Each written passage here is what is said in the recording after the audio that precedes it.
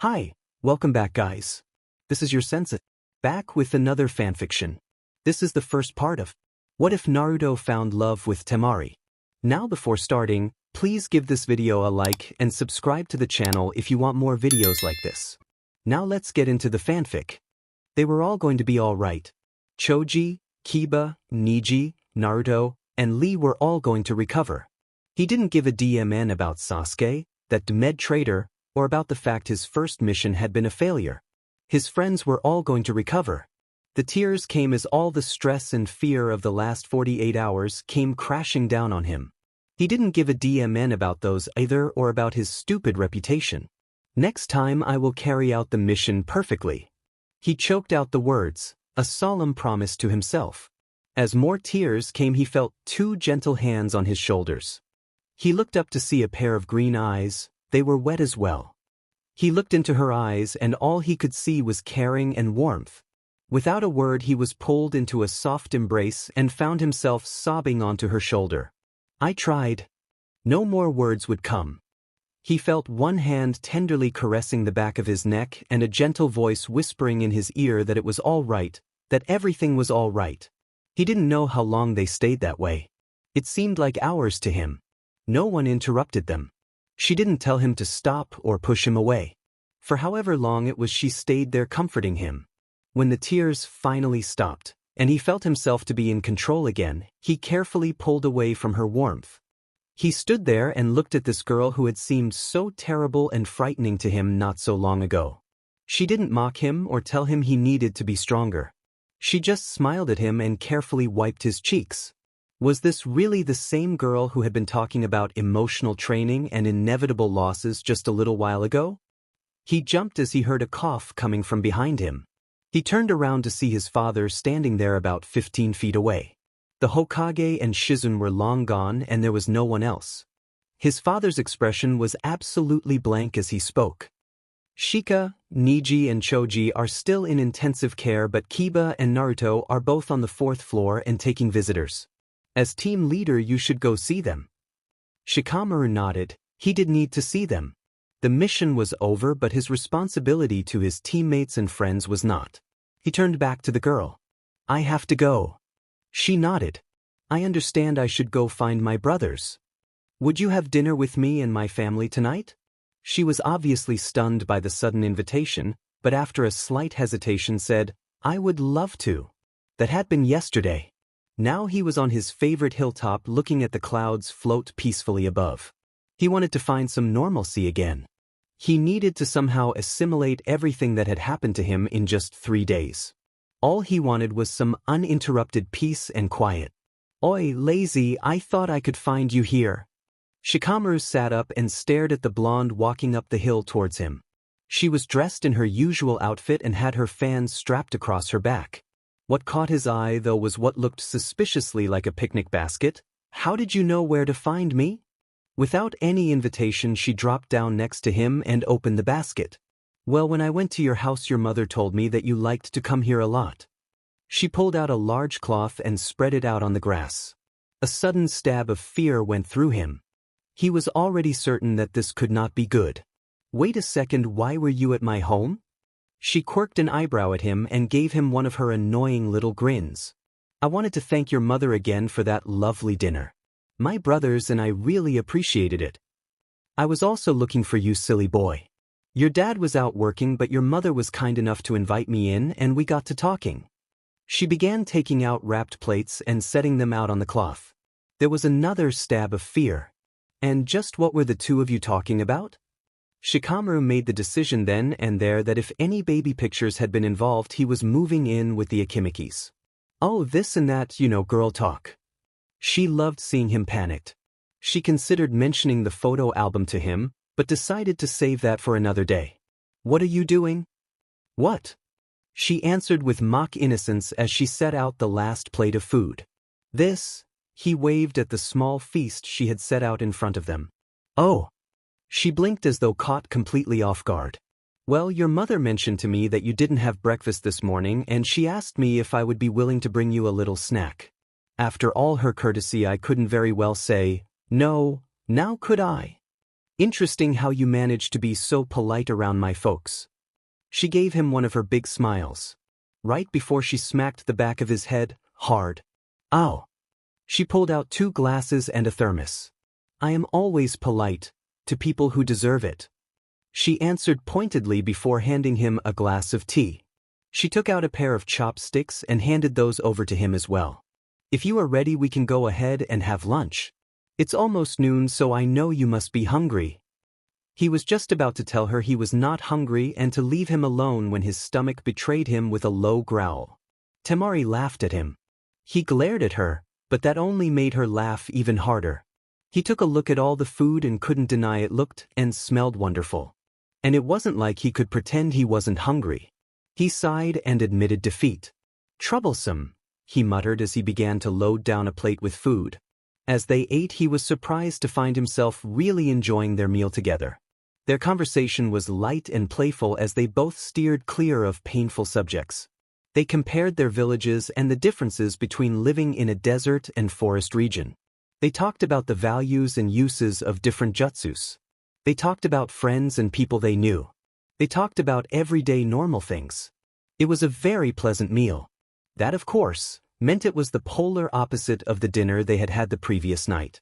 When Shikamaru had invited her to his family's home for dinner, it had been done completely on impulse. He hadn't thought about it before issuing the invitation. She had accepted immediately, but had then later informed him that she could not come without her brothers. He had thought she had just changed her mind and was using her brothers as an excuse. She had insisted that she really wanted to come, but that Suna culture was simply more traditional than Konoha's and that her brothers would be insulted if she went without. Then his dad had spoken up and told Temari to bring her brothers, that they would be welcomed.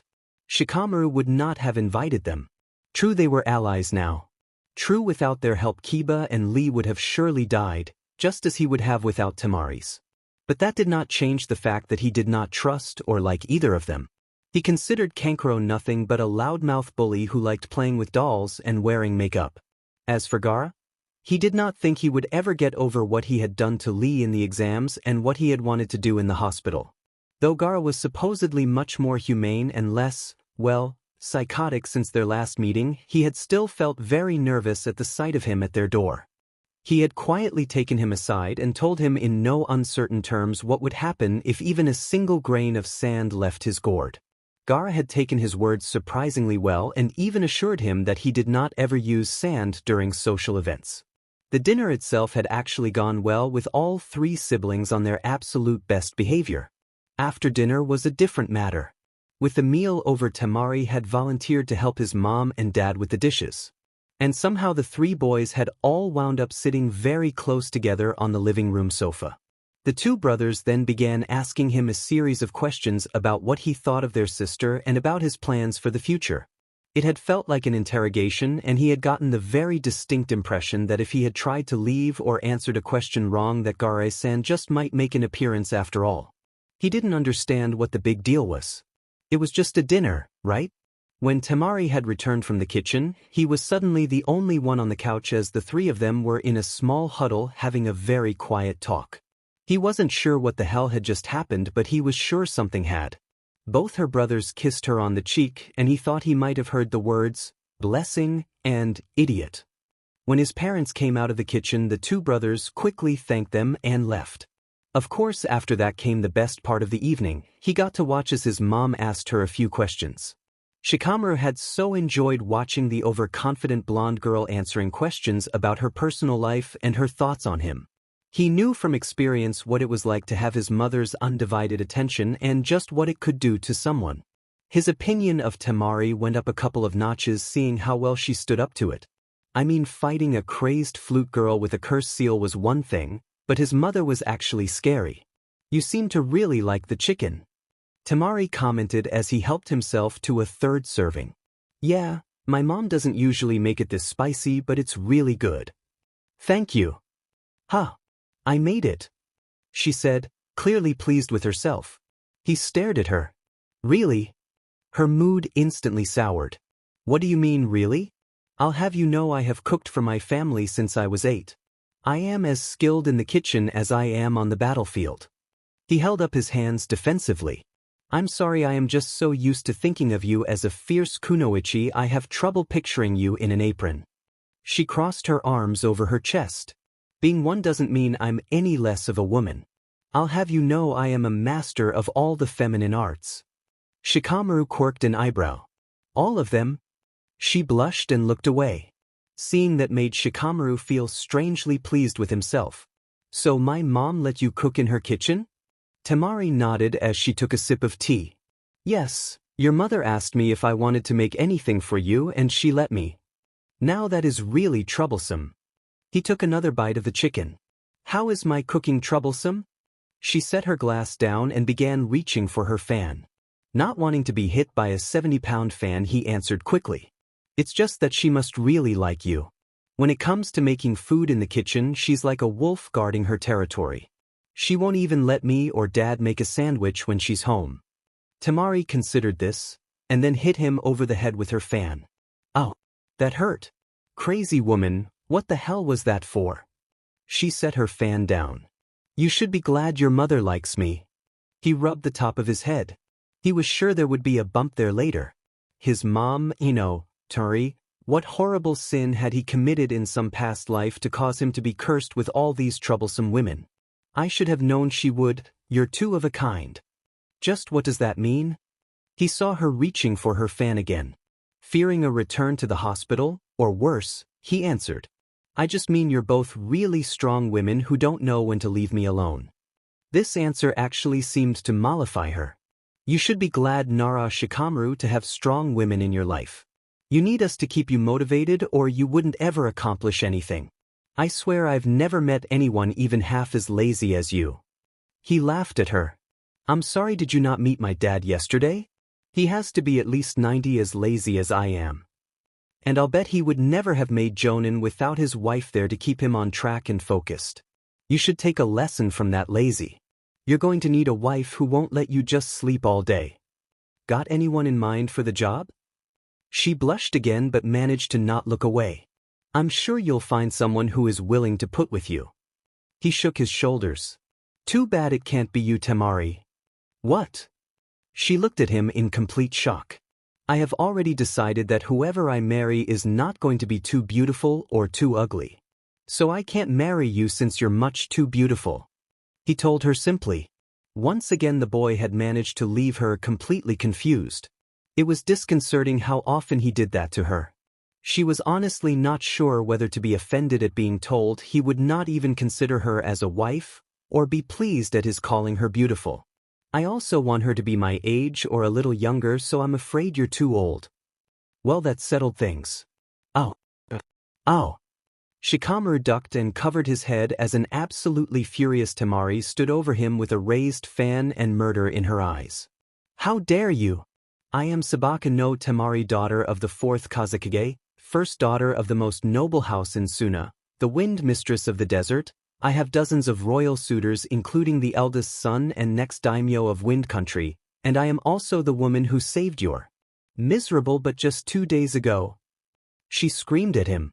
You should be down on your knees thanking me that I would even consider letting you court me. So you want me to court you? He looked up at her from beneath his arms. Yes, you idiot. Why do you think I asked my brothers for their permission? Shikamaru lowered his arms and smiled at her. All right. Huh. She felt her anger leach away to be replaced, yet again, by confusion. He rolled his eyes at her. I said all right, I will make an exception and consider you as a potential wife, even if you are too beautiful and too old. He said as if he was granting her a very large favor. Temari felt her jaw tighten along with her grip on the fan. As she continued to stand over the now relaxed boy, she actually considered whether or not Tsunade would declare war if she beat Shikamaru into a bloody pulp. As a woman, Tsunade just might understand that some men were simply too annoying to let live. Ultimately, she decided that however satisfying it might be, she owed it both Konoha and Suna not to risk a war. Instead, she sat back down and finished her meal. The two of them ate in a semi-comfortable silence. She did not fail to notice the self-satisfied grin he had. Why did she have the feeling that he had somehow maneuvered her into saying what she had?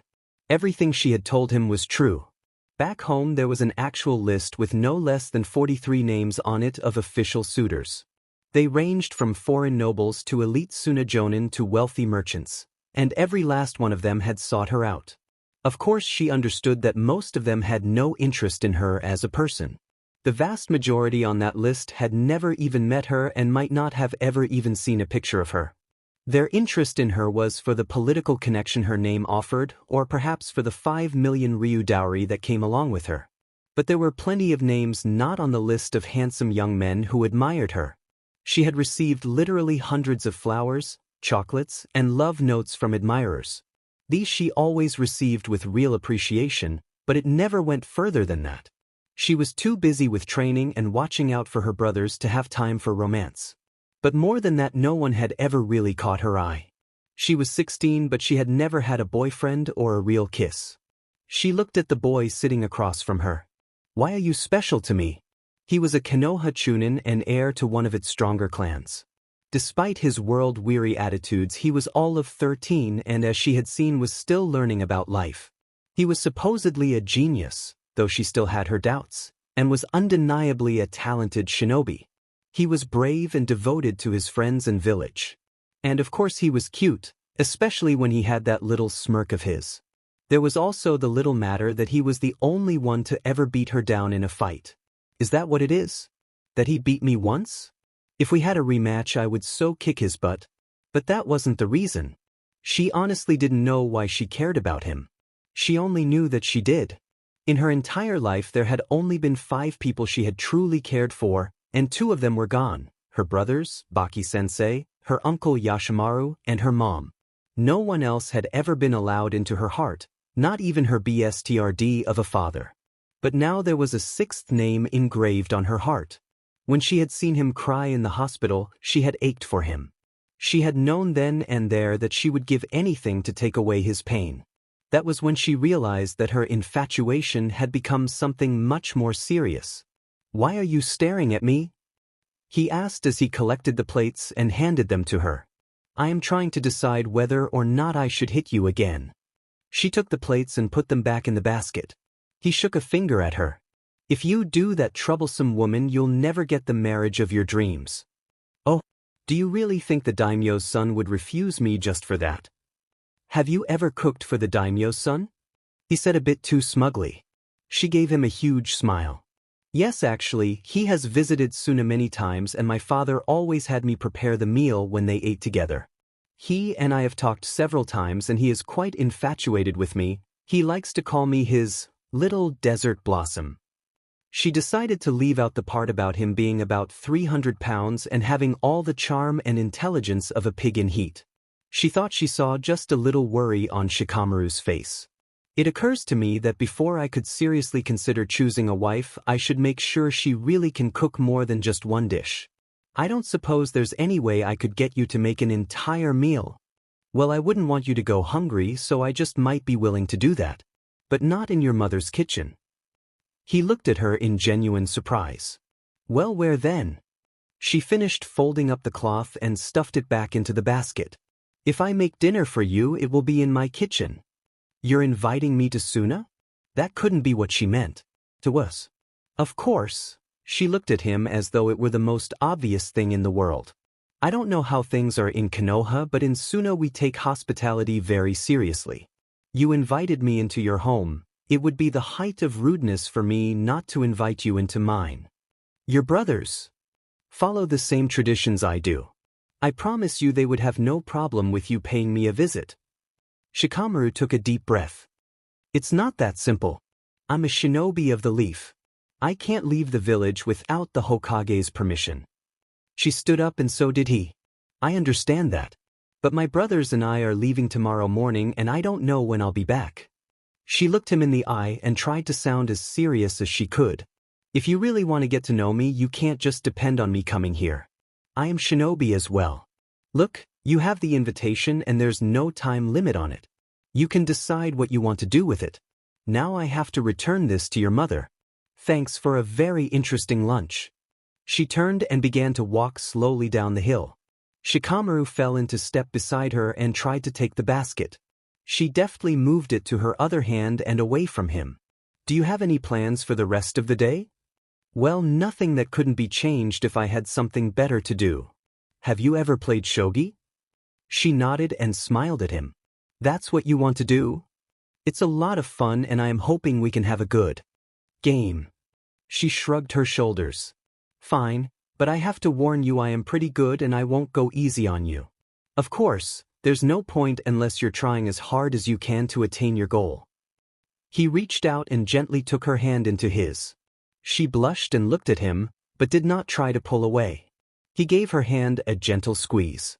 Even if it takes a while and it's not always easy. She smiled at this lazy underage ninja and decided it was a good thing she had not beaten him to a bloody pulp. I couldn't agree with you more. It was early morning and the three of them were headed toward the gate. As they approached, there were the two normal sentries on duty. There was also an additional shinobi there, one with a top knot and chunin vest. The three of them all had different reactions. Temari smiled, Kankuro grimaced, and Gaara looked over to his sister. Do not take too long, was all he said. Kankuro was about to add something, but a look from his brother kept him silent. Without a word, the two of them headed to the gate entrance as their sister went over to the young chunin. You're up early, she said, not even trying to hide the pleasure she felt at seeing him one more time before she left. Shikamaru put a hand over his mouth to cover up his yawn. He was definitely not a morning person. I just thought I would come by and make sure you had no trouble leaving. Oh, were you afraid I wouldn't be able to find my way? It's possible there are a lot of twisting roads here. It's very easy to get lost if you don't know your way around. She put her hands on her hips and moved closer to him. I don't suppose it would be that you wanted to see my beautiful face again now, would it? Having her so close, he suddenly felt himself getting a bit warmer. Troublesome woman, I was just trying to be polite and give you a proper goodbye. Really? She leaned in, putting her face very close to his. Did you know that in Suno we usually say goodbye to our loved ones with a kiss? Her face was all he could see. He could feel her warm breath. He even thought he could feel the warmth of her lips next to his. His mouth suddenly seemed very dry. And for once his mind failed him as he could think of nothing witty to say in return. Watching him blush, she decided to go in for the kill. She put a hand on his shoulder and deliberately let one finger brush his neck as she moved her lips to his ear. Such a shame we're not love, Shika? He felt a shiver run up and down his spine. How the hell was he supposed to respond to that? He suddenly wished he was a lot older than 13. He didn't know what to do. She might have been waiting for some reaction. When he said nothing, she stood up straight and smiled down at him. Well, thank you for making sure I found my way. Goodbye. As she turned to leave, he blurted out, so I don't get a kiss? The instant the words were said, he knew he'd been way too loud. Her brothers were both looking at him now. Kankuro looked angry. Gar had a very slight frown which Shikamaru found far more worrisome. But now even the two leaf nines were looking at him and laughing. He felt a sickening certainty that everyone from the Hokage to Ino to his mom would find out about this. But that thought disappeared as his face was cupped in Temari's hands. She leaned in close again and spoke in a low, throaty voice. Do you want a kiss? His mouth was dry again and his throat tight. All he could manage was to nod his head a bit. Temari was enjoying this. She looked into his eyes and for a moment, just half a second, considered giving him what he wanted. But instead put one finger softly on his lips. Come visit me and I promise I will give you a kiss. She then turned and walked away before he could say a word. She rejoined her brothers and the three of them headed out the gate. Just as they were about to go, she finally heard him respond. Women are troublesome, he declared to the world in general. She looked back over her shoulder to see him smiling at her. But some women are worth the trouble. She laughed and smiled just for him, and then leapt away with her brothers. You were up early this morning, Shikaku noted as he dug into his eggs. Shikamaru moved the food about his plate. Shikamaru, do not be rude to your father. His mother Yoshino barked out. He rolled his eyes. So troublesome, he muttered under his breath. Say, didn't that girl have to leave today? Oh, what was her name again? He remarked casually, with just the touch of a smile. Shikamaru looked directly at his father. You're not fooling anyone you know. Her name was Temari, dear, such a nice smart young girl. His mom answered, ignoring her son's comment. And so polite and respectful. That is so rare to find in young women these days. Shikamaru wondered if he could make it to the door before his mother hauled him back. Oh yes, Temari, that was her name. Say, Shika, if she's not leaving until later, why don't you try and invite her over for lunch? He narrowed his eyes at his father. I know that you know she left a couple hours ago. Shikaku looked just stunned at the revelation. Well, son, just how would I know that you know that I know, you know? His wife threw a piece of toast at him. But say, weren't you out of the house at that same time? Dad, if you want to know something, why don't you just come out and ask? He smiled. Because my boy slowly torturing you is so much more entertaining. His son sent him a death glare, which alas had no effect. Yoshino looked at her son. Did you see her off? Her son nodded warily. What happened? Nothing. Shikamaru, she said in a no-nonsense tone. You got up this morning without having me to drag you out of bed for a change just so you could see this girl before she left. Now something must have happened. What did you say? What did she say? Did she give you anything? Not yet. Shikamaru felt himself blush at his own thought. Dad, I take it back, please continue to beat around the bush all you like and avoid direct questions. Seeing his wife about to continue, he jumped in. Take it easy on him, dear. After all, it must be hard for him seeing his girlfriend leave. That word set off a wave of panic and he sat up straight. She is not my girlfriend. Upon hearing the denial, both his parents gave him identical amused looks. If you say so, dear, said his mom. Does she know that? His dad quipped. Look, she is definitely not my girlfriend. At best we are simply good friends. Chuji is also a good friend, but I don't believe I've ever seen you walking hand in hand with him. Shikaku said. If you had, dear, we would be having a very different conversation right now. Shikamaru buried his head in his hands. He sent a silent prayer to Kami to allow sweet death to come and take him. His mom reached over and put a hand on his arm. It's all right, Shika. There is nothing to be ashamed of. You're a normal, healthy young boy and you're getting to that age where you are beginning to notice women. Who could blame you for noticing her? Especially with the size of her. His mother glared at him and he shrank back into his seat a bit. Don't you dare yell at me. All I am saying is that the way that girl's hips move. She was interrupted by a sudden pounding at the front door. Shikamaru put his hands together in prayer. Oh please, Kami, let it be the NBU with a 6-month mission to Snow Country. His mother sent him another angry glare as she got up to answer it. You know, son, you shouldn't joke. Shikaku sipped his tea. The last time we were interrupted during breakfast, it was the ANBU with a mission for you. Shikamaru nodded hesitantly. All kidding aside, there was no way the Hokage would assign him to a new mission so soon, was there? But it wasn't an ANBU operative who rushed into the kitchen to stand right beside him looking at him with an expression that could only be described as absolute terror. One look at her caused both Nara men to worry. Normally her presence in this house would not be considered unusual. She was even known to occasionally come by early just to share breakfast with them. Her presence did not alarm the men, her appearance did. Her hair was an absolute mess, her face unwashed and dirty, but most shocking of all, the girl had simply thrown on a coat and rushed over. The fact that Ino Yamanaka would be willing to be seen in public in a coat and bunny pajamas signaled a major disaster had to be pending. Ino, what? Shikamaru tried to ask. She stared at him, obviously on the verge of panic. Shikamaru, I just heard the news, please tell me it's not true. Ice-cold fear ran through him.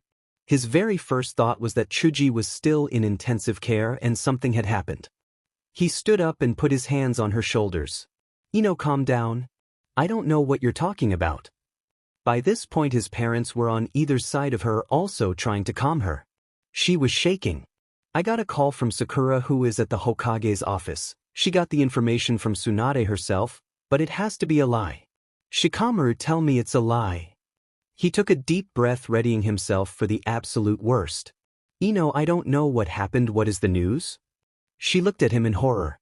Sakura told me you had been seen making out with that Sannin right by the main gate, but that's not true, is it? You would never do something like that. Both of his parents turned their attention from the girl to him. Shikamaru, you made out with her in public? His mom said, scandalized. Still claim she's not your girlfriend? His dad put in. Girlfriend. Ino exploded. Shikamaru sat back down and shut his eyes wearily. This is going to take a very long time to explain. He opened his eyes and cleared his throat. All right, to begin with. Temari could not remember the last time she had been in such a good mood. Quite possibly not since she was a small child, before Gaara had begun killing. The weather was perfect, Gaara was pleased to have talked to Uzumaki again, and of course she had made the boy she cared for beg for a kiss. I am just too dim and good, poor lazy never stood a chance. She was already thinking about different scenarios of what might happen when Shikamaru came to visit, because she had no doubt that he would be coming to get that kiss. It might take some time. She understood that he would likely visit her as part of a mission to Suna, and those were not common. But she found that she didn't mind. It was sort of nice to have something to look forward to. She also found that it was kind of nice to be able to think about a boy in that way. So just what the hell was all that about? She looked to her left and Kankuro was glowering at her. They were making good time leaping through the trees and were already about 5 miles from Konoha. What? Can you really blame the poor boy for wanting a kiss from a beauty such as me? She knew she sounded smug but didn't care. I mean, what the hell were you doing back there? I was just being nice to him, she said primly. Being nice doesn't include being draped all over him like some fangirl. She gave her younger brother a sharp look. Well, you would know all about that, and don't compare me to any of your stupid tramps. My fangirls are not tramps. Wrong, any girl who is with you just because of your name or your money is by definition a tramp. Don't even think about butting into my personal life. Do I do that with you? He looked at her in outrage. Yes, you do. All the time. You chased my last girlfriend out of our house with a knife. She was in my room. You're always doing stuff like that to get between me and my girlfriends. She sniffed at him. Don't insult women everywhere by calling those slots girlfriends. If you would date a decent girl instead of those mindless bimbos, I wouldn't have to keep helping you. Helping? Every time I bring a girl home with me, I have to watch out for mysterious gusts, or the poor girl ends up in a heap. His sister grinned at him. Whatever, I don't know why I'm even worried about this. It's not like you're ever going to see him again. She sent him a hooded look. I've already told you he's going to be visiting us. Yeah, right, he said dismissively. He's really going to come all the way to Suna over a little fling. If they had been standing on the ground, she would have beat him until he was unconscious. It was not a fling. Unlike you and your bimbos, Shikamaru and I have real feelings for each other. He laughed at her. Sure, just keep telling yourself that. He is going to visit me. Of course he will. She sent Kankuro a sweet smile. She knew exactly how to shut him up. Care to make a bet? Why don't we wager he comes to see me in the next, let's say 6 months. He smiled right back at her. He loved a challenge and he loved bets. You're on, sis. What do you want to bet, chores or pride? Since they were wealthy, money had no meaning to them. So the stakes were always household chores or having to perform humiliating acts. Oh, I definitely think we're going to have to go with pride on this one. In fact, this is what I have in mind. 2 months later. Well, Shikamaru, I must admit I am highly pleased and satisfied to find you so eager for this assignment. Tsunade spoke and Shizen tried to stifle a giggle. Shikamaru let out a sigh. You weren't really supposed to tell the supreme leader of your village she was acting like a schoolgirl. Thank you, Hokage-sama. He reached out to accept the mission document, but the Hokage didn't seem quite ready to hand it over. My Shikamaru, you do seem very anxious to receive this assignment. She looked at him with a barely quivering lip. Any particular reason you requested it? He tried not to blush or stutter. Why did something so simple have to be so troublesome? My team and I have not really been out of the village for some time, and I thought it might be good to go on a mission that involves a bit of traveling. He tried to sound uninterested. Oh, I understand now. You wish to see some new places, eh? Well, you happen to be in luck. A new mission to River Country just came available and it's a B rank. Now how does that sound? Oh, wonderful, she was going to make him beg. He shut his eyes for a moment. Why did every single woman in his life insist on making it harder? Thank you, Hokage-sama, but I think the first mission would be preferable. Are you absolutely sure, Shikamaru? It is only a C rank after all, and an extended one at that. I was actually thinking of giving it to one of the new rookie teams. No. I mean, Tsunade and Shizun were both openly giggling. I feel that this mission would be a good transition to allow Chuji to acclimate to more difficult ones. Oh, so you're doing this for Chuji? Well, it's good of you to show so much concern for your team member. Tsunade said. Does he have a girlfriend there as well? Shizun asked. Both women laughed as Shikamaru could only stand there and feign indifference. When their laughter died down, the Hokage mercifully decided to return to business. I am sorry, Shikamaru. I formally assign you this mission to Suna. She held out the mission briefing and he quickly took it. The mission should last about 3 weeks, possibly 4. As I've already said, it's C rank, so there should be no major complications. You and your team must be prepared to leave by 9 a.m. tomorrow morning. Are there any questions? No, Hokage-sama, and thank you again for granting my request. She had on a mischievous smile. Have fun in Suna. She shared a look with her assistant. Don't do anything I wouldn't do. Shikamaru told himself that he did not run out of the Hokage's office like a scared girl. He was hurrying through Hokage Tower as quick as possible. He had to get his team together and let them know the good news. He would have to let his parents know he would be gone for a while. He would have to get packed for the trip, and while he was here he would stop by the central posting office and have a message sent out. They were at the restaurant that had become their unofficial meeting place. As usual, they were having a meal together before going out on a long mission. As Shikamaru watched Chuji sek down one piece of beef after another, he sighed. Chuji, you're going to bankrupt me. His best friend laughed at him. That's what you get for becoming Chunin. Since Asuma's out of the village right now, you're team leader. And team leader always pays for the meal. That rule seemed much fairer when Asuma-sensei was always the one paying. I cannot believe you want us to actually go to Suna. Do you have any idea what the sun can do to a girl's skin? Their other teammates said. I'll buy you some sunblock. Shikamaru said, not sounding the least bit sympathetic. She glared at the lazy Chunin. Why did you have to get this now? Sakura is having her birthday next week and I'm going to miss it. Buy her something nice in Suna and give it to her when you get back. But I'll miss the party. She'll have another one next year. The blonde came to a slow boil as each comment only made her angrier. That's it. I am not going on this mission. You and Chuji can go by yourselves. Fine. The girl waited, but there was nothing else. The table was actually quiet for a change as no one spoke. Chuji looked from one friend to the other. He was by far the most sensitive of the trio and did not like the tension he was feeling. Proof of that was that he actually stopped eating. Shikamaru took advantage to snag a couple prime pieces of meat for himself. Alone among his teammates, he continued to eat and did not seem to mind the silence.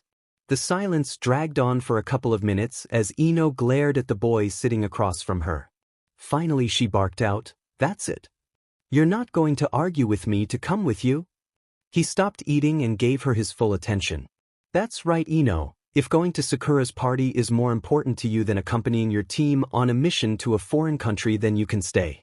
This is not an S rank, so you have that right.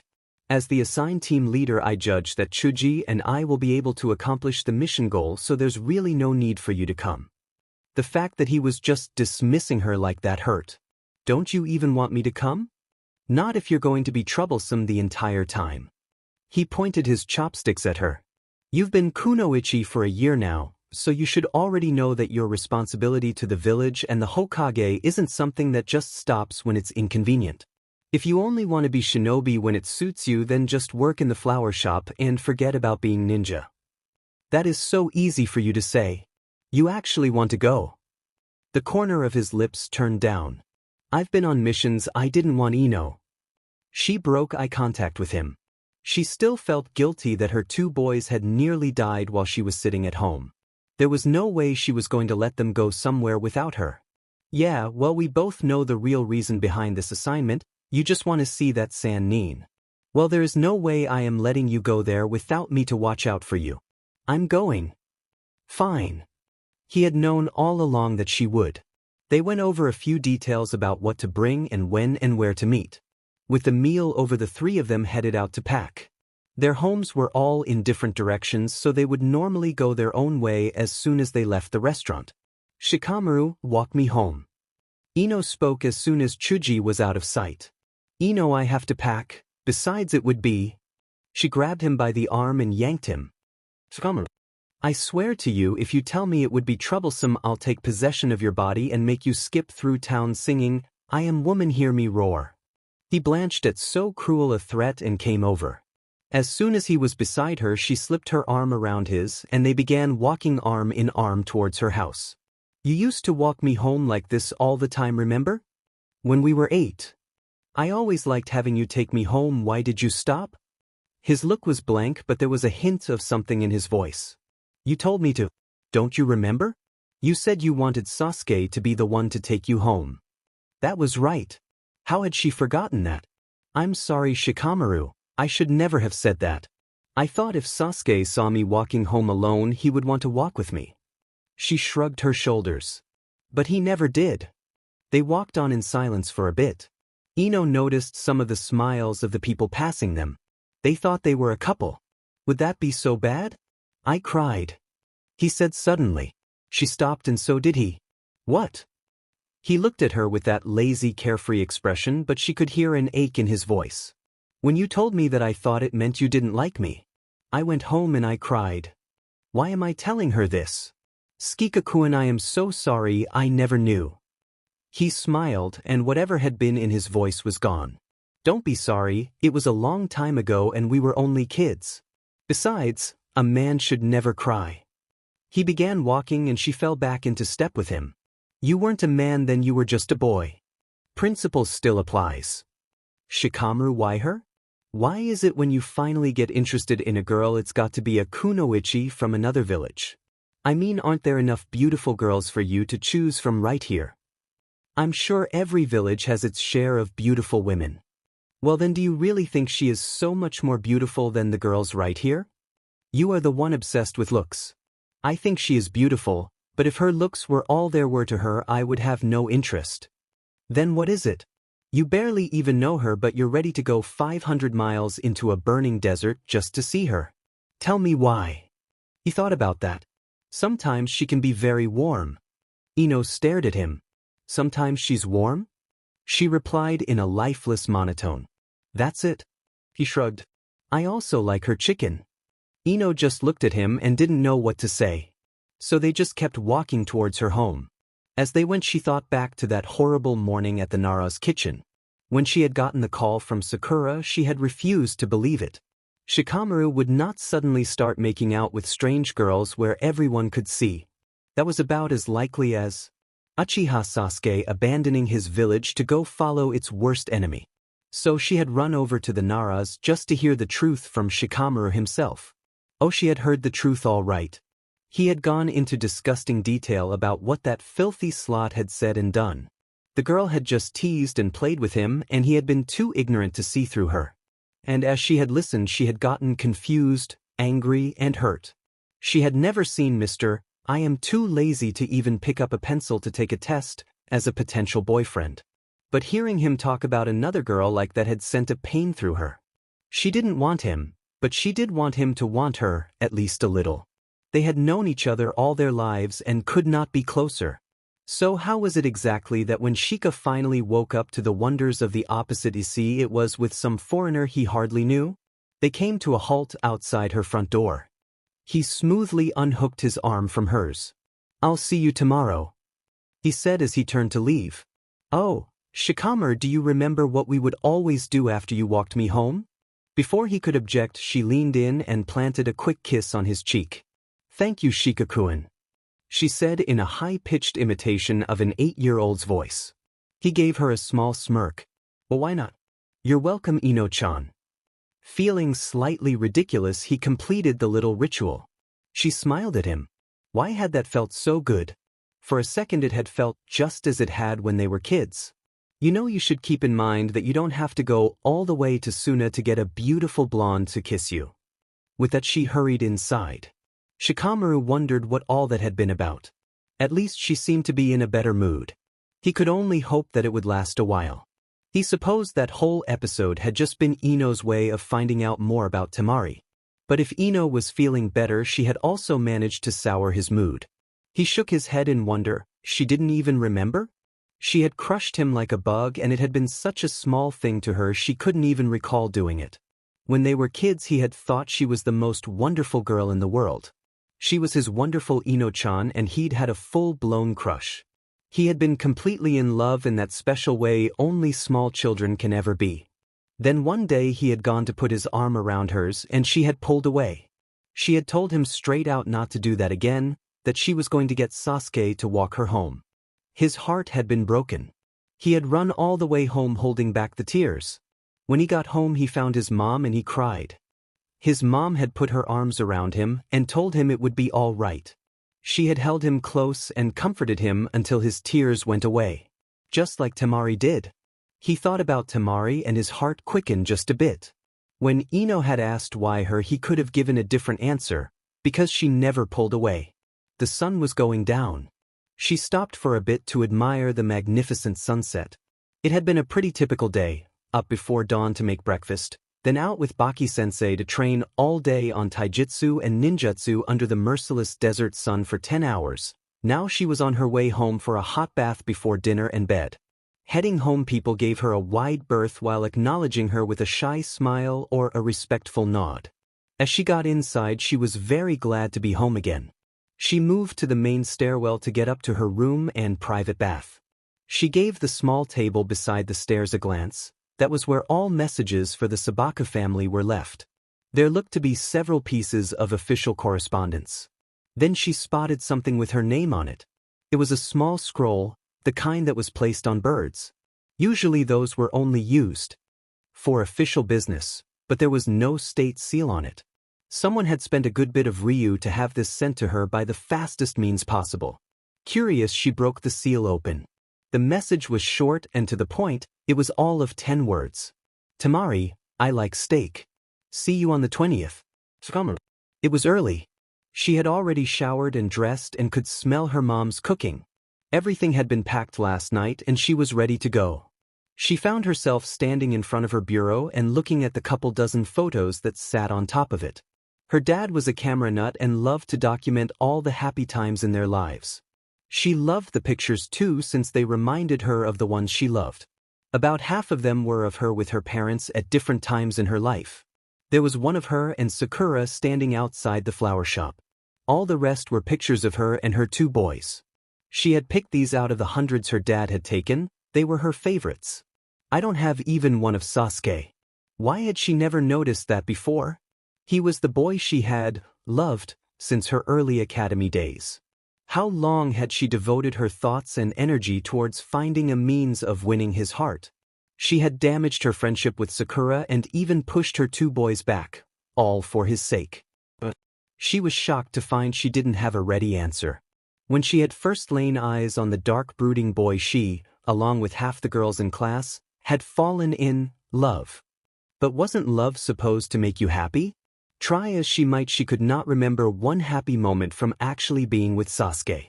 She had some good memories of her competition with Sakura and the others, but what had Sasuke ever said or done to actually make her happy? Moments of being ignored or avoided or being told she was annoying and pushy she had an abundance of.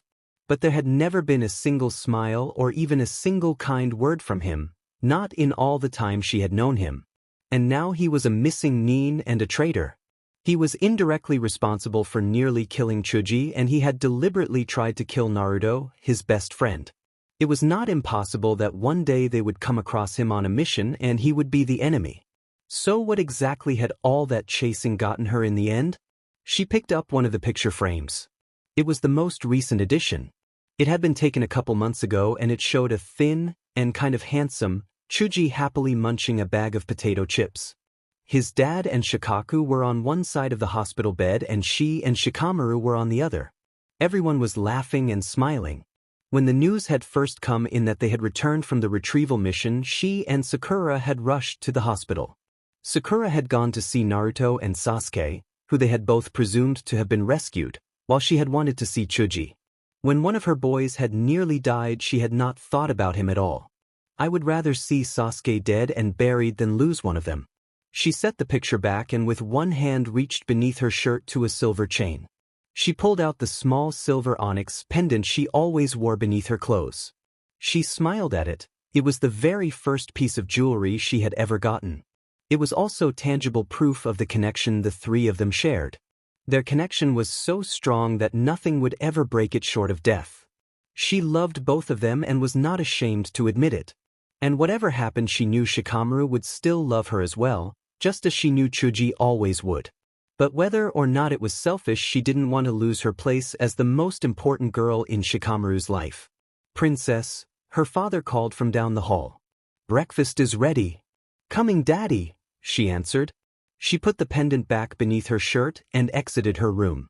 "Give this to her as soon as you see her." Yoshino pushed a small package with a pink bow on it across the table. He stopped shoveling egg into his mouth and looked dubiously at the thing. He made no effort to reach for it. "What is that?" "These are silk hair ties. I guarantee you she will love them. Be sure to say you bought them for her." "Mom, I really don't think."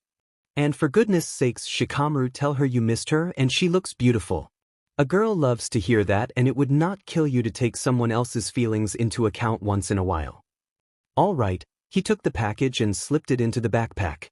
He would decide whether or not to give it to her later. Accepting it seemed the best option. He was worried that if he refused, his mother would go into another one of her excruciating lectures on romance. His parents shared a look, and he saw the barest of nods from his mom. His dad reached into his Jonin vest and pulled something out. "You should take this as well."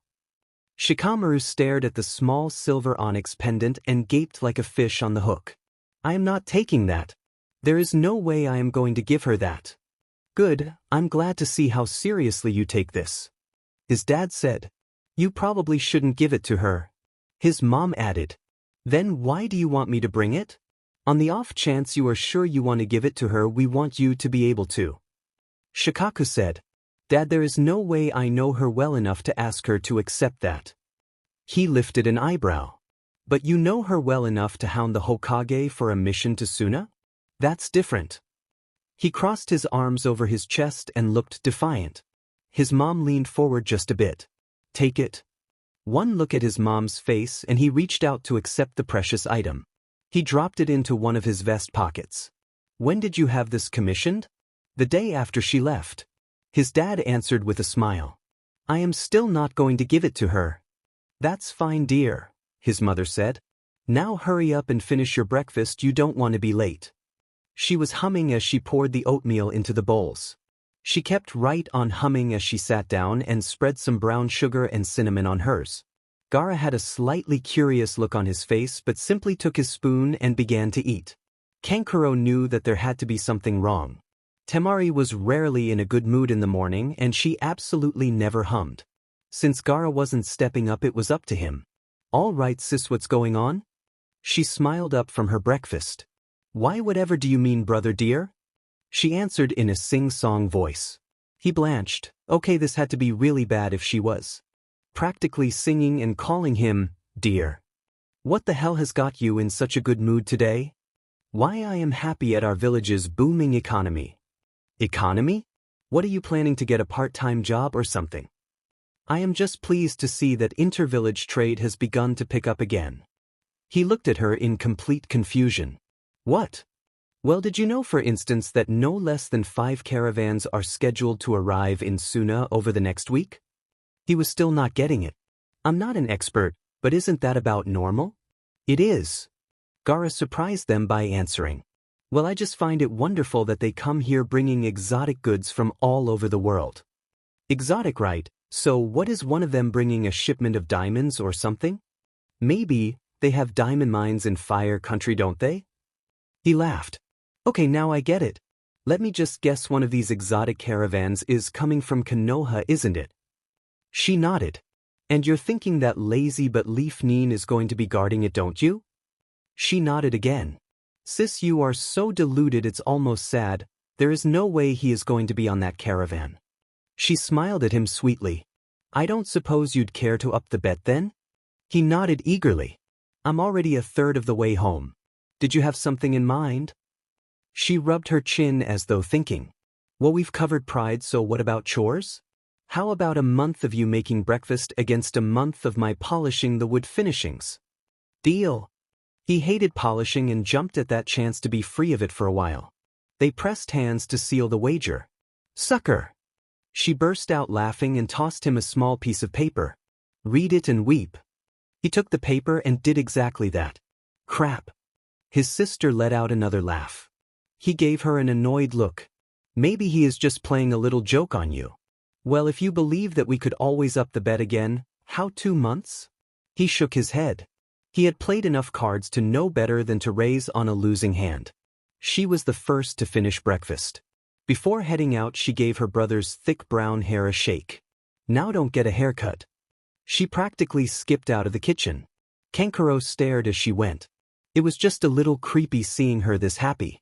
He looked down at his half-eaten oatmeal and found he had no more appetite.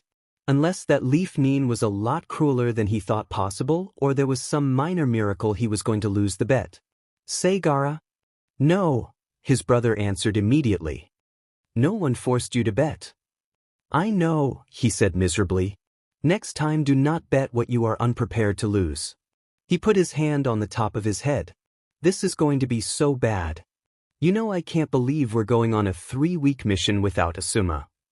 Chuji said as they were jogging along beside the carts. You should get used to it. Once you and Ino become Chunin, he won't be in charge of us anymore. Shikamaru said. I can't even imagine not having Asuma looking out for us. Shikamaru smiled at his friend. Asuma will always look out for us. He just won't be able to do it as often because he won't be our captain anymore.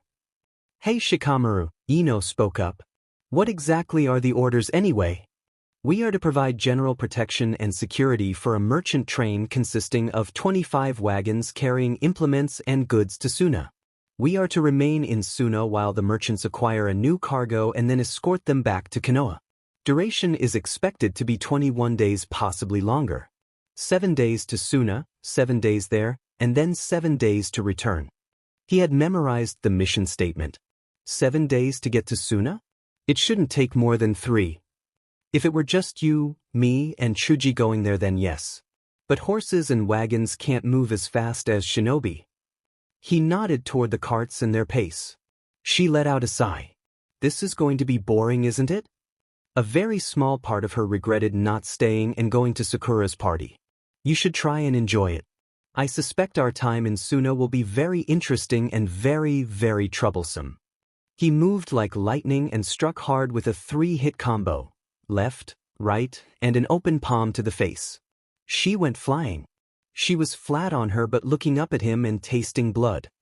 He stood over her, open hand extended. She sat up and spat out some blood. I am going to kick your butt one of these days. His lips twitched just a bit. I have no doubt you will, but not today. She took his hand and let him help her up. Let's go again. He shook his head. That's enough taijutsu training for one day. He tossed her a canteen. Don't forget we have a 2-day patrol beginning tomorrow. She spat out a bit more blood and then took a long drink. The water was stale and warm, and tasted sweeter than wine. I know, Kankuro was beaching about it all morning. He doesn't think we should be stuck with patrol anymore. You are all still genin, whatever your abilities or birth. So long as I am your Jonin-sensei, we will continue to take regular turns at patrol. She held out her hands defensively. Hey, I agree. I'm happy to be out protecting my village. I'm just glad I'll be back by the 20th. He waited as she picked up her fan. What is special about the 20th? They began walking back to Suna. She looked at the ground. Baki was her father figure. Unlike her biological father, he'd actually been there for her and given a DMN about all the hardships she'd endured in her life. She actually cared what he thought. Well, I am expecting to meet someone. Really, who? Such a simple question. A friend, she answered, suddenly feeling like a small girl caught with a hand in the sweets jar. He stopped walking and stared with his one eye. Who is this friend?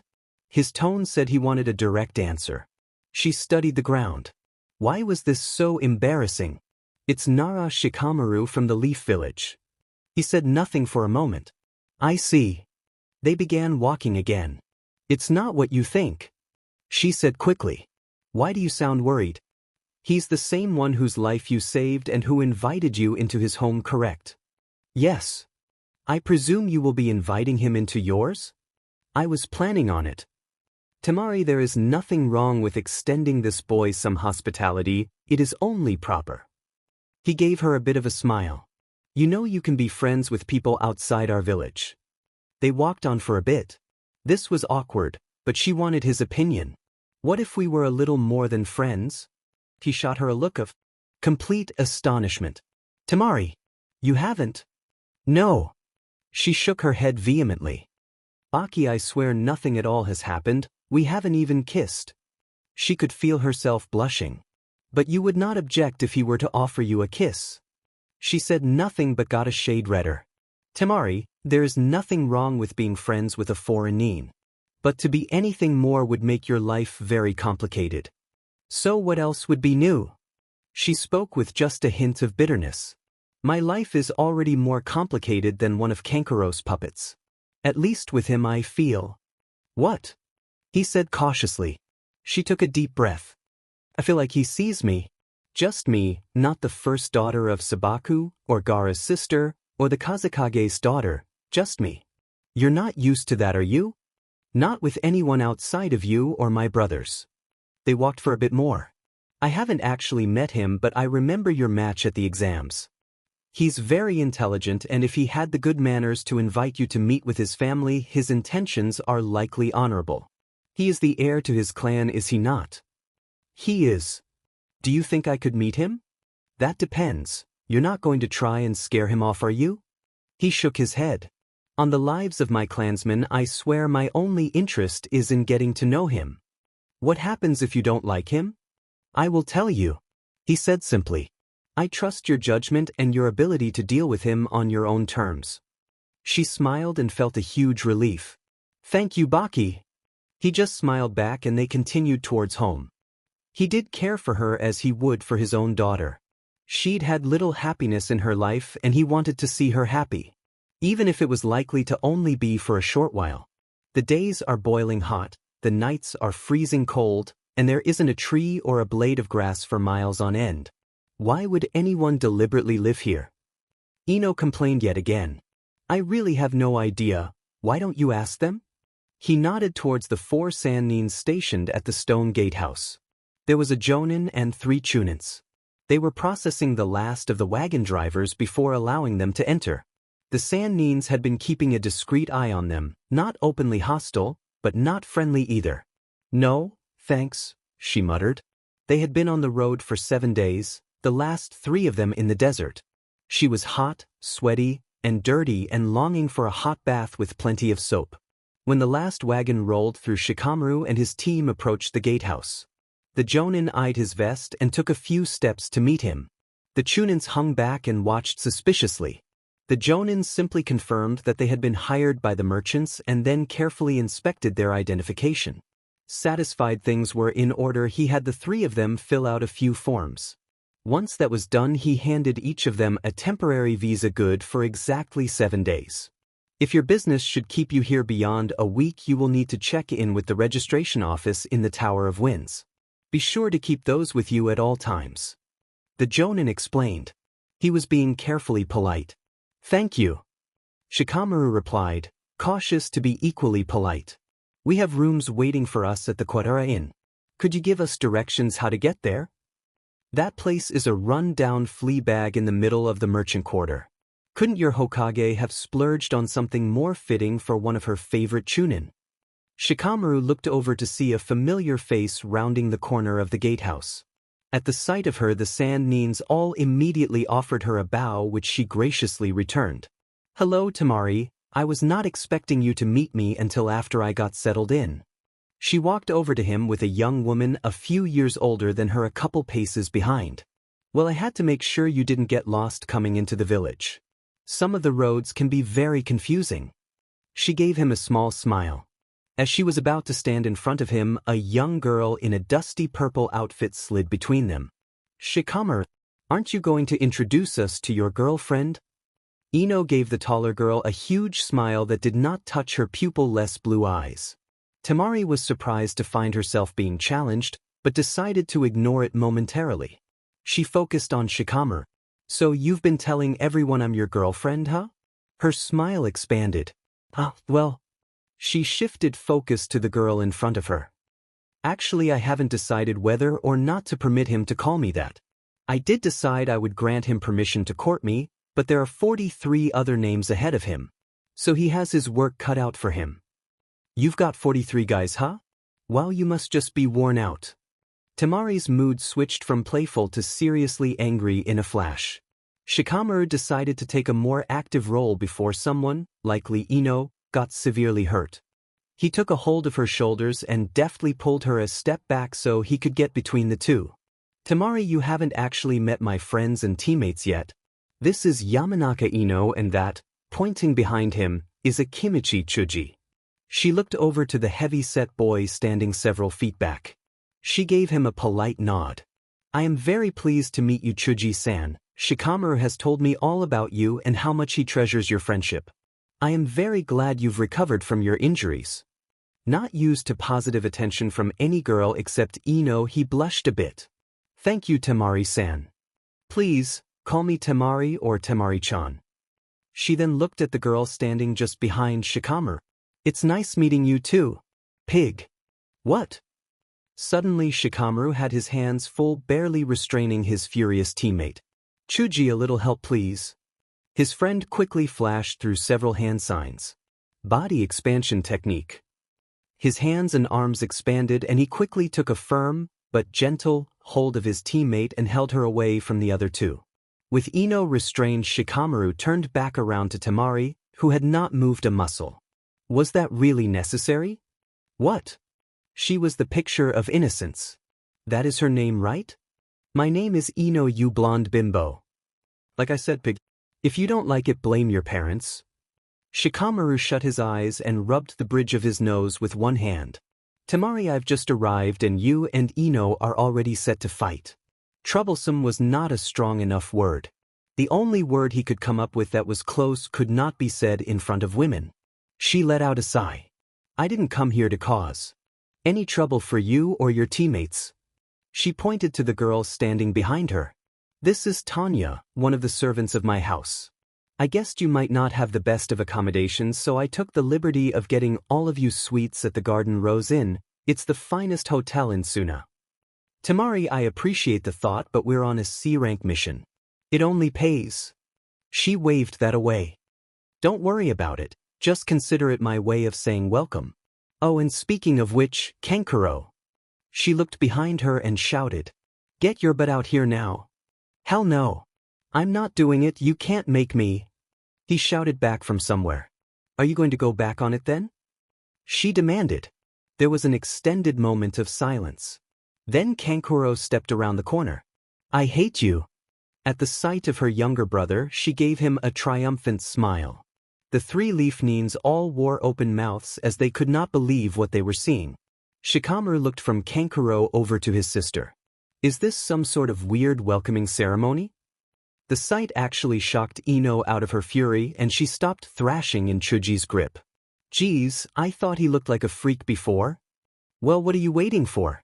We haven't got all day. Temari said. With the look of a man walking the final steps to his own execution, Kankuro approached Shikamaru. He was not dressed in his usual black cat pajamas and he was missing his customary makeup. Rather, he had on a pair of baggy dark brown-colored pants, a loose gray jacket, a black fishnet shirt, and his Suna headband was tied around his left arm.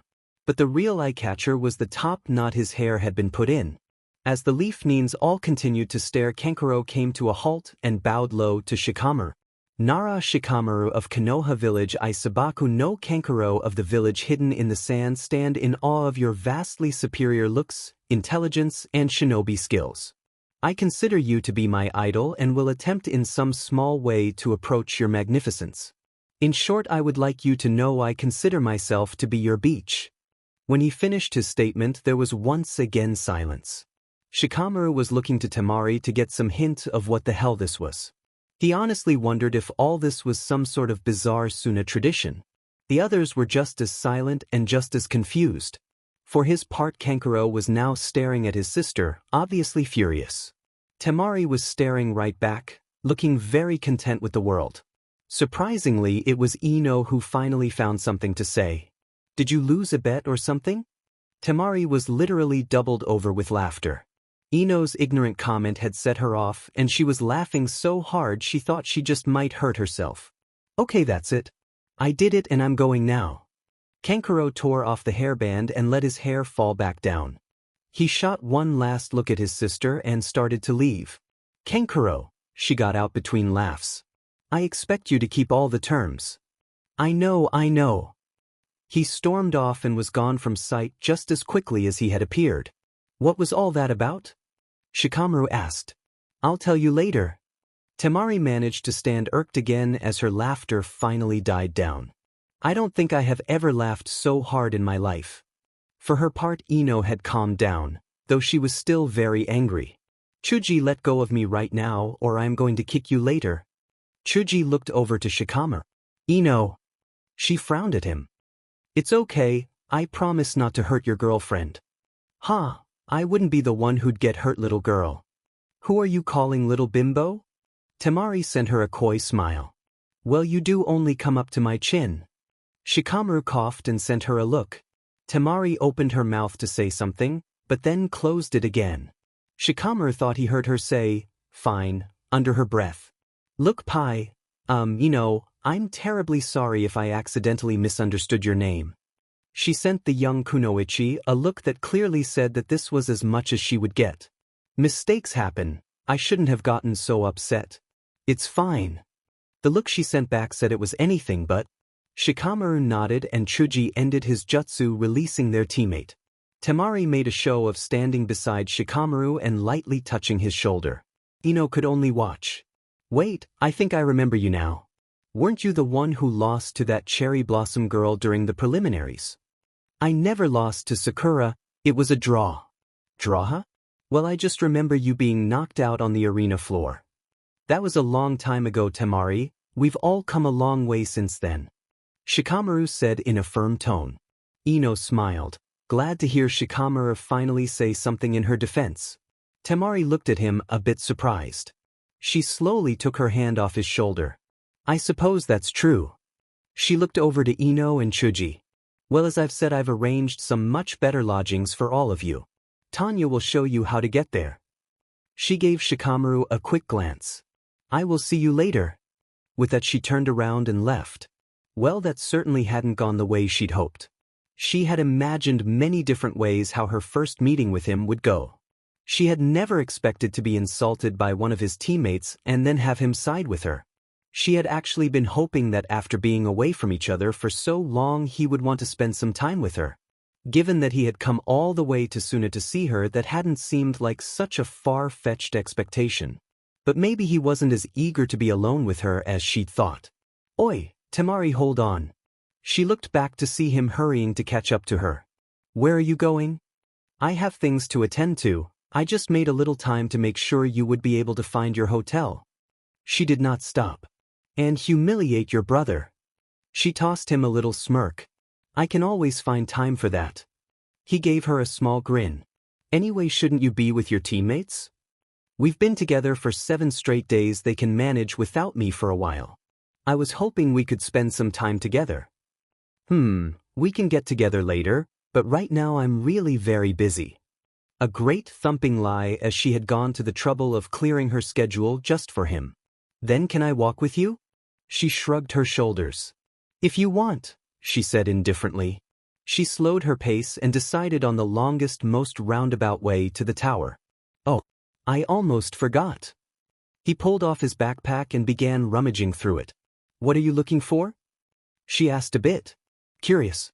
He took out a small package with a pink bow. Looking just a bit embarrassed, he held it out to her. "This is for you." He thought back to the conversation with his mom. "I missed you and you look beautiful." They stopped walking. She looked at him. "Thank you, I've missed you too." She took the gift and unwrapped it. She pulled out 4 gold-colored silk hair ties. "Shikamaru, I love them, thank you." He felt himself starting to blush just a little. Actually, my mother picked them out. Well, she has excellent taste.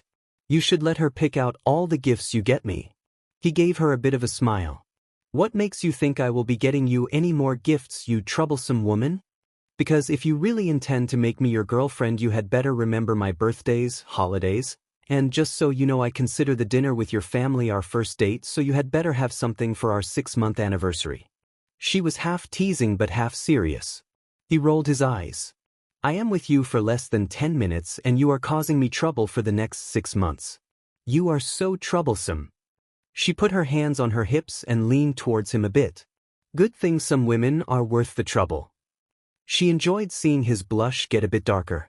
She circumspectly put a hand on his arm and moved closer to him. You know, I think I might be able to make just a little extra time today. Are you hungry? She led him to a small out-of-the-way restaurant only a few blocks away. It was late morning and the place was half empty. They got a booth in a back corner. She sat next to him and as they ate and talked they both began to relax. A waitress came over and nervously set down some bread, all the while giving little nods to Temari. Everyone seems to know you. Shikamaru commented once the waitress had withdrawn. He had not missed how people treated her. She looked a bit uncomfortable. They know my name. Sabaku is considered the most noble house in Suna, much as Hyuga is in your own village. Shikamaru thought of the way people would react when the clan head Hayashi would walk down the street. All the reaction to Temari suddenly made much more sense. It must be nice to get so much respect even from the Jonin and Chunin. Not really, people have acted that way towards me my entire life. It's my birth they hold in esteem, not me. She really wanted to change the subject. Speaking of esteem, I couldn't help but notice you think very well of the pig. Please don't call her that. Does it bother you? Yes. When Sakura calls her Ino Pig, it's part of a game those two play. When you call her that, it's just hurtful. So I would like you to stop. You seem to care a great deal about her feelings. She noted suspiciously. She is a teammate and a very close friend. Our fathers were also teammates and our clans have been allied to one another since the founding of our village. I've known Ino and Chuji all my life and they are both dear to me. You know, it almost sounds like you are a little in love with her. I am in love with her. Temari shot him a stunned look. I love her as a very close and dear friend. Do you remember when we were playing shogi? Sure. You said to me that if I was serious about you I would have to learn to deal with Kankuro and Gaara because they were a part of your life and they weren't going anywhere. Well, if you want to be with me you will have to deal with Ino because she's not going anywhere. And calling her pig all the time will not help. She didn't look very happy about that. When you put it like that, I suppose I understand. So the two of you were never anything more than friends? He looked contemplative. Well, there was a time when she would kiss me almost every day. Temari's eyes became slits. Really, how long ago was this? It was when we were 8. She would give me little kisses on the cheek. Relief flooded her. Well, that's fine just so long as she isn't giving you any kisses now. His mind flashed to that playful kiss when he had walked her home. His survival instinct told him to purge the memory immediately. I had better not ever see any other woman's lips touching you or I will make you and her sorry. I'll be sure to inform my mom. She spoke as one making a great sacrifice. I'll allow an exception for your mother. She'll be relieved to hear that. Tell me something, was Ino? She deliberately stressed the name. Ever someone's fangirl? Shikamaru looked at her in surprise. Yes, actually, she and half the girls in my academy class used to chase after Uchiha Sasuke. I am not sure, but she may still have some feelings for him. I knew it. He lifted an eyebrow. She just struck me as fangirl material. Before he could ask, she pressed on. So, did you like my brother's new wardrobe? Well, it was an improvement. So what was all that about? The blonde actually had it right, he lost a bet. He did all that just because he lost a bet? That's right, just like with our hospitality we take our betting seriously. Given the evidence he had seen, he came to a swift decision. In that case, I will never make a bet with you. She laughed. Wow, maybe you really are a genius. You've just proven you're smarter than Kankuro at least. High praise indeed, he said rather dryly. This set her to laughing again. So what was the bet? Well, if you must know, it was whether or not you would come to see me. I appreciate your faith in me. What would have happened if I hadn't come? 3 things, she replied. First, I would have had to put on a servant's dress and cook and serve a dinner for Kankuro and one of his girlfriends. Second, I agreed that I would no longer interfere with the horde of idiot girls he brings in and out of our house. Oh, and just so you know, since I won, Kankuro has promised never to threaten or attack you. Shikamaru looked mildly amused. Was that an actual possibility? I keep hearing about hospitality. I would think that would preclude beating up your guests. He wouldn't have done anything while you were a guest in our home, but he might have wanted to harass you later. Now he won't. So what would have been the third thing? She smiled sweetly. I would have come to Konoha and beaten you to death. Good thing I came then. Yes, I hate cleaning blood out of my fan. Their meal continued in the same vein as they both relaxed in each other's company. They were standing outside the garden rose. Following their meal, they had strolled over to the hotel. Temari had been on his arm the entire time, pointing out favorite places and telling him of local customs and points of interest. So there's a spring festival tomorrow night? He said. Yes, the whole village turns out for a night of music and dancing. You'll be taking me, of course. He shook his head slightly. Shouldn't the man ask the woman that? Well, I've been asked by about a dozen of my other suitors already. I suppose I could simply go with one of them. Temari, would you like to go to the spring festival with me? She decided to keep him waiting for a bit as she pretended to consider it. Well, I don't know, you're not as handsome or interesting as some of them. She let out a dramatic sigh. But I suppose I can take pity on you and allow you to escort me there. She regretfully let go of his arm. Dinner tonight is at 7. Tanya will take you over to my home, so meet her in the lobby by at least 6:30. And though I know you've been traveling for a week, at least try and look presentable. Now there is one last thing I have to ask you. What? How do you like your steak? Ino soaked in the warm soapy water and tried to let all her aches and worries melt away. She was willing to give Temari credit for one thing at least.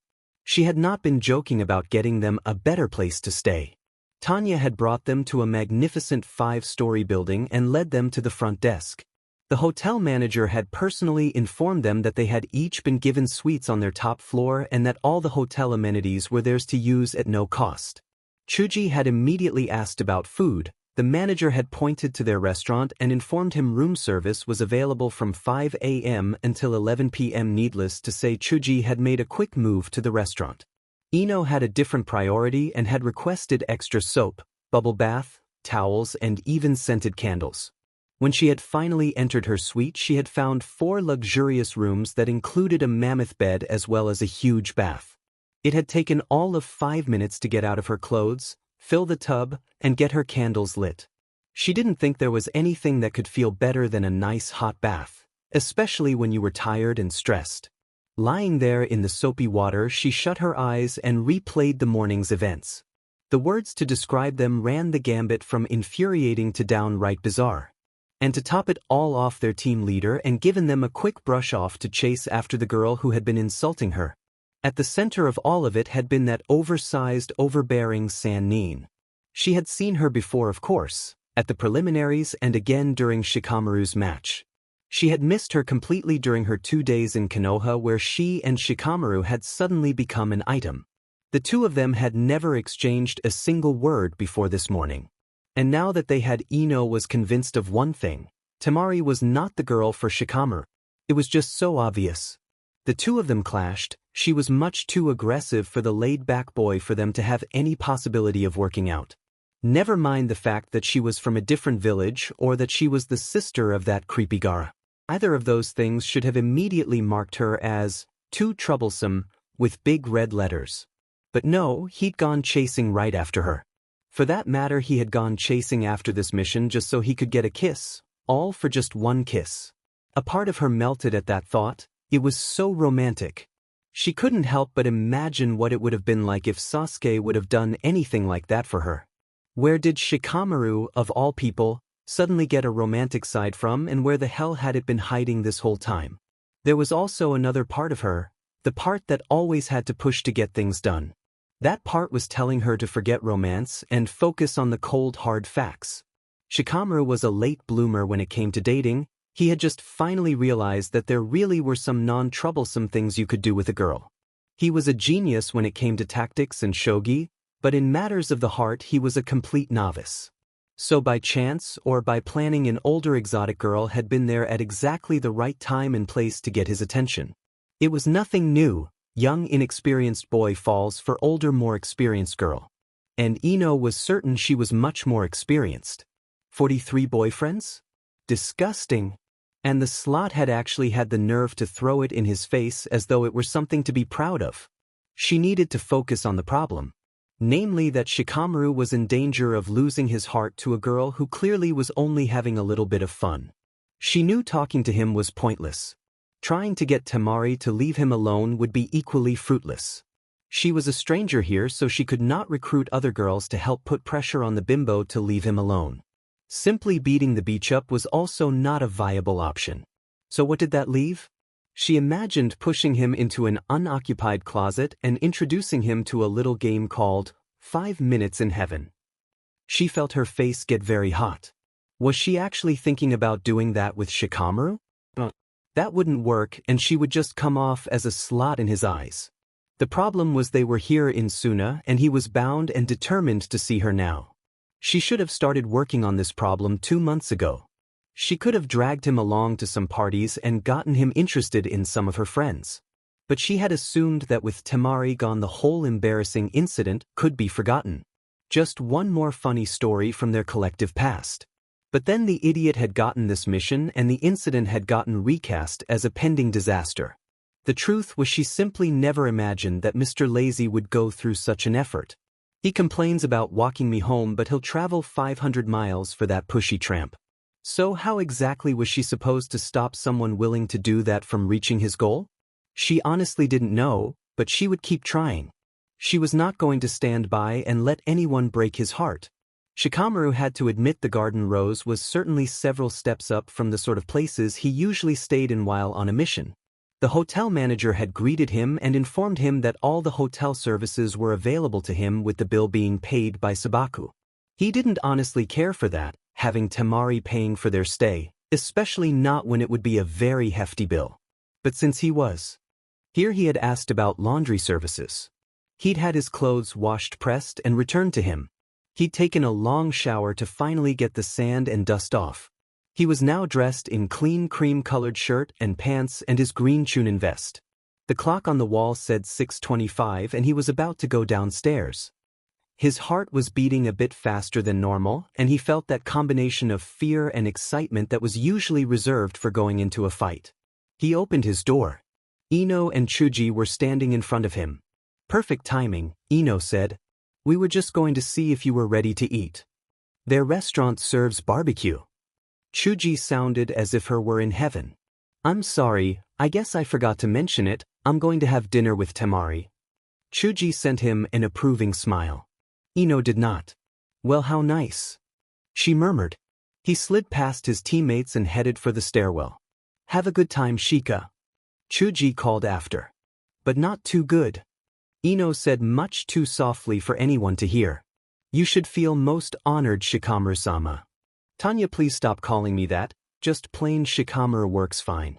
The pretty dark-haired girl smiled and nodded. "As you like Shikamaru, you should feel most honored.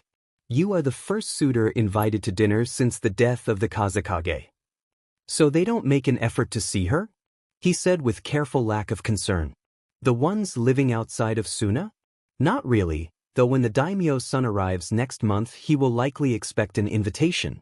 The 20 or so who live here send requests to see her almost daily." "Daily?" She nodded absently. "Then of course there are the flowers and chocolates, though they only come every few days." She frowned. "We put those in her room. Kankuro-sama always eats the chocolates whenever he sees them first." "So she's bombarded with invitations and chocolates and flowers?" he said, feeling a bit disheartened.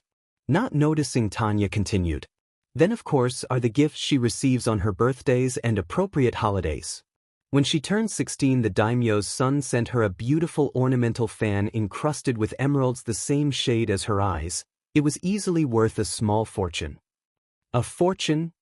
And I gave her some hair ties my mom picked out. Tanya heard the note of sadness in his voice and looked at him in surprise.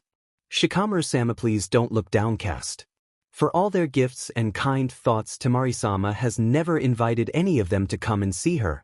That she has gone through so much effort to not only invite but to greet you on your arrival says much. I suppose. She threw out her other hair ties. She had about a dozen of them, all silk of course. She gave them to me and asked me to get rid of them. She said from now on she would only be using the ones you gave to her. Well, that was nice of her. She gave him an exasperated look. Shikamaru-sama, I understand that traditions are different in different villages. You do not truly understand what it means that she broke bread with your family in your home. She continued, determined to spell things out for him.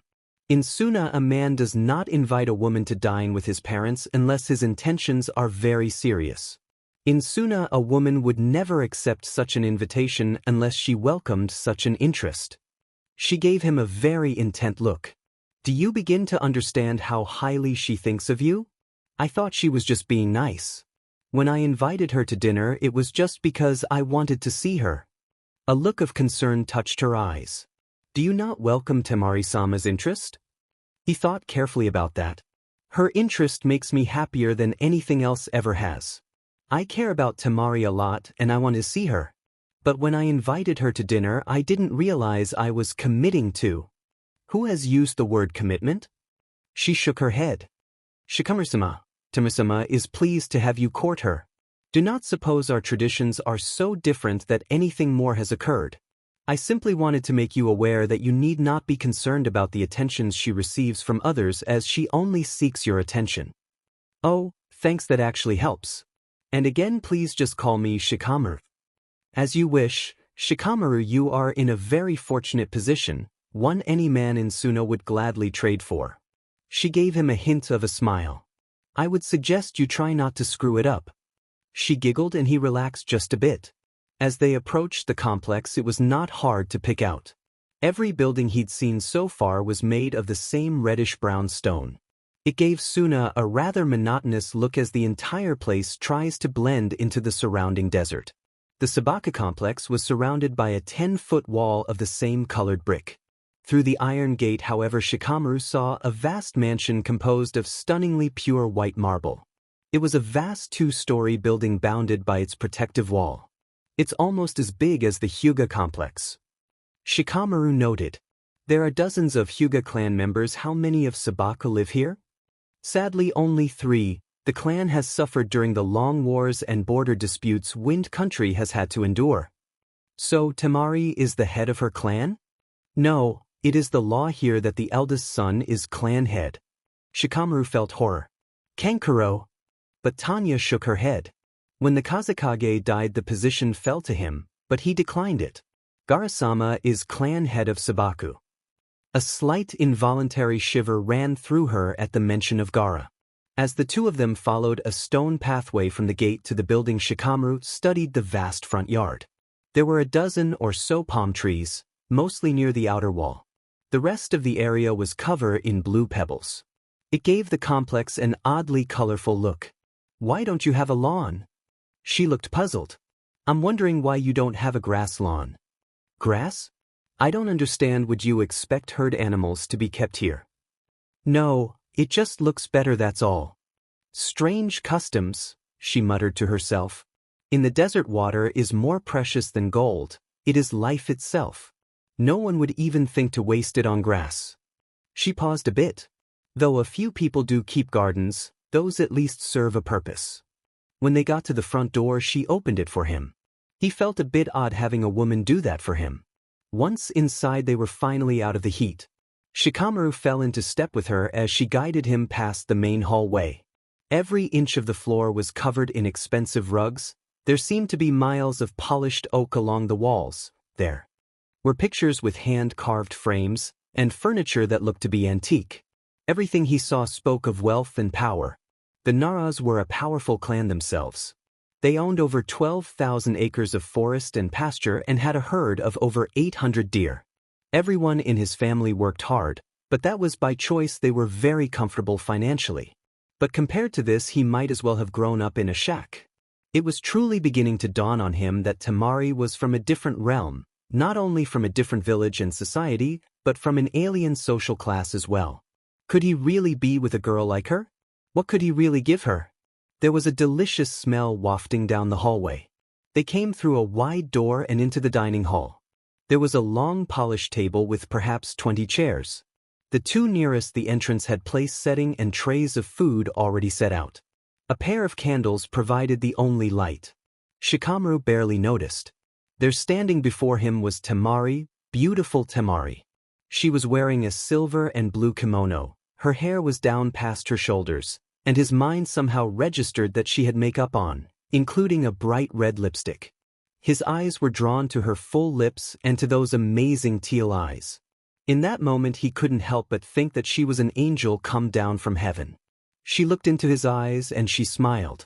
Oh, but this was a special smile. It didn't hold any mischief or self-satisfaction. It was a soft smile, a gentle smile, a loving smile. It was the smile she had given him at the hospital as she wiped his cheeks, and somehow he knew without her ever saying it that this smile was only for him. Hello, Shikamaru. Hey, Temari. Tanya, you can go, you can have the rest of the night off. Thank you, Temari-sama. She bowed and beat a hasty retreat, leaving the two of them all alone. Temari's eyes never left his as she took a step towards him. You've never seen me out of my shinobi clothes or with my hair down. She did a little twirl for him. What do you think? I think you are the most beautiful girl I have ever seen. In horror he clamped down his jaw. But it was too late, the words were out there. She let out a slightly pleased giggle and slowly came over to him.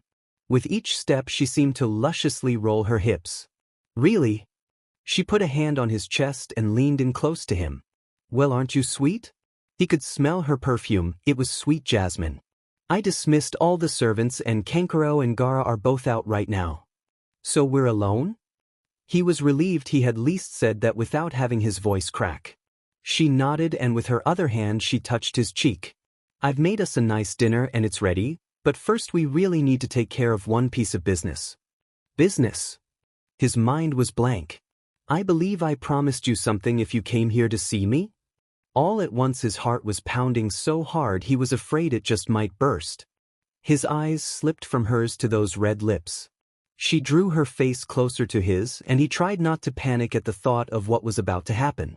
She moved in slowly, oh so slowly, and then pressed her lips to his cheek. And immediately she let go and was walking back over to the table. Well then now we can have dinner. He just stood there. She looked at him with one of her usual impish grins. Is something wrong? She asked innocently. That's it. He did not sound like he was whining. He didn't whine ever. She gasped in mock shock. Why, Shikamaru, I promised you a kiss and I've given you one. You weren't expecting anything more, were you? He had seen Ino on many occasions play with a boy's emotions by leading him on to expect more than he was ever going to get. She would make a sport of lifting and then crushing his hopes.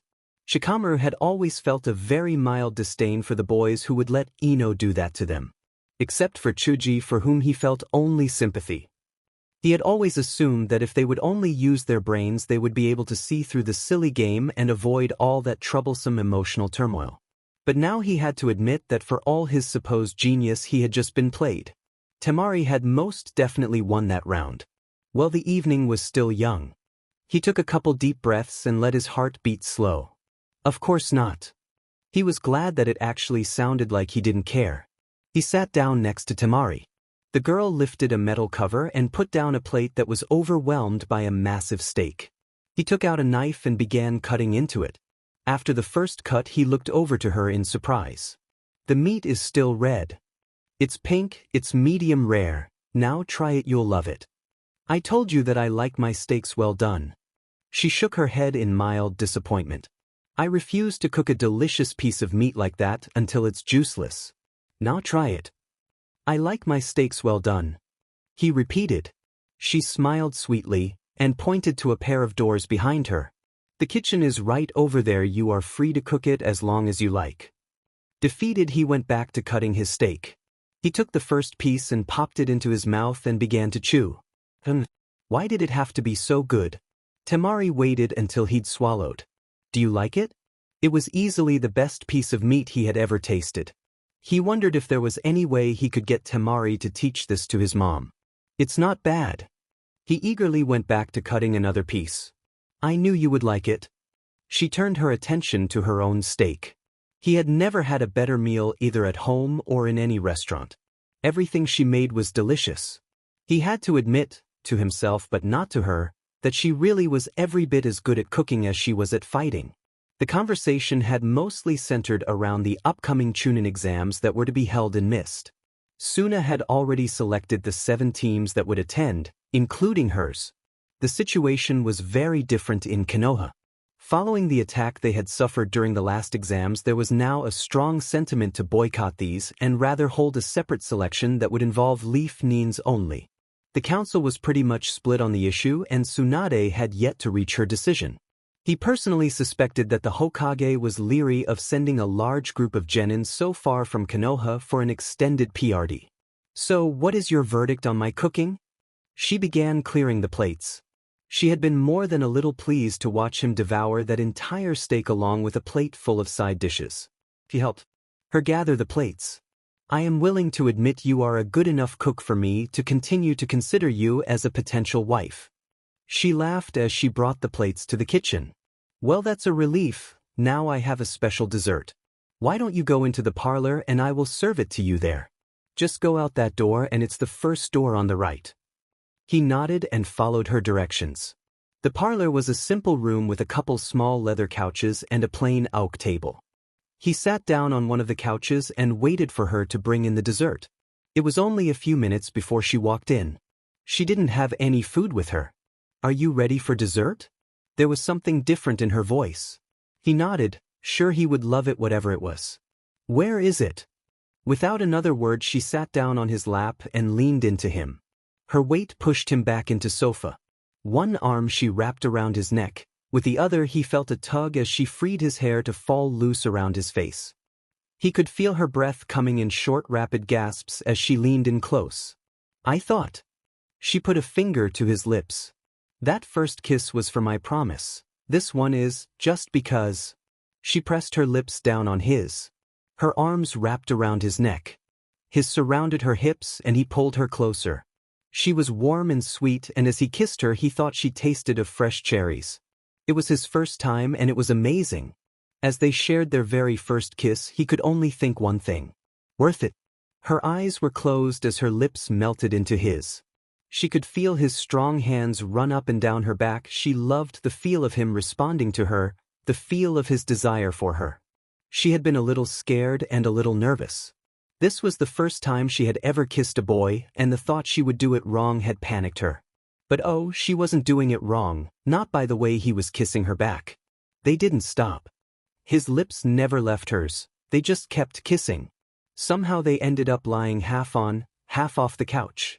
She was still on top. His hands stroked her neck and she was amazed that they could be so strong and so gentle all at once. Her own hands explored, searched, they began to move to, Hey Temari, is there anything to eat? A loud shout from somewhere down the hall broke the spell. Her eyes burst open, they both started and ended up on the floor. He was staring at her in surprise and she was sure she had the same look. I think Kankuro is home. He said. I swear I will kill him.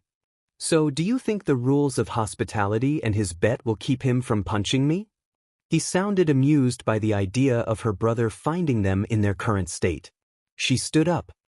Let's not find out. She took his hand. Come on. She led him out the other entrance to the parlor. The first thing to cross her mind was how to sneak back over to the stairs and get him to her room. But she quickly rejected that idea. She was not ready to invite him to her room. And even if she were, they had a very firm rule that no guests were allowed to stay overnight. She took him instead down a different hallway. Do you always rush the boys you're kissing out of the house? She glared at him. You are the only boy I have ever kissed, now shut the hell up. Really? Well, you are the only girl I have ever kissed. Hearing him say that sent a thrill through her heart. I'm his first. So you and Ino? No. A joyous smile covered her face. You are never kissing anyone else. He laughed and the two of them continued running down the hall hand in hand. They got out of the house by a side entrance and then hurried over to the gate. I'm sorry we got interrupted, but I will see you tomorrow. He simply nodded. Good night. She turned to hurry back before Kankuro looked out a window. But Shikamaru had not let go of her hand. Shikamaru, I need to. He leaned in and kissed her. It was short but passionate. When he finished, she could only look at him speechless. Good night, Temari. With that he walked away. She stayed rooted to the spot watching him go until she could no longer see him. Then, smiling to herself, she half-walked, half-skipped back to the front door, suddenly not caring in the least what Kankuro might say. It was dark out and he was in a strange city, but he had no real trouble finding his way back to the inn. Going back to his suite, all he could think about was her. How was your date? He jumped at the sound of Ino's voice. He'd been about to unlock his door. She was standing in the hall outside her own open door. Naturally, their suites were across from each other. Have you been staying up all this time waiting for me? She smiled. It's only 10:30, Shikamaru, and it's not as if I had anything better to do. So how was your date? I wouldn't call it a date, Ino. Temari just made dinner for me. That caught her by surprise. When you said you were having dinner with her, I thought you meant at a restaurant. She cooked for you back at her place? At her family home, yes. Uh-huh. And was anyone else there? No. So you had dinner all alone with her at her place? That is pretty much the definition of a date. So how was it? Fine. She quirked an eyebrow. Just fine? He rolled his eyes at her. It was just dinner, Ino. Aha. She walked over to him. I am going to just make 3 little observations. First, you're walking around with your Chunin vest unzipped. You have never done that since you got the thing. Second, you're wearing your hair down. I've known you your whole life and I have seen you with your hair down exactly twice. Once during the shower incident when we were 7. They both shuddered. And once when I saw you at the baths. He looked at her in shock. You were peeping on me. Hey, don't get all proud. We were 10 and it was on a dare from Sakura. Pervert. Whatever. Anyway, my third observation, she took 2 fingers and swiped them across his lips. Hey. She displayed her fingertips to him. This isn't your usual shade.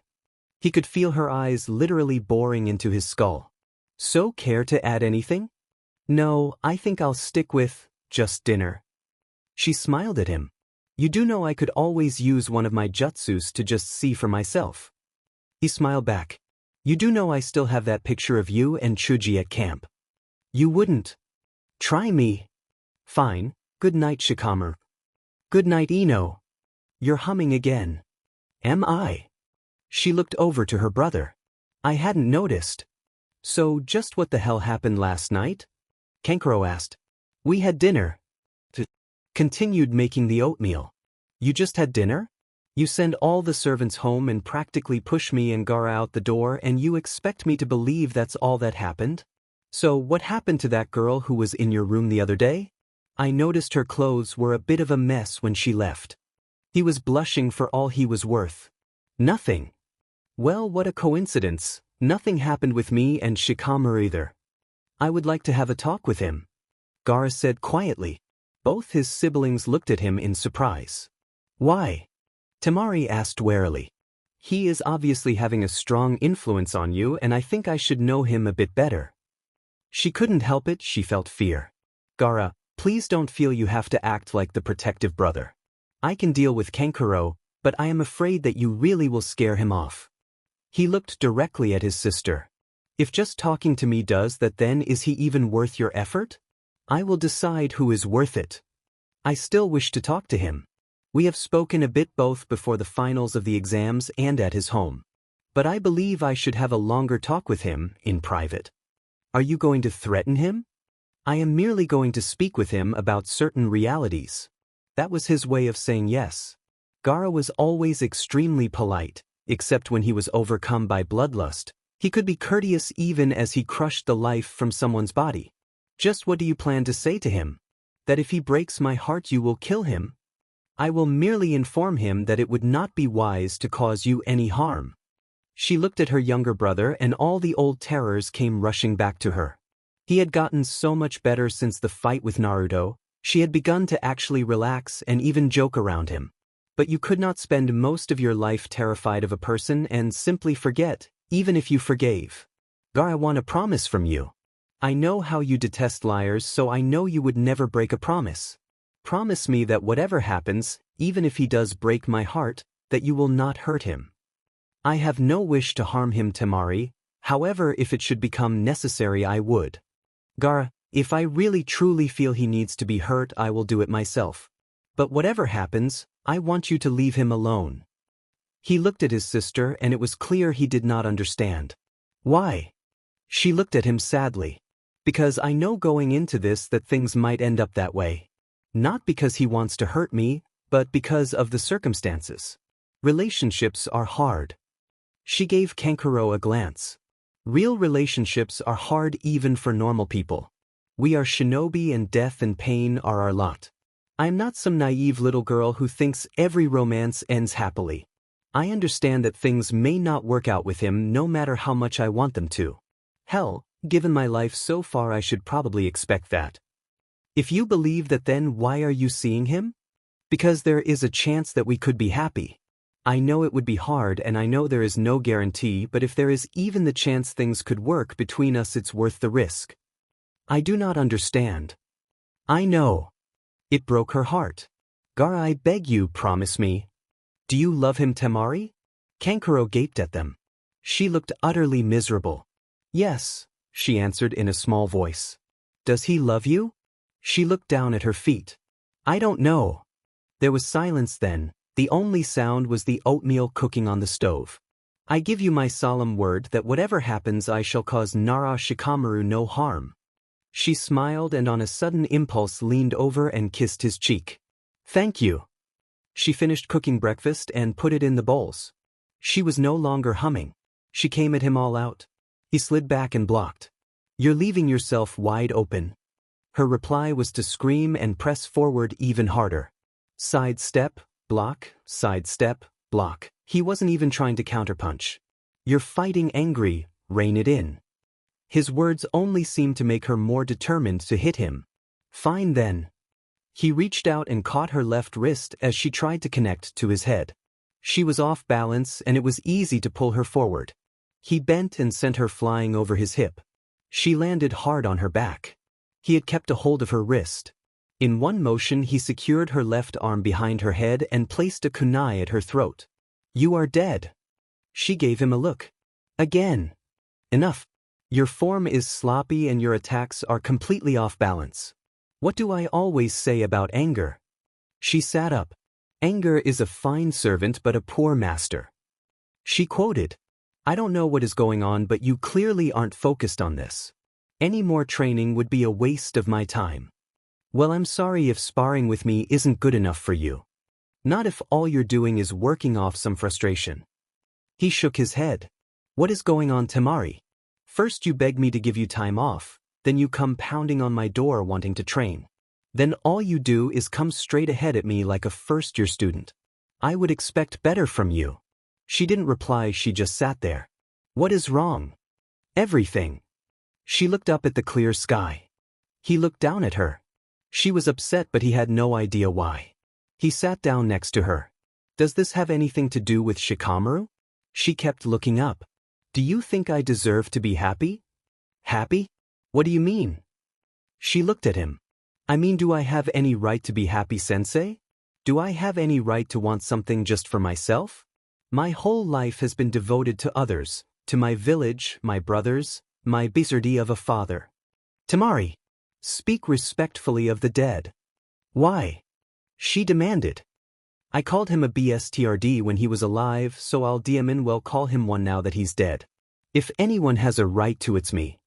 I understand your feelings, but still show some respect. For all his faults, he was a great man. He was a great leader and Kazekage. She corrected. But I refuse to call any man who would not love his children great. Baki had no answer for that. What I want to know is, are we just tools or do we get to have our own lives? Is it selfish for me to want happiness just for myself? He took her words in. I know very little about happiness myself, Temari. I have known duty as a Suna shinobi since I was 10, and I have always strived to follow the virtues and ways of the shinobi. She nodded. There are those who say we are only tools to be used by those whom we serve. To a degree that is certainly true. Of all the virtues, loyalty is the most precious one to a shinobi.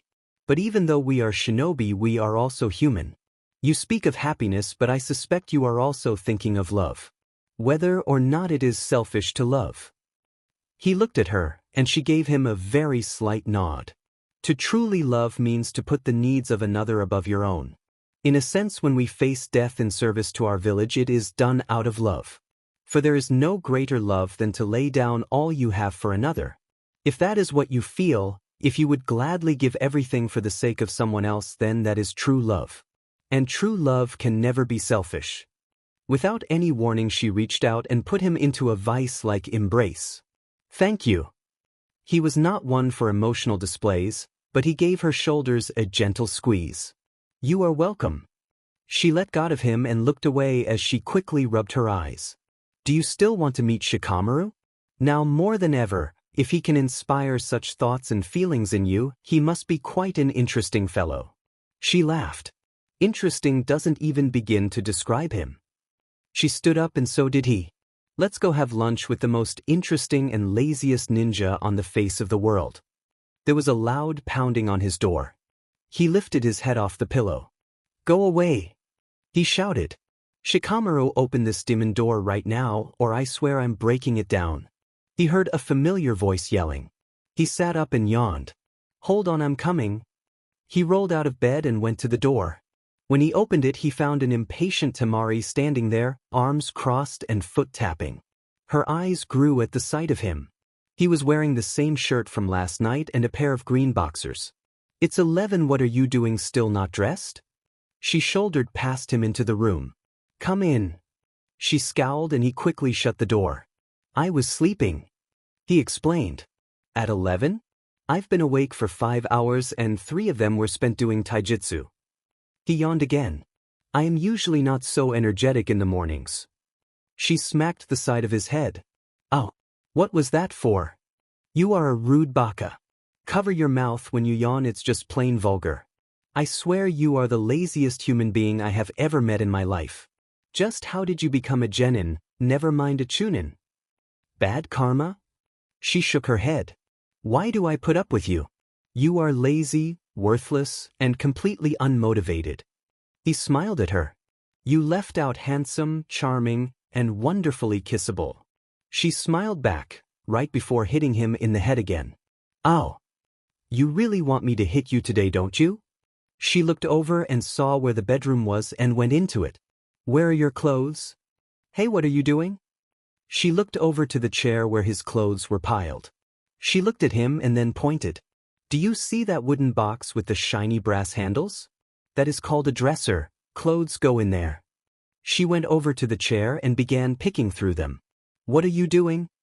She picked out a clean shirt, pair of pants, and boxers and handed them to him. Go take a shower. I want you clean and dressed in 10 minutes so we can have lunch with my sensei. He took the clothes she handed him and just stared at her as though she were a crazy woman. Temari, when did I say I would have lunch with your sensei? She smiled sweetly and began reaching for her fan. You've got 9 minutes and 45 seconds left. He mumbled something about insane and mom, but he did scurry over to the bathroom with the clothes she had picked out. When he came out 9 minutes later, his hair was still wet and his clothes damp, but he did look presentable. He was not surprised to find his bed made and his clothes no longer on the chair. He felt a cold shiver of fear. She had woken him up, made him shower and dress, and cleaned up his room. She really was acting like his mom. She was actually worse. His mom had never beaten him with an oversized fan. Well, let's go. She was waiting by the door. He went over to her, but suddenly stopped. Oh, wait, I forgot something. What? She said in an exasperated tone. This. He took hold of the side of her face and leaned in for a kiss. He was happy to see the look of surprise on her, along with some pink color in her cheeks. "Too bad we're in such a rush," he said once he'd kissed her. As he reached for the door, she grabbed him by the front of his vest and shoved him hard against it. He was surprised. He hadn't expected the kiss to make her angry. She leaned her face into his. She had an evil grin that promised nothing but trouble. "5 minutes," she said and pressed her mouth down on his in a rough kiss. When they got downstairs, Baki was sitting at a table sipping some tea. Looking up as the two of them approached, he smiled. "I hope you don't mind, but I decided to sit down while I waited. It has been over half an hour." Before Temari could think something up, Shikamaru spoke. "I apologize. I was not dressed and I am afraid it takes me quite a while to get ready. I am sorry for making you wait." Baki was a jonin and used to picking up on the slightest detail. He did not miss the guilty look that had flashed between the two of them, or the slightly relieved expression Temari had possessed once Shikamaru completed his explanation. "I see. Well, no need to apologize since we had not planned to meet. You are not late. Baki-sensei, may I present to you Nara Shikamaru of Konoha. Shikamaru, this is Baki. He has been my teacher and instructor since I was 8. Temari made the formal introductions. Baki stood up and bowed. "I am most pleased to meet you, Nara Shikamaru." Shikamaru returned an equally respectful bow. "Thank you, Baki-san. Temari has spoken of you often and I can tell she thinks a great deal of you." A grin tugged at his lips. "Most of it good, I hope. Please do not feel the need to be formal, you may simply call me Baki." He sat back down. "I haven't ordered yet, shall we go ahead and have lunch?" They both sat down at the table and began looking at menus. They were both still deciding when a familiar shrill voice rang out. "Shikamaru, why didn't you tell us you were having lunch?" The three of them looked over to see two leaf nines approach. "Oh, wonderful," Temari muttered under her breath. "Hey Ino, hey Chuji." Shikamaru waved to his two friends. When they came over to the table, he performed some quick introductions. "Well, how nice you're having lunch with her, sensei. How sweet. Well, Chuji and I were just about to have lunch as well." She paused. All eyes went to Temari. Shikamaru raised an eyebrow. An effort, she screwed on a weak grin. "Would the two of you like to join us?" "Thank you," Ino chirped. She sat down to Shikamaru's right, and Chuji sat down on hers. Temari sent the girl a frown. Ino sent a brilliant smile in return and absent-mindedly put a hand on his arm. "So, Temari, how was your date last night?" Shikamaru shut his eyes. "Troublesome," he muttered. Chuji looked eager to hear more. Baki looked over to his student. "You had a date last night?" She nodded to her sensei. "Well, as you know, hospitality demanded I invite him into my home. We had a very nice dinner and some pleasant conversation." She reached over and put her hand over his. She directed her attention to the other girl. "Shikamaru can be very fun once he relaxes." "I'll just bet," Ino replied. "Have you got something to say, little girl? Just wondering if you wear cherry red lipstick or if Shikamaru met another friendly girl on his way home." Shikamaru jumped in before Temari could explode. "Chuji, do you know she made a steak for dinner and it had to be at least 40 ounces. Chuji's eyes expanded. "Really?" As Shikamaru had known he would, his friend began asking Temari about the details of the dinner, during which he sent Ino an unhappy look which she shrugged off. He let out a sigh. This had started out as such a peaceful day. Now he felt as if he were stuck between two opposing armies. The lunch was interesting to say the least. Her sensei was actually trying to hold a conversation with him as he tried to mediate between the two girls who continued to snipe at each other. For his part, Chuji mostly listened as he stuffed himself with barbecue. Near the end of the meal, as they were all sipping on their drinks, Baki brought up a familiar topic. "Shikamaru, I am curious about something I have heard. Perhaps as a chunin who is close to your Hokage you could shed some light for me." "Well, that all depends on what you wish to know," he answered warily. Friendly or not, he had to be careful what he said to shinobi from another village. "The chunin exams are coming up soon and we have received a list of competitors from the participating villages. We have yet to receive anything from Konoha." It was Temari who actually answered. "Shikamaru and I talked about this last night. It seems their Hokage is considering boycotting this exam." Baki looked astonished. Is this true? No decision has been made as yet, it is only a possibility. Shikamaru said. So your village intends to forego selecting any chunin? As I understand it, every kage has the authority to appoint chunin or jonin at their own discretion. Of course, there are always some shinobi who are skilled but for whatever reason do not excel at the exams. Sometimes the competition is simply too brutal. And of course during wartime the exams cannot be held. Still, participation in the chunin exams is considered an important aspect of demonstrating respect and friendship between the hidden villages. I remember your own Hokage speaking thus at the preliminaries of the last exam. Shikamaru sent the man a cold look. I remember the same speech. I also remember attending the Sandame's funeral as well as getting ready to die as I faced 8 sound nins. Tell me, Baki-san, as you stood there listening to the Hokage speak of friendship and respect, did you already know you would betray us? The table was dead silent. Temari looked hurt, and his friends looked surprised that he could sound so passionate about something. Baki had no expression at all. Shikamaru honestly didn't know where that had come from. Perhaps some wounds just took longer to heal. He stood up and bowed to Temari-sensei. I apologize, that was rude of me. Baki then stood. You do not need to apologize. You have every right to be angry at what took place. You are a chunin of Konoha village and your loyalty does you only credit. And to answer your question, yes, I knew. He bowed low. And for that, Nara Shikamaru, I apologize to you. He then turned to Ino and Chuji and bowed as low to each of them. I apologize to each of you as well. He sat back down. As Baki and Shikamaru sat, Temari slowly came to her feet. She looked at him, he could see her distress. I also knew Shikamaru. If it is worth anything to you, I never wanted it, and I spoke against it when Baki first informed all of us. She did. Baki confirmed. Temari, you don't. She bowed to him.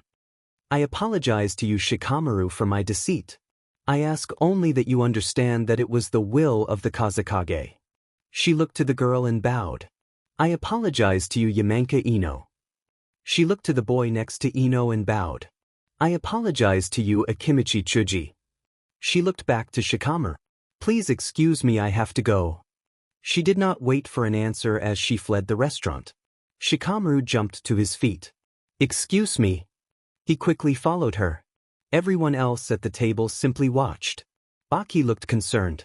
I wonder if he will still take her to the festival tonight. He said to himself. Festival? Ino asked.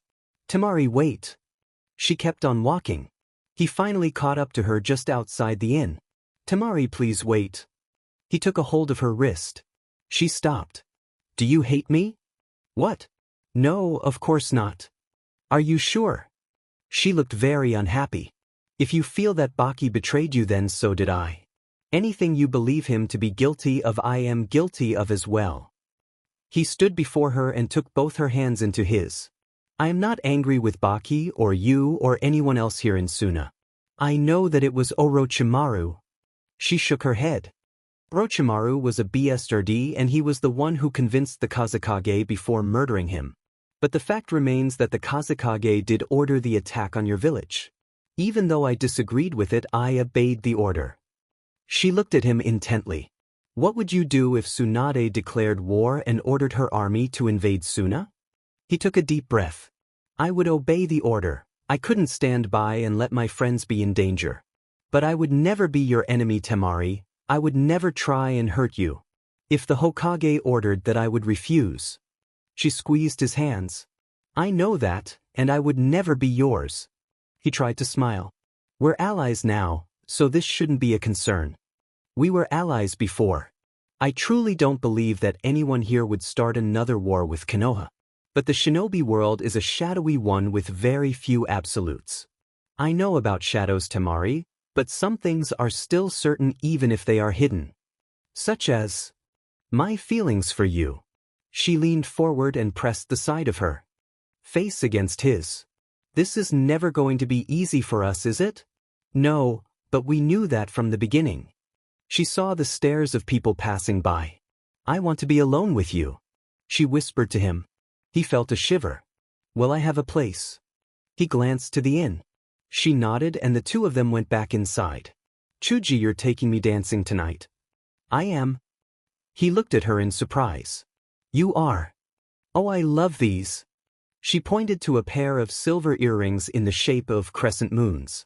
Ino, what are we doing here? Chuji asked plaintively. He hated shopping.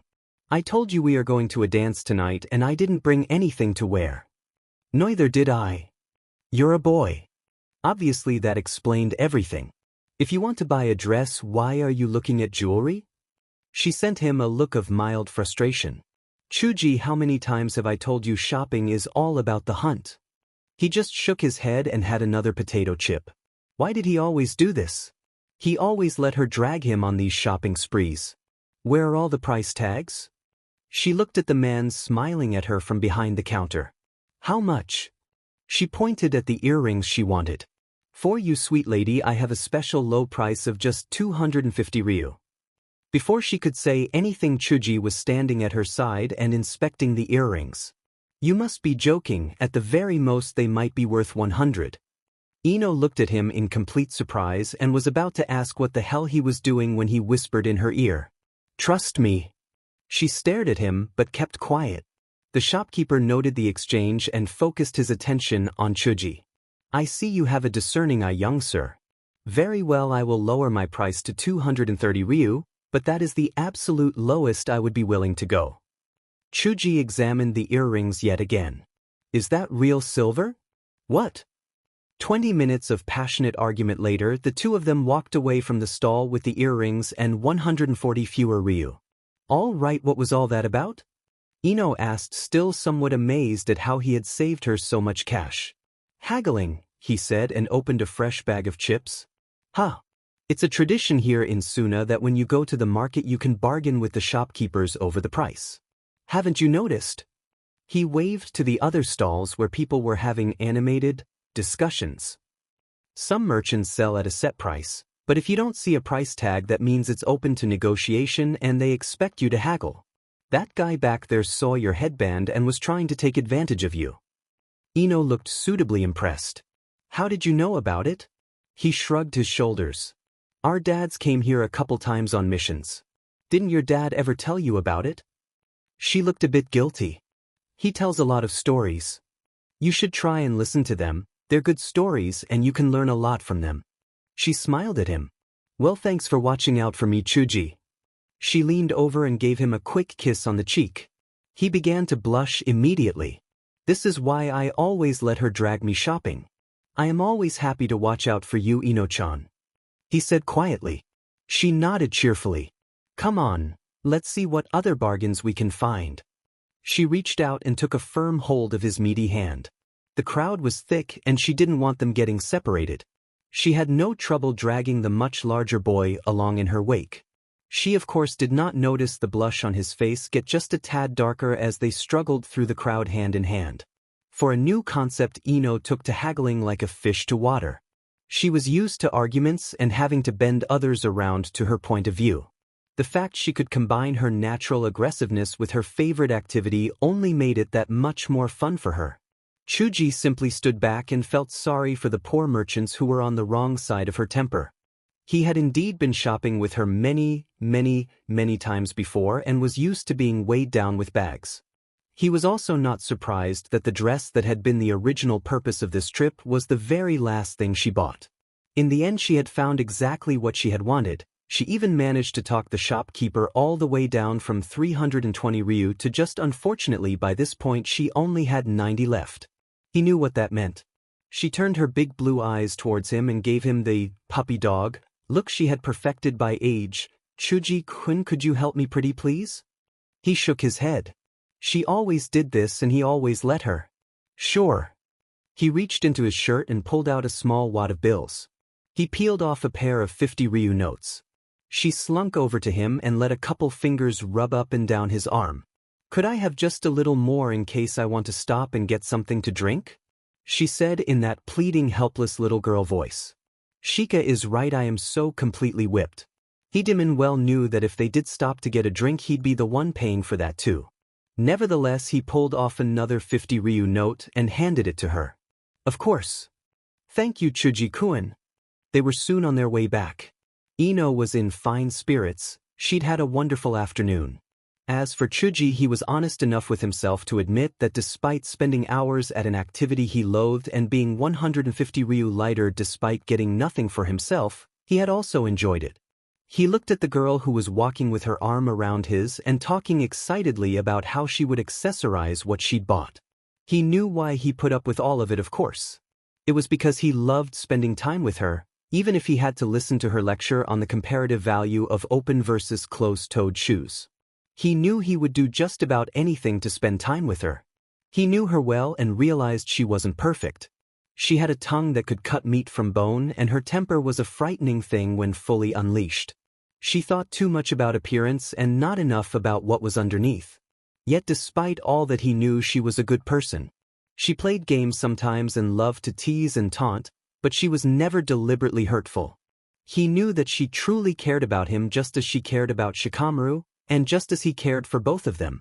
His favorite day of the year was always his birthday. On that day he got to have all of her attention. She helped plan his party, she always gave him the best gift, and she would spend the whole day giving him hugs and kisses on the cheek. She could be just so wonderful. Sometimes that he was always able to forgive the times when she wasn't. She could be hurtful with her criticisms about his weight and appearance, but she would rip into any girl who said something about him in her hearing. Whenever he thought about girls, he always compared them to Ino, and he always found them lacking. As they walked, he wondered what she would say if he told her he had feelings for her, feelings beyond friendship. He had never seriously considered it before, since it was painfully clear she was only interested in a certain self-absorbed genius. But since Sasuke's betrayal, she had stopped talking about him. For the first time since he had started having these feelings, he thought there just might be some hope for someone who was not an Uchiha. But usually just as he would begin to get up the courage to ask her out on a real date, she would start in on how he was too fat to land a pretty girl and how he needed to diet. That always hurt. She had seen his parents and all the rest of his family. They were all big-boned. All the family jutsus were based on having excess calories to convert over to chakra. When she would tell him he needed to lose weight, what he heard was that he needed to reject his entire family and their way of life. He had never tried to explain to her that if she suddenly gained 30 or 40 pounds, he would not stop liking her. In fact, given his tastes in women, he thought some extra weight would make her look better. He knew better than to ever tell her that. If she ever heard him suggest she should try and gain weight, he was certain he would end up in the hospital. Lemonade. She shouted and pointed at a small stand just ahead. Let's stop and get some. He smiled at her. She didn't mention him paying. They just both knew he would. Sounds good. She gave him a quick hug. Thanks for coming with me, Chuji, you're the best. Anytime, when it came to her, he would gladly take whatever he could get.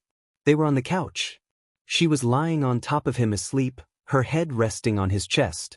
One hand kept running through her soft golden hair. He enjoyed just laying there, feeling that comfortable warmth.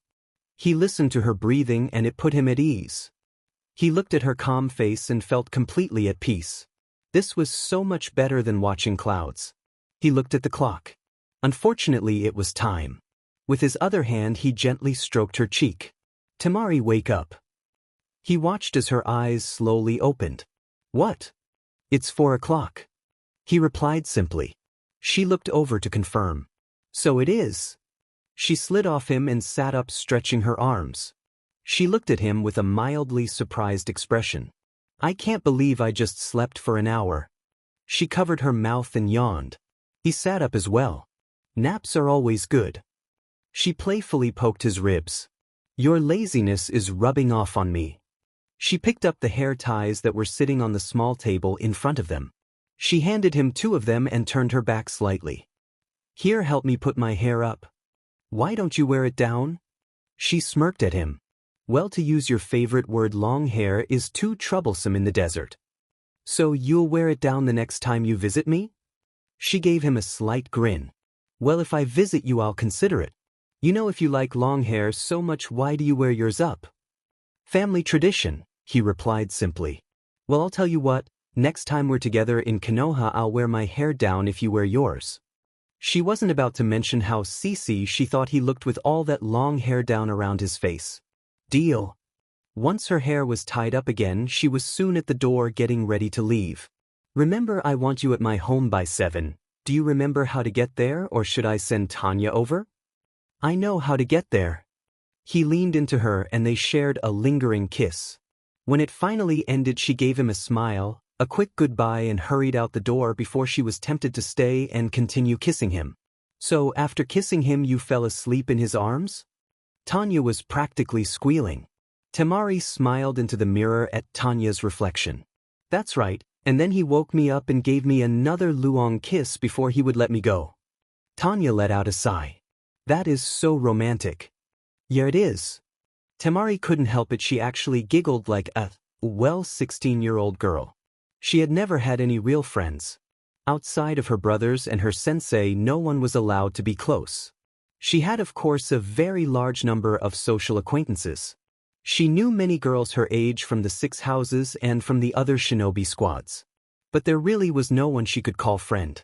But even being as driven and focused as she was, she did occasionally long for some simple girl talk. One of the more pleasant surprises of her time in Konoha had been the few hours spent with Nara Yoshino in her home. It had been so refreshing to talk with an intelligent woman who cared nothing about her name or family. They had just been 2 women talking about things, mostly Shikamaru, and she'd enjoyed it thoroughly.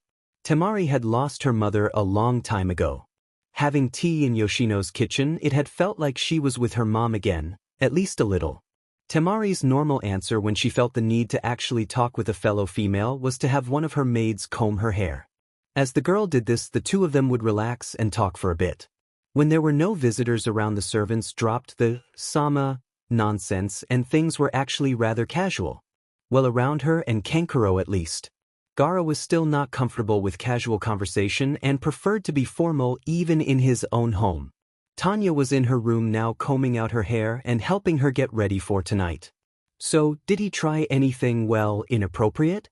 Tanya asked. Well, when we started kissing on the sofa, he did suggest we'd be more comfortable on the bed. Tanya gasped. What did you do? Temari laughed. I hit him on the head and told him to get any dirty thoughts out of his mind. Tanya laughed as well. You know, you seem to hit him a lot. Are you ever afraid you're accidentally going to hurt him? No, he's a boy, so he has a thick skull. If I do hurt him, it won't be an accident. Tanya laughed again and continued brushing Temari's hair. There was a knock on the door. As soon as he answered it, Ino slid into his room. So, did Temari get really mad at you for what you said and tell you she was never speaking to you again? No. He replied. Figures, just so you know, Chuji and I are going to the festival tonight. Not that I heard anything about it from you, of course. I'm sorry, Ino, it must have slipped my mind. That seems to be happening to you a lot lately. If I had told you, it just means you would be even more troublesome than you are now. Besides, he reached over and tapped her hitate. We're all adults, aren't we? We're also friends, right? Friends and teammates are supposed to trust each other. Then trust me, he said simply. Fine, but if you want to talk to someone about how things are going with you and the Amazon, you know you have someone who will listen. I know it's good to have Chuji here. She glared at him. Baka.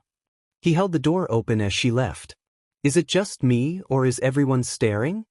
She smiled at him and walked just a bit closer, their hands held. Of course they're staring. It's not every day they get to see the luckiest man in all of Suna. He sent her an amused look. Lucky? Well, you are going to the festival with me, aren't you? How much luckier could a man get?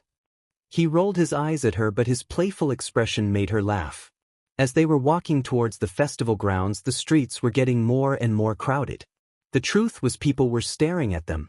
To Temari that was nothing new, but the looks on the faces were. The usual signs of respect and admiration were largely replaced by surprise or by confusion. She knew why, of course, but she was not going to bring it up. She was going to enjoy tonight. She was going to dance with the boy she cared for, and she was not about to let some looks from some strangers ruin it. As they came up on the festival grounds, she could already hear the band getting set to begin. The grounds were nothing more than a vacant flat stretch of earth that was set aside just for public events. The perimeter was surrounded by lamps that were already lit, though the sun was still in the sky. There were stands set every few paces selling food and drink. In the very center, a temporary stage had been set up and she could see the musicians getting ready. Those who wanted to dance had already begun drifting closer to the stage, while those who were happy to watch and listen were closer to the outskirts and stalls. Still holding his hand, she plunged into the middle of the crowd. "Couldn't we get something to drink first?" he asked. "Later, we came here to dance. Didn't you say the festivities would last until the early morning? Maybe we should pace ourselves." She sent him a dark look. "You've been asleep all day, lazy. You should have plenty of energy. Are you trying to say you don't want to dance with me?" The way she was looking at him promised swift and painful death if she got the wrong answer. "No," he said fervently. "It's just dancing isn't really my thing." "And just what is your thing again? I forget, is it sleeping or playing shogi?" He looked a bit nervous. "I'm just not very good at dancing, that's all." She gave him a gentle smile and a slight squeeze of his hand. "Don't worry, just do what everyone else does. As long as you're the one dancing with me, I'll be happy." He sent her a relieved smile. "Just remember you said that if people start to point and laugh." She smirked. "They do that now, it's just usually because of your hair." "Hey!" Fortunately, the band chose that moment to finally begin. He took a quick look around at what everyone else was doing.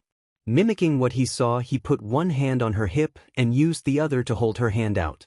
They danced apart, but not too far. They moved slowly to the music. He was glad to see there didn't seem to be any formal dance steps. After the first minute or so, he began to relax and started to actually enjoy dancing with his beautiful Temari. "Do you see them anywhere?" "No, it's a big crowd." There was a stand not 10 feet away selling skewers with roasted meat. The delicious aroma was making his mouth water. "Let's get something to eat." He tried to get to the food, but Ino had a death grip on his arm. "Let's get closer to the stage." With surprising strength, she pulled him in that direction and away from the stall. "Ino, couldn't we?" "No, we just had dinner an hour ago." "But it smells so good." He whined. "Later," she barked at him. "Now keep your eyes open." "Why are we spying on Shikamaru anyway?" "We're not spying, we're just looking out for him." She was frustrated. It really was a very big crowd. She actually thought about using one of her jutsus to try and look for him. But she decided that using a jutsu in a foreign village might not be the best of ideas. She was still trying to weave through the crowd as the music began. She turned to Chuji. "We'll keep looking while we dance." He just nodded and placed his hands as he took the lead. Ino relaxed a bit and smiled up at her teammate. Most people would never guess it, but Chuji was actually a wonderful dancer. And unlike a certain annoying Chunin, he never complained about dancing with her. Seeing the way she was smiling at him, Chuji could feel himself blushing a bit. Maybe he could wait a while to eat again. Gaara stood patiently watching the dance from the outskirts of the crowd. People were very careful to show him respect and keep a polite distance. Thus he was a bit of an island in a sea of happy folk. It didn't bother him as he was used to it and frankly preferred it to having others crowd in close to him. He had been trying to change his image with the populace of Suna since returning from the fight with Naruto. He thought he was making a little headway, but it was hard to change so many minds. Yet he knew he would keep trying. Whether people acknowledged it or not, he had changed thanks to Uzumaki's words and actions. He was willing to do whatever it would take to win over the respect of his fellow citizens. Being an island in a sea made him stand out and easy to find. An old man approached him. A pretty young girl trailed a few steps behind him. The man was dressed in loose trousers and dress shirt. His clothes were pristinely white.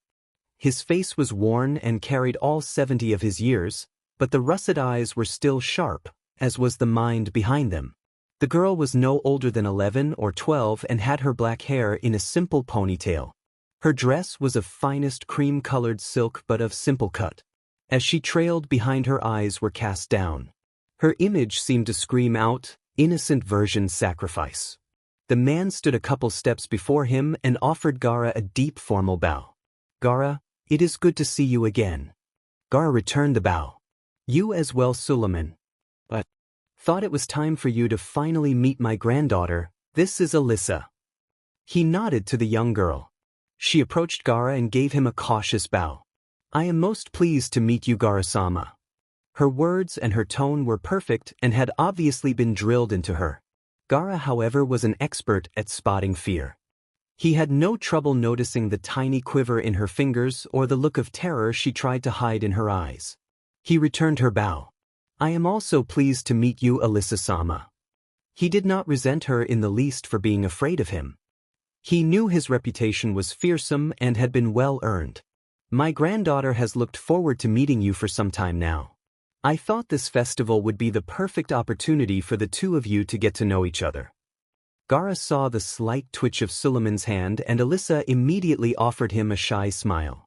Gaara-sama, I would be so deeply honored if you would dance with me. Perhaps another time. He replied simply.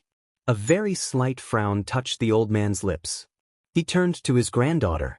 Well, it seems you will have to wait to have Gaara honor you with a dance. The girl looked at him hopefully. That being the case, you are free to enjoy the festival with your friends while I speak further with Sabaku no Gaara. She gave him a look of pure relief. Thank you, grandfather. He lifted an eyebrow. Thank you, Suleiman-sama. He shook his head but smiled at her. Leaning down, he gave her a quick kiss on the cheek. It is all right, go and play. With a genuine smile, the girl left. He turned back to Gaara. It is a weakness, but I love my family. Gaara nodded. He could understand. She is afraid of me, you know. That will pass with time. He replied simply. You should get to know her a bit. She is a very sweet child, very kind and open. In that case, I trust she is not being trained as a shinobi. He shook his head. There are enough shinobi in my clan. She will have a different future. She will make someone an excellent wife. She will also serve as an excellent cord with which to tie someone to House Osama. You make that sound like such a terrible thing, as if someone were being tied to a stake in the deep desert. I merely make an observation. Do you find her displeasing? Gaara shook his head. I do not know her well enough to find her pleasing or displeasing. That would be easy to change. She can be made available to you to have dinner at any time you like. She is a fine cook and an excellent conversationalist. You might come to enjoy her company. What if you were to come and join us for dinner tomorrow? Perhaps another time. He looked at the young man in disappointment. Are you rejecting my offer? No, I am merely not interested in forcing my company upon someone who is afraid of me. The last time we spoke you told me you would make great sacrifices to become Kazekage and protect Suna. Has that changed? No. Then why do you hesitate? With Sabaku and Osama united, the other houses will fall into line. Let me kiss your cheek and call you my grandson, and I shall bow to you and call you my Kazekage. For a price. Everything has a price. Is mine so high or unreasonable? I helped your father ascend the throne, and I could do the same for you. All I ask in return is what your father gave me. To be chief advisor and head of the Council of Wind. He nodded. I was the Kazekage's strongest supporter. He never completely trusted you. He never completely trusted anyone. That is what made him such an effective leader. Yet he did seek my opinion on matters of state and often followed my advice. I am still considering the offer, but I do not wish to be with someone who fears me. Is that your concern? As I said, that will change over time. It is not as though you could marry her immediately at this age. You are both far too young. All I require is the betrothal. That is enough to tie our two houses together. Once that is done, you can put off the actual marriage for as long as you like, indefinitely if you wish. You would have your granddaughter remain alone for an untold number of years? I thought you loved your family. I do love my family, but each member must be ready to make a sacrifice for the greater good of the clan. I shall consider it. He shrugged. There is no rush. A new Kazekage is unlikely to be chosen for another year or more. He looked at the crowd. Is that not Temari? After 3 songs, the musicians stopped for a bit. Apparently the intermission was expected, as some couples moved onto the dancing area as a few moved off. As the two of them waited for the music to start again, Shikamaru felt a light tap on his shoulder. He turned to see a Suna Jonin, perhaps 17 or 18, with blonde hair and blue eyes towering over him. He was smiling at Temari. I beg your pardon, but may I cut in? Shikamaru was about to respond with a loud, hell no, when Temari answered him in a clear and friendly tone. I am sorry, Senya, but I am afraid all my dances are already reserved. I would appreciate it if you would inform the others. His jaw dropped in a rather comical look of surprise. His eyes shot from Temari to Shikamaru and back again. But he quickly regained his composure and gave them both a polite nod. I see. His eyes did a swift examination of Shikamaru, looking him up and down. Well then, if you will excuse me. He backed away and swiftly departed. Shikamaru watched him go back to a group of about 4 other men. Ex-boyfriend? Temari gently took hold of his face and turned it back to her. No, current suitor. So are all of them suitors as well? She sighed. Yes, and I am sure we will be interrupted again at least a few more times tonight.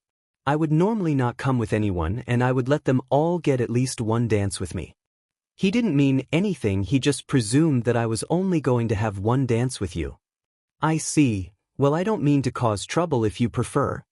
Don't even think about it, lazy, you don't get to squirm out of this so easily. The music began again. This time it was slower and a bit more somber. She moved closer and put her head on his shoulder as they began to stir again. Don't worry about anyone else, I am yours tonight. Hearing that, he put his arms around her and decided to just hold her close. Chuji felt a tap on his shoulder. He turned around to see a young boy, perhaps a couple years older than him, standing there. He had dark brown eyes and long black hair. I beg your pardon, but might I have a dance with the lovely lady? Chuji just looked at him, not really sure what to say. But Ino was kind enough to solve that for him. Of course. She let go of Chuji's hand and walked over to the smiling young man. You don't mind, do you, Chuji? Not really waiting for an answer, she turned to the fellow and introduced herself. He in turn kissed her hand and gave her his name. Ino smiled at him in delight. The music began again and the two of them began to slow dance. Chuji in the meanwhile just stood there, forgotten and invisible. As everyone around him began to dance, he finally got away. He went over to the stall he had originally wanted to visit and bought 3 skewers of meat. He then stood there with the other onlookers looking at the dancers, or rather at one dancer. The meat grew cold as he watched Ino blissfully in someone else's arms. Suleiman had watched the surprising scene play itself out. He turned to Gar. Is your sister angry with my grandson for some reason? Why did she refuse a dance? It has nothing to do with him. She simply prefers to dance with Shikamaru. That would be the name of the fellow she is dancing with now? Gara merely nodded. From the color of his Jonin vest, he is a foreigner, I take it. He is from Konoha and he is Chunin, not Jonin. He lifted an eyebrow. She prefers the company of a leaf Chunin to that of my grandson? It would seem so. I presume he is a suitor for Temari's hand? Again Gara simply nodded. Does she intend to dance with him exclusively? I did not ask, but whether she does or not is her concern. He looked at Gara warily. It could become your concern if she is perceived to be too friendly with him. Gara looked directly at Suleiman. It is her decision. Kankuro and I have given our blessing. In any case, Suleiman, it is none of your concern. I see. He said nothing more, but did continue to watch the young couple very carefully. The previous night had been very interesting, but he had enjoyed it. Normally he didn't like dancing with girls. Typically Ino had to guilt him into dancing with her or one of her friends, and he would always sneak away at the first opportunity. But for once he'd found dancing with a girl to be anything but troublesome. When Temari was in his arms, everything just felt right. They had danced all night, and when the last song was over and it was time for him to walk her home, it seemed too soon. There had been some other highlights to the evening. As she had predicted, they had been interrupted no less than 5 times by men wanting to dance with her. He was a bit shocked to see how much older some of her suitors were, as 2 of them were easily old enough to be her father. Temari had explained to him that it was not considered unusual. Each time he'd felt just a bit bothered. He didn't like other guys coming over and trying to take his girl away from him. He wasn't jealous, of course. He would never be jealous just because someone wanted to dance with Temari. During the dance they had spotted Kankuro several times. Sometimes he was with a blonde and at other times he was with a brunette. They had spotted Gaara as well. He had not danced but had simply watched from the crowd. They hadn't spoken with either of her brothers. Near the end of the evening he had spotted Chuji. He and Temari had gone over to speak with him before the end of the festival. His friend was obviously unhappy, and it hadn't been hard to piece together why. He'd asked about Ino and Chuji had pointed into the crowd. He'd spotted Ino in what looked like a new dress dancing with a blonde-haired boy. Chuji mentioned she had been dancing all night with 3 different boys. He knew of course about his friend's feelings for their teammate. He'd patted him on the back and tried to tell him that it was just a dance. He had seen Ino dance with other boys before. Temari'd had a strange look on her face and had asked if Chuji would like a dance with her. But Chuji had preferred to just stay where he was. When he had finally gotten her home, they'd shared a goodnight kiss at the gate, and she had told him to come back over at noon so they could have lunch. So here he was approaching the Sabaku complex holding some flowers in one hand and a package with a red bow on it in the other. As with his other visits, there were no guards at the gate. He had strolled to the front door where he'd knocked and been allowed in by a servant. He was expected and was asked to wait in a room near the door as they found Temari. "Well, look who it is." Shikamaru nodded politely. "Hello, Kankuro.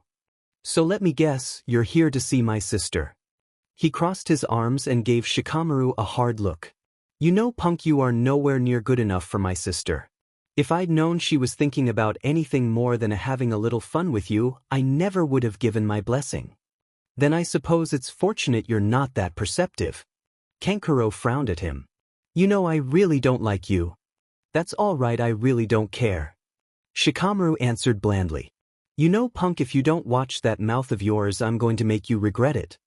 Temari told me about the terms of the bet you lost. I don't need to hit you, I have plenty of other ways to make your life miserable." Shikamaru smirked at him. "So do I." He reached into his vest pocket and produced a photograph which he handed to Kankuro. He looked at it. "What the hell?" It was of him bowing while looking like a Shika clone. "How the hell did you get this?"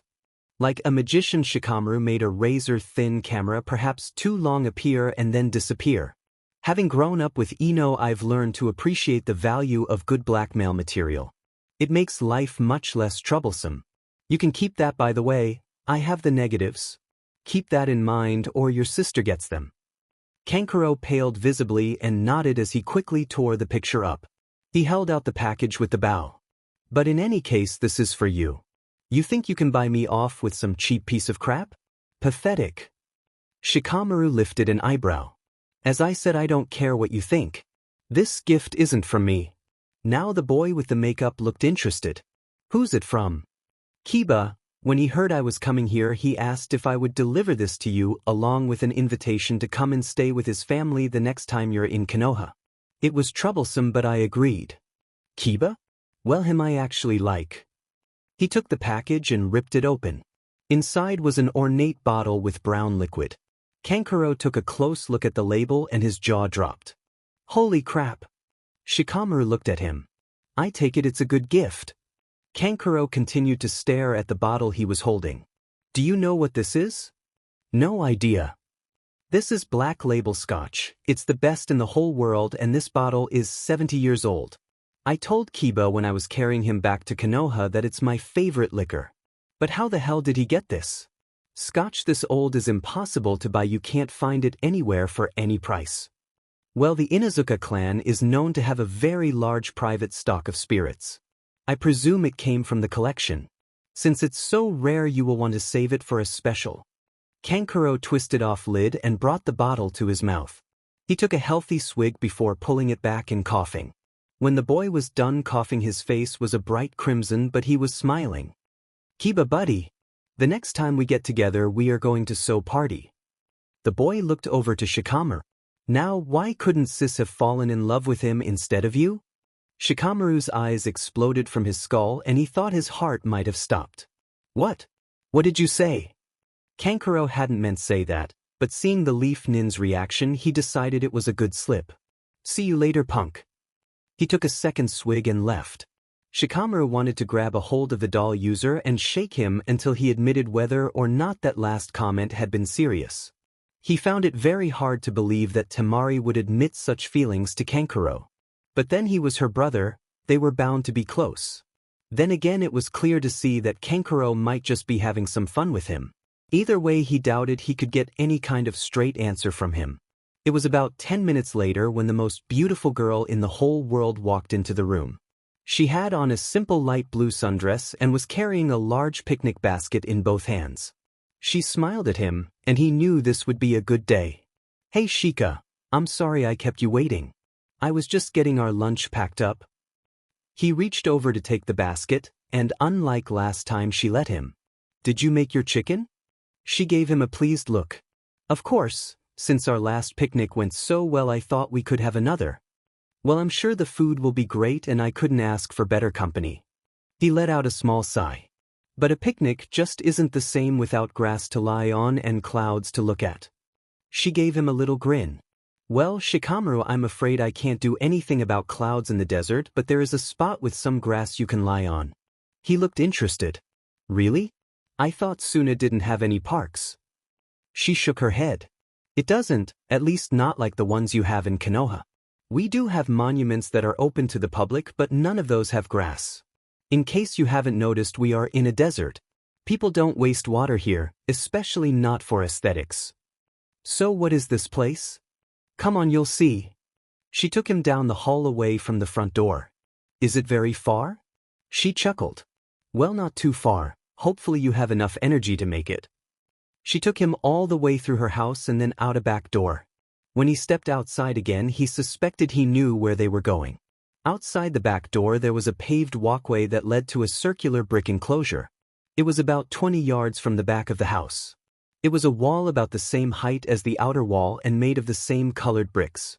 As he got closer he judged that it had a diameter of about 10 yards. The path led to what seemed like a solid iron door with a large brass handle. He noticed there were sheets of paper covering the wall. He thought they were messages of some sort. When they got closer he saw what they really were. He stopped dead in his tracks. "Temari, are those explosive notes?" "Yes, they are. There must be hundreds of them." She nodded. "About 300 actually. I had them all connected by chakra strings, so if one goes they all go." He stared at her with an open mouth. "Woman, you've got enough explosive here to level a building." She got a hold of his arm and got him moving again. "Relax, it's perfectly safe. They are connected to a special warding jutsu that will only go off if someone tries to go through, over, or under the wall or tries to cut the strings. I'm the only one who can deactivate the jutsu, so I'm the only one who can go inside." "What could be so important that you would go to so much trouble?" "I'll show you," she said happily. They got to the door and she ran through about a dozen hand signs. There was an audible chunk, and she reached out to open the door. Just before going inside though she looked back at the house. Looking at the second story she spotted him at one of the windows and waved. "Damn it. That is so not fair." He shouted like a child that had just been put in the corner. "Is something wrong?" Gar approached his older brother. Kankuro waved to the window. "Just look." Gara reached the window just in time to see Shikamaru enter and the door close behind him. She has invited Shikamaru into her garden. He looked at Kankuro. So. Kankuro looked hurt. "She has never invited me in there and I'm her brother." Gara allowed his lips to twitch perhaps a quarter of an inch. "It's not as though she invites everyone. So far as I am aware, Baki and I are the only ones ever allowed inside." "And Shikamaru," he said petulantly. "Why does she let him in but not me?" "She probably does not believe he will step on her flowers. If you had not done that, she probably would not have gone to the trouble of putting a wall around it to begin with." "I was 7. And you have matured so much since." "Hey, I am mature now, I don't do childish stuff anymore." Gara stared at him. "You eat the chocolates from her admirers."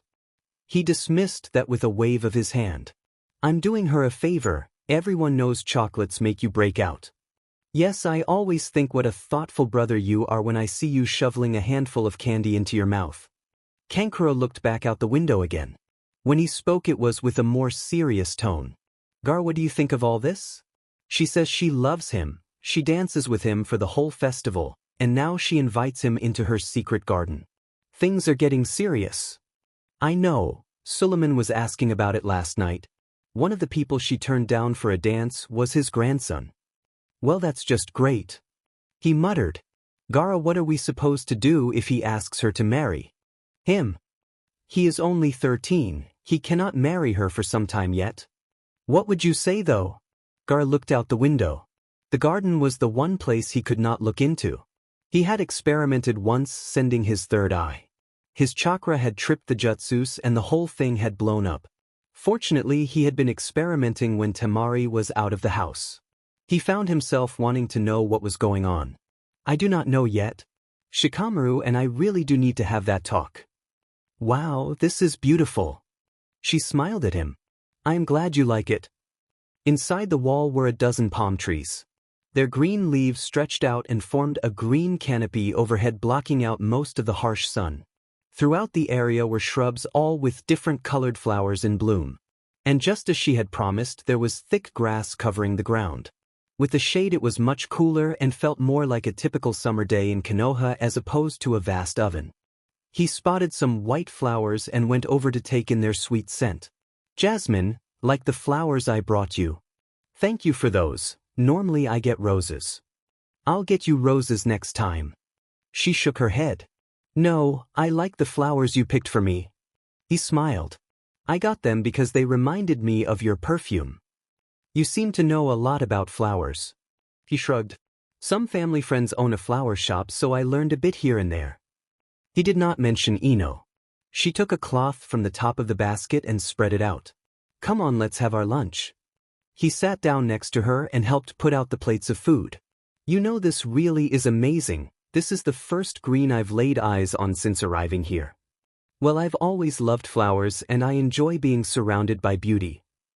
He looked directly at her. Yes, it is very beautiful here. At his words, she turned a slight shade of crimson. There was a momentary silence. Temari? Yes. Why do you like me? She gave him a confused look. What do you mean? He leaned back into the soft grass and turned his eyes upward towards the green and blue. I mean, why do you like a lazy chunin from another country when you have your pick of any guy you want? She stared at him. You ask some really stupid questions, you know that?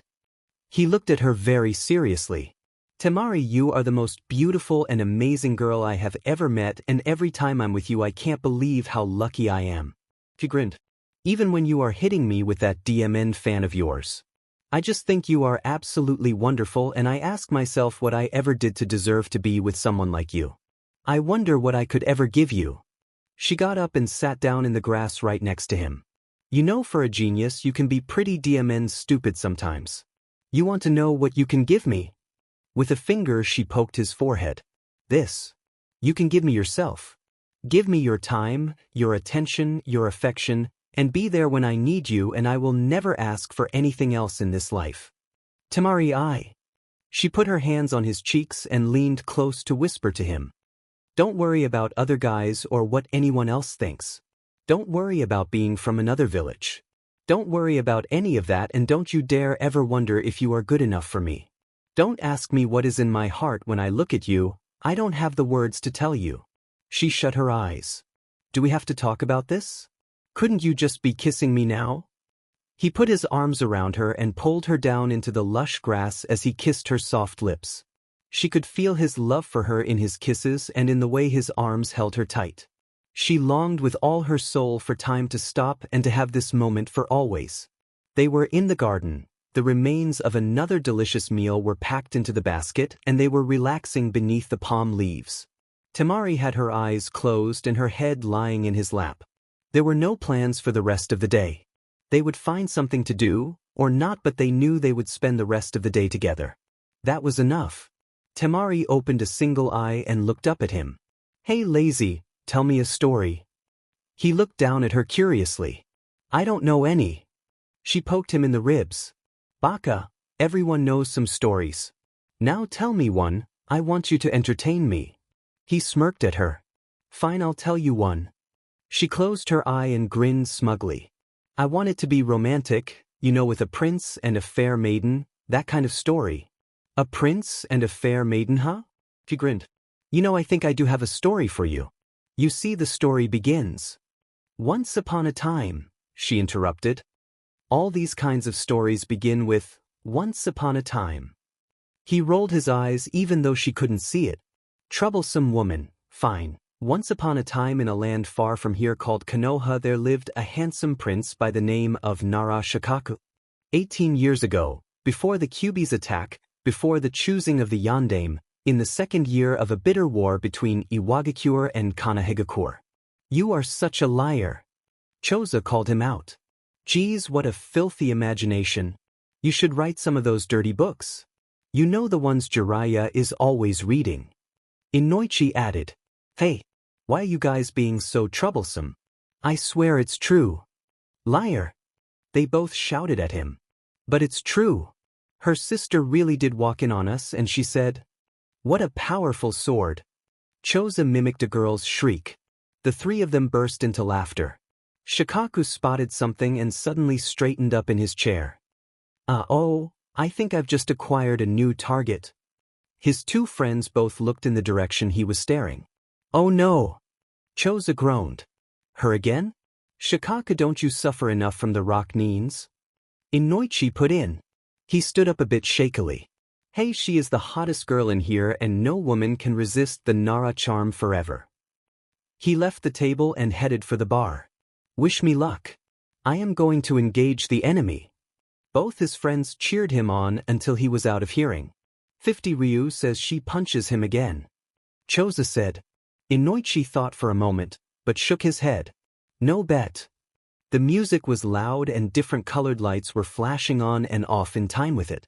The dance floor was packed as was the bar. The Red Lantern was the most popular club in Konoha and the best place to meet beautiful and available young women. Tonight was no exception. Shikaka had locked on to one very lucky lady. So what is it like to be the most beautiful woman in all of Konoha? He slid up beside his intended target. The woman gave him an exasperated look and shook her head. I wouldn't know. Why don't you try asking me what it's like to be the most hounded? I told you last time and the time before that and the time before that I'm not interested. He looked hurt. You know all I want is to buy you one drink. I've got my own money, thanks. Well, could you at least tell me your name this time? No, that would just encourage you. Well, how about your phone number then? He gave her a winning smile. The look she sent him could have frozen fire. I won't even tell you my name. Why would I give you my number? You know I'm just trying to be friendly. Most women would appreciate the attention. Go bother one of them then. He gave her a considering look. Say, you're not a lesbian, are you? If you are, there's a club just. The next thing he knew, he was waking up on the floor with his two teammates kneeling over him. What happened? His jaw hurt like hell. The Queen Beach hit you again. Now come on, let's get you to the hospital so you can get healed up again. Inoichi said. As his friends helped him up, he yelped in pain. My ribs. What the hell? It feels like they're broken. Wouldn't surprise me. After she punched you, she spent about 5 minutes kicking you. Choza said. He shot his two friends a betrayed look. And you two just watched? Some friends you are. We didn't sign up for a suicide mission. Inoichi said flatly. Come on, let's get you to the hospital. Choza carefully put his friend on his back. What did you say to her anyway? Shikaka grinned. I asked her if she was a lesbian. Yes, that would do it. Choza nodded. From her reaction, I'm guessing she's not. Inoichi said. So, are you finally ready to give up on the Queen Beach? Choza asked. Even though it hurt, Shikaka laughed. Hell no. Inoichi shook his head. You really do have a death wish, don't you? Why are we coming here? I don't even like seafood. Man, what a drag. Shikaka whined. It's my turn to pick where we eat and I do. Inoichi replied. The food is supposed to be pretty good. Choza tried to play peacemaker. They serve sake and beer. Well then it can't be too bad. Shikaku said. They entered the new restaurant's ornate doors and were greeted by a short fellow with salt and pepper hair wearing a truly ugly yellow uniform. Welcome, gentlemen. The Hot Ono Fish Palace is honored to serve 3 of its heroic shinobi warriors. Would you gentlemen prefer a booth or table? We always get a booth in the back.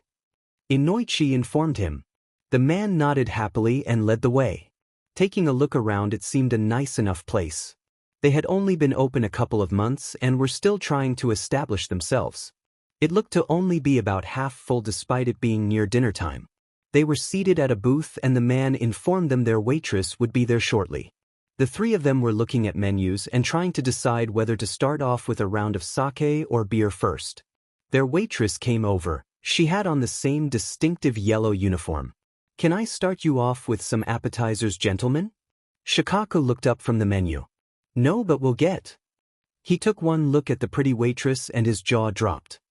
"You." When his face, she gave him a look of pure fury.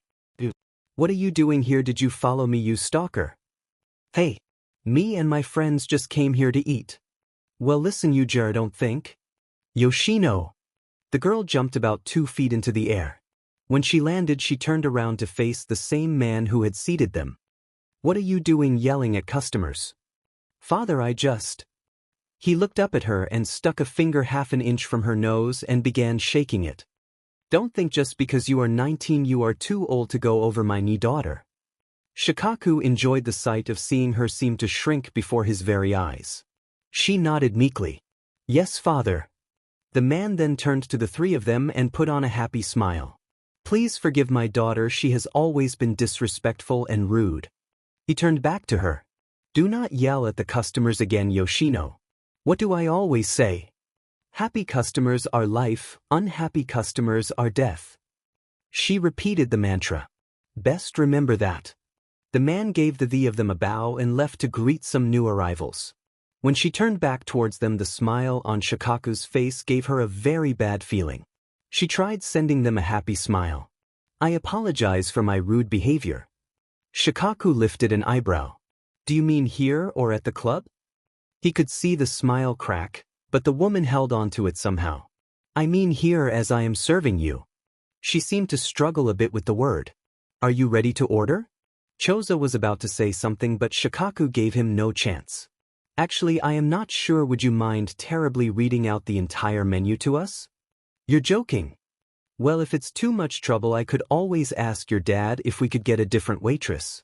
One who is less rude and disrespectful to the customers." She sent him a look of pure hatred, but her tone was mild. "I would be happy to read the menu out to you." Choza sent Inoichi a discontented glance. "You picked this place. How was I supposed to know the Queen Beach worked here?" "What did you call me?" Inoichi shrank back from the woman as he felt a wave of killer intent roll off her. "He called you Queen Beach?" Shikaku replied, helpfully stressing the 2 syllables. "But we had to call you something since we didn't know your name, Yoshino. Now I would appreciate it if you would get back to reading out the menu for us." At the end of the evening, Shikaku left a generous tip on the table as he got up to follow his friends. "Well, Yoshino, that was a wonderful meal. I'll be seeing you tomorrow." She sent him a smirk. "I only get 1 night off a week and it's not tomorrow. I'll be working, not going to the club." He smiled. "I know. Well, that was another great meal. Please send my compliments to the chief." He dumped more than enough Ryu notes on the table and stood up to leave. She got in his way and whispered to him. "All right, you've been here 4 nights in a row. I want you to leave me alone." He gave her a smug look. "Can I help it if the food and service are so wonderful here?" "You don't like the food that much." She stated flatly. "Must be the service then. What is it going to take for you to stop coming here?" "Have one drink with me." She looked like she had swallowed an overripe lemon, but after a moment she finally nodded. "I get off at 10. I'll meet you at Noslin's bar down the street." She met him at the bar. They each got a beer. When she got hers, she put it to her lips and chugged it down in about 10 seconds. She slammed the bottle back down on the bar and stood up. "All right, I had a drink with you. Goodbye." "Bye. I'll see you tomorrow. I'm thinking of trying the snapper." She sat back down again. "Look, why won't you just leave me alone? You are never getting what you want." "What do you mean?" He sipped his own beer. "No matter how much you annoy me or piss me off at work, I am never going to sleep with you." He looked just shocked. "Oh, Yoshino. How could you think so poorly of me?" She looked to the bartender and asked for another beer. "Well, Shikaku, it's probably because you've been trying to get me into bed since we met. A gentleman would never proposition a lady." All I've been trying to do this whole time is get you to know me. That's all, huh? She answered sarcastically. He nodded. Now, if after you get to know me you should want to sleep with me. You know, if I were to murder you right now, no court would convict me. He shrugged. Well, if it helps any, my squad is going back to the front next week. We're pulling another 60-day rotation. Maybe if you get lucky some Rockneen will bury me and you'll be saved. She gave him a sharp look. Don't joke about that. Too many people have already died in this war for that to be funny. I don't want you to die, I just want you to leave me alone. He nodded to her beer. Drink that and I'm sure you'll start to feel better. The only thing that would help would be forgetting you completely. Well, enough alcohol can do even that. She shook her head. I have a high tolerance for alcohol. It's a high tolerance for annoying men I lack. He shrugged.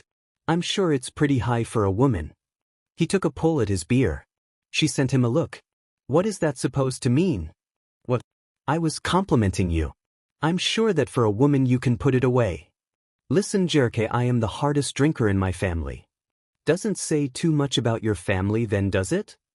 Her eyes turned to slits. I bet I could drink you under the table. He just laughed. You afraid? He stopped laughing and looked at her. You're serious? DMN, right? He thought about it for a bit. All right, but if I win you have to go out on a date with me on your next day off. Fine, and if I win you promise never to set foot in the restaurant ever again. Don't you want me to promise to stay out of the Red Lantern too? No, I like putting you in your place when you're being in butt. He shook his head. Woman, there is no way you can outdrink me. In fact, not only will I stay away from the restaurant, if you outdrink me you can have this. From beneath his shirt he pulled out a pendant. She looked closely at it. She'd never seen anything quite like it. On the end of a slim chain was a ball of polished reddish-brown onyx wrapped by 3 bands of silver. On the central band she could see an engraved name, Shikaku. Are you sure you want to bet that? I don't own any expensive pieces of jewelry and that looks nice. It has a sale value of about 2,000 ryu. She believed him. You sure you want to risk it? It's not a risk, he said blandly. She shrugged her shoulders and turned to the bartender. Can I get a couple bottles of 100 proof vodka and 2 shot glasses, please? Vodka? He said, a bit surprised. Beer would take too long and I have work tomorrow. He woke up with his head splitting open. His tongue had become sandpaper and he had the yummy aftertaste of vomit. Another great night out with the boys. As he slowly, very slowly, lifted his head, he could see he was still in his clothes and sprawled out on his couch. He got to his feet and wandered over to the bathroom. He didn't remember much, but that wasn't exactly unusual. He got the half-empty aspirin bottle out of the cabinet and dumped 9 or 10 into his mouth. He cupped his hands beneath the faucet and gulped down enough water to get them swallowed. Now a hot shower and then some tea. As he got undresses he noticed something was missing. Damn it. Where the hell had he put it? He stumbled back out to the sofa and began checking beneath it, then between the cushions and all around it. Troublesome, he muttered to himself. He was sure it was just lost somewhere in the house, but he didn't like not knowing where it was. He put his hands together and performed 3 seals. Shadow lost lamb technique, Shikaku. Immediately his shadow stretched out about 10 feet going out underneath his front door. What the hell? Did I lose it in the club? He never lost it, not even during battle. What had happened last night? Where had the 3 of them gone? He tried to remember. But wait, he hadn't been with the boys. That's right, he had finally gotten her to have that drink with him. Then she had suggested that ridiculous challenge. And he had accepted, saying if she won not only would he stay out of the restaurant but he would give her. He suddenly stiffened. That was not possible. Nara Shikano's boy losing to a girl in a drinking contest? For the first time in his life he was glad his dad was not alive to see this. Geez, if the guys find out they'll never let me live it down. There was also the little matter of getting it back. He shook his head, still not believing it. Well, he knew what he had to do. The living room clock said it was almost 11. He'd found out she worked a shift from 1:30 to 10 o'clock and she'd said she was working today. He would have time to get what he needed and see her. He stumbled back to the bathroom. It was shaping up to be a lousy day.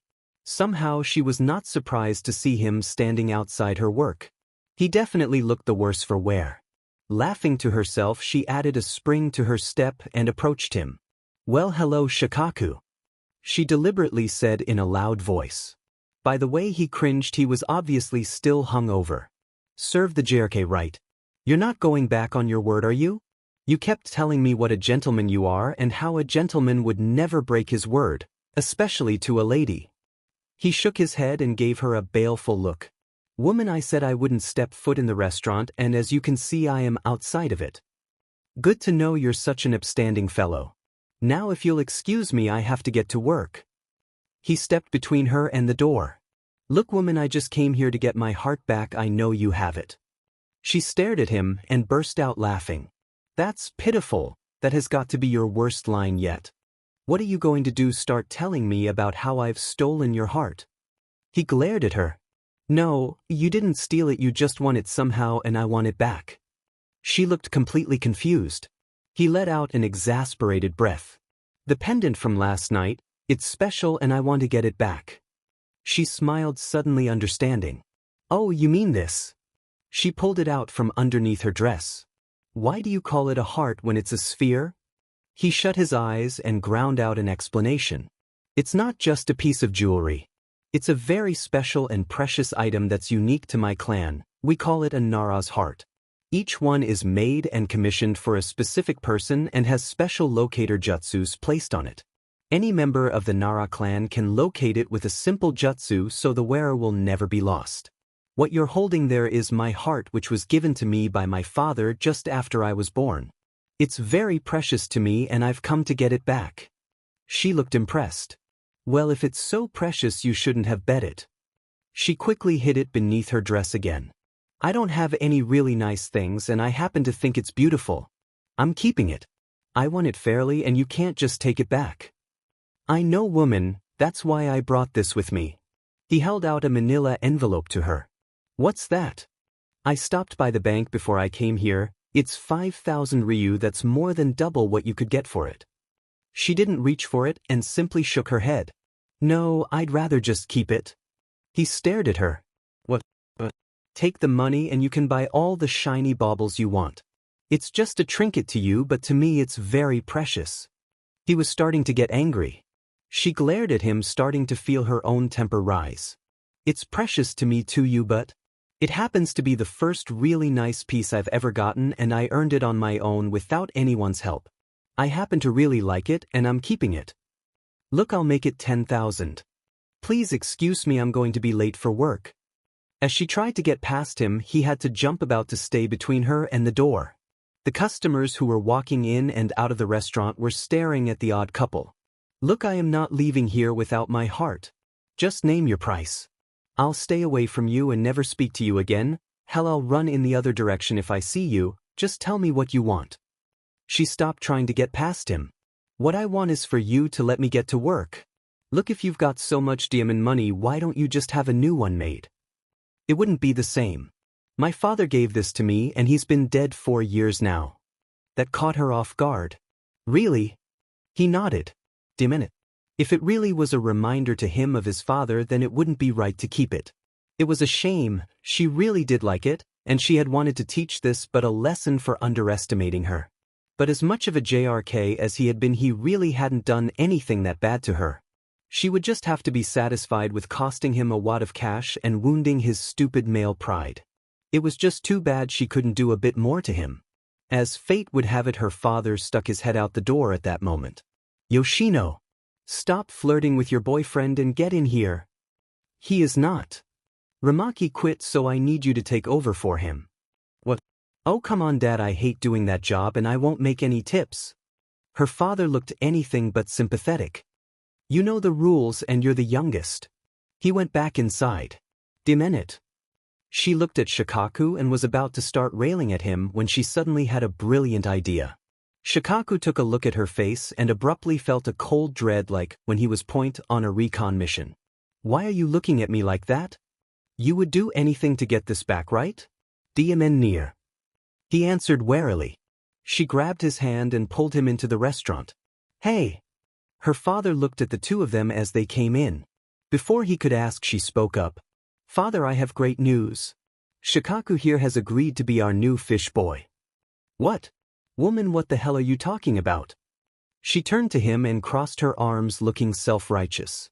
Well, do you want this back or not? I won't sell it to you, and if you try and take it from me I'll scream bloody murder. But if you'll agree to work here as fish boy for 6 months I'll give it back to you. He stared at her, his mouth open. Woman, are you insane? Do you see this?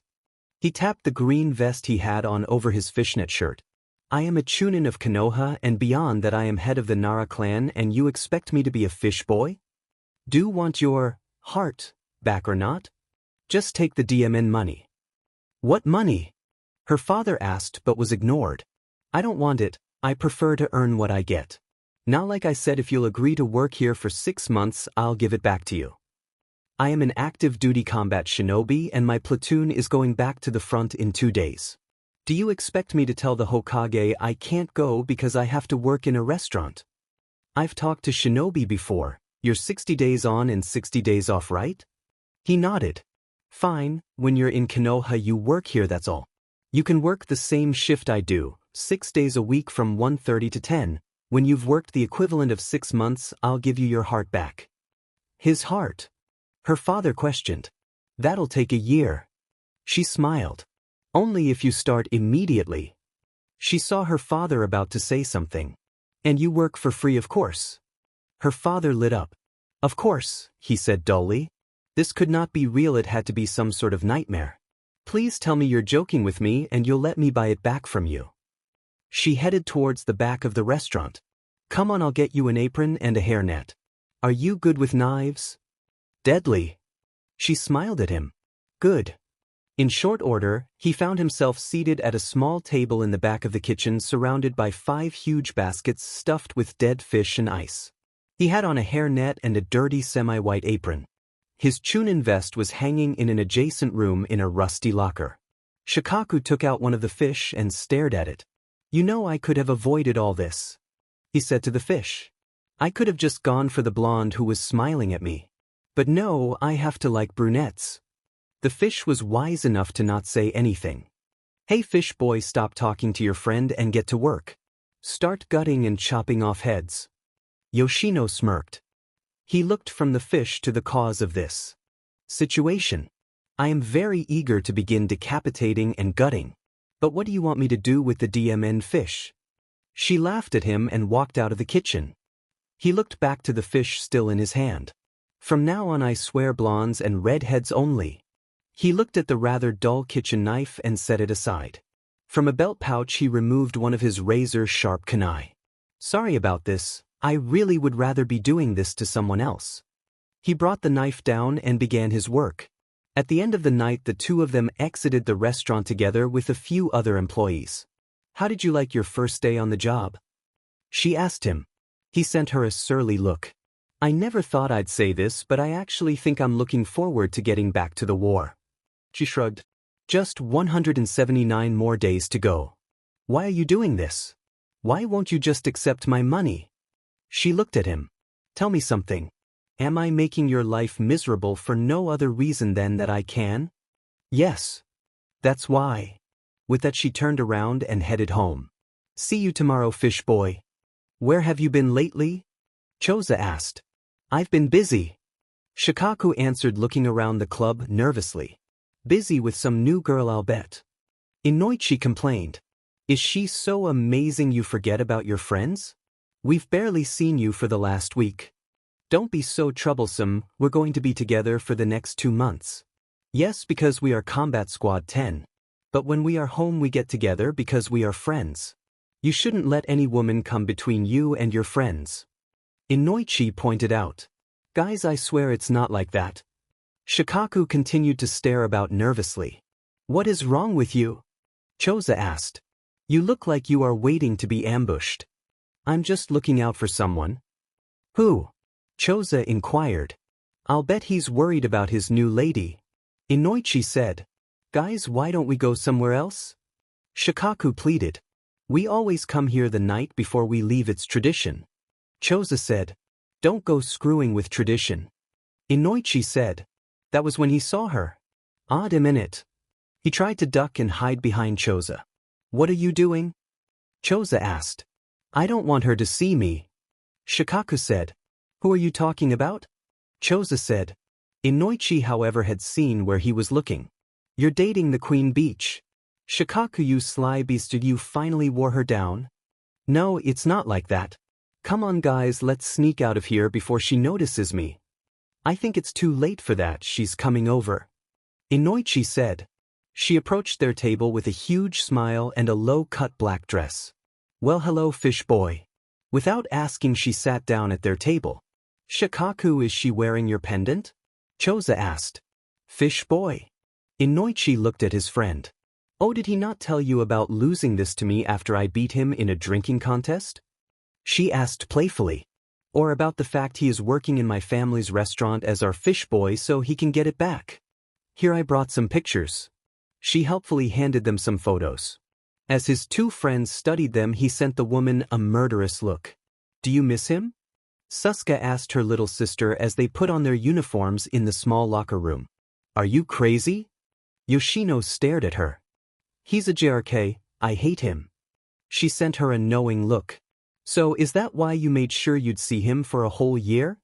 I wanted to teach him a lesson about underestimating women. You sure? I've noticed you seem to spend an awful lot of time in the kitchen when he's here. I hate him. That's why I went over to where he and his friends were last night and spent an hour telling them about how I outsmarted him. Her sister just gave her an amused look. What? You went to the trouble of spending an hour with him outside of work? Yeah, it really sounds like you can't stand the guy. It's not like we were on a date. In fact, he told me he was going to get even with me when he gets back. Sure, listen Yoshino, do me one favor. What? She asked suspiciously. Make me maid of honor at your wedding. Baka. He was smiling at her as he stepped out of the men's dressing room. Welcome back, fish boy. Thanks, so good to be back. By the way, don't think I've forgotten I owe you for embarrassing me in front of my friends. What are you going to do? She asked smugly. He smiled more. Let's just say it's not wise to PSS off a shinobi, especially not one with my level of stealth skills. I'm quaking in terror, she said as she ducked into the women's dressing room and he headed towards the kitchen. An hour into her shift, she was sure something was wrong. People kept laughing and giggling around her. But when she asked, no one would tell her why. Even more disturbing than the general laughter and looks, there was a middle-aged blonde woman who seemed to be flirting with her. Yoshino! Her father yelled at her. What? What is on the back of your uniform? She tried looking and sure enough there seemed to be writing in black letters. What the hell? It had been perfectly clean when she put it on. She couldn't make out what it said and so headed to the ladies' restroom.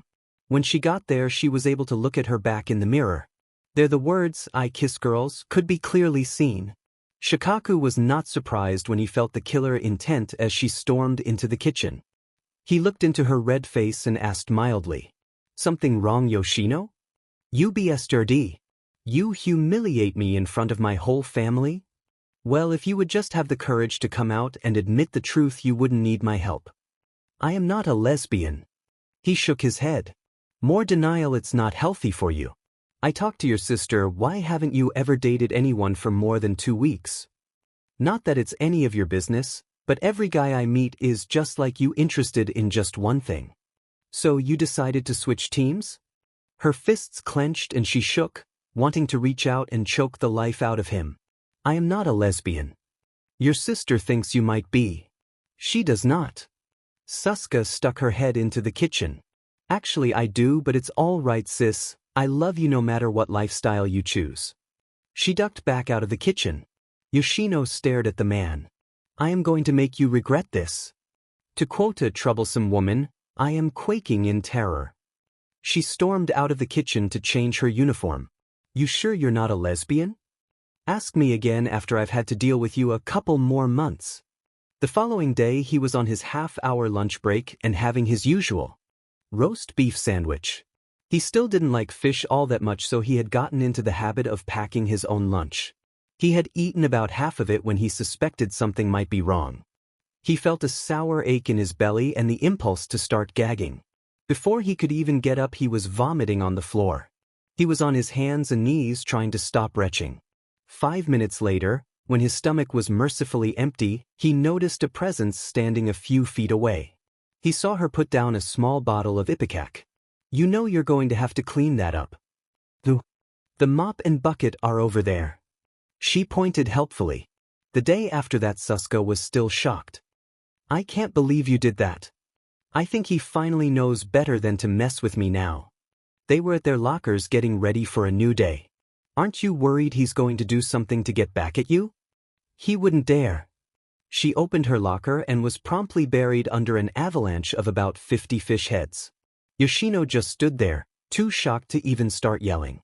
Her uniform and her new dress were drenched in fish juice. Suska gaped. Yeah, he wouldn't dare, all right. She stormed into the kitchen and grabbed a butcher's knife. Shikaku! Something wrong, Yoshino? That was all he got out before she began chasing him around the kitchen with her knife. That evening she waited for him outside the restaurant. I am sorry I stabbed you. He shrugged. It's just a flesh wound, I've had worse. I smelled of raw fish all day. I smell that way every day. Yeah, but you're not trying to get tips. You do know I am going to have to get back at you now? Of course, and then I'll have to retaliate. Of course. She began to leave. Do you always walk home alone? Usually. May I walk you home? No. She began to walk away. She had gotten half a dozen steps before he was at her side. She came to an immediate halt. I told you I don't want you to walk me home. A gentleman does not allow a lady to go home alone. I can take care of myself. I know my ribs still ache sometimes. She couldn't help it, she grinned a little. When he wasn't acting like but he could be kind of funny.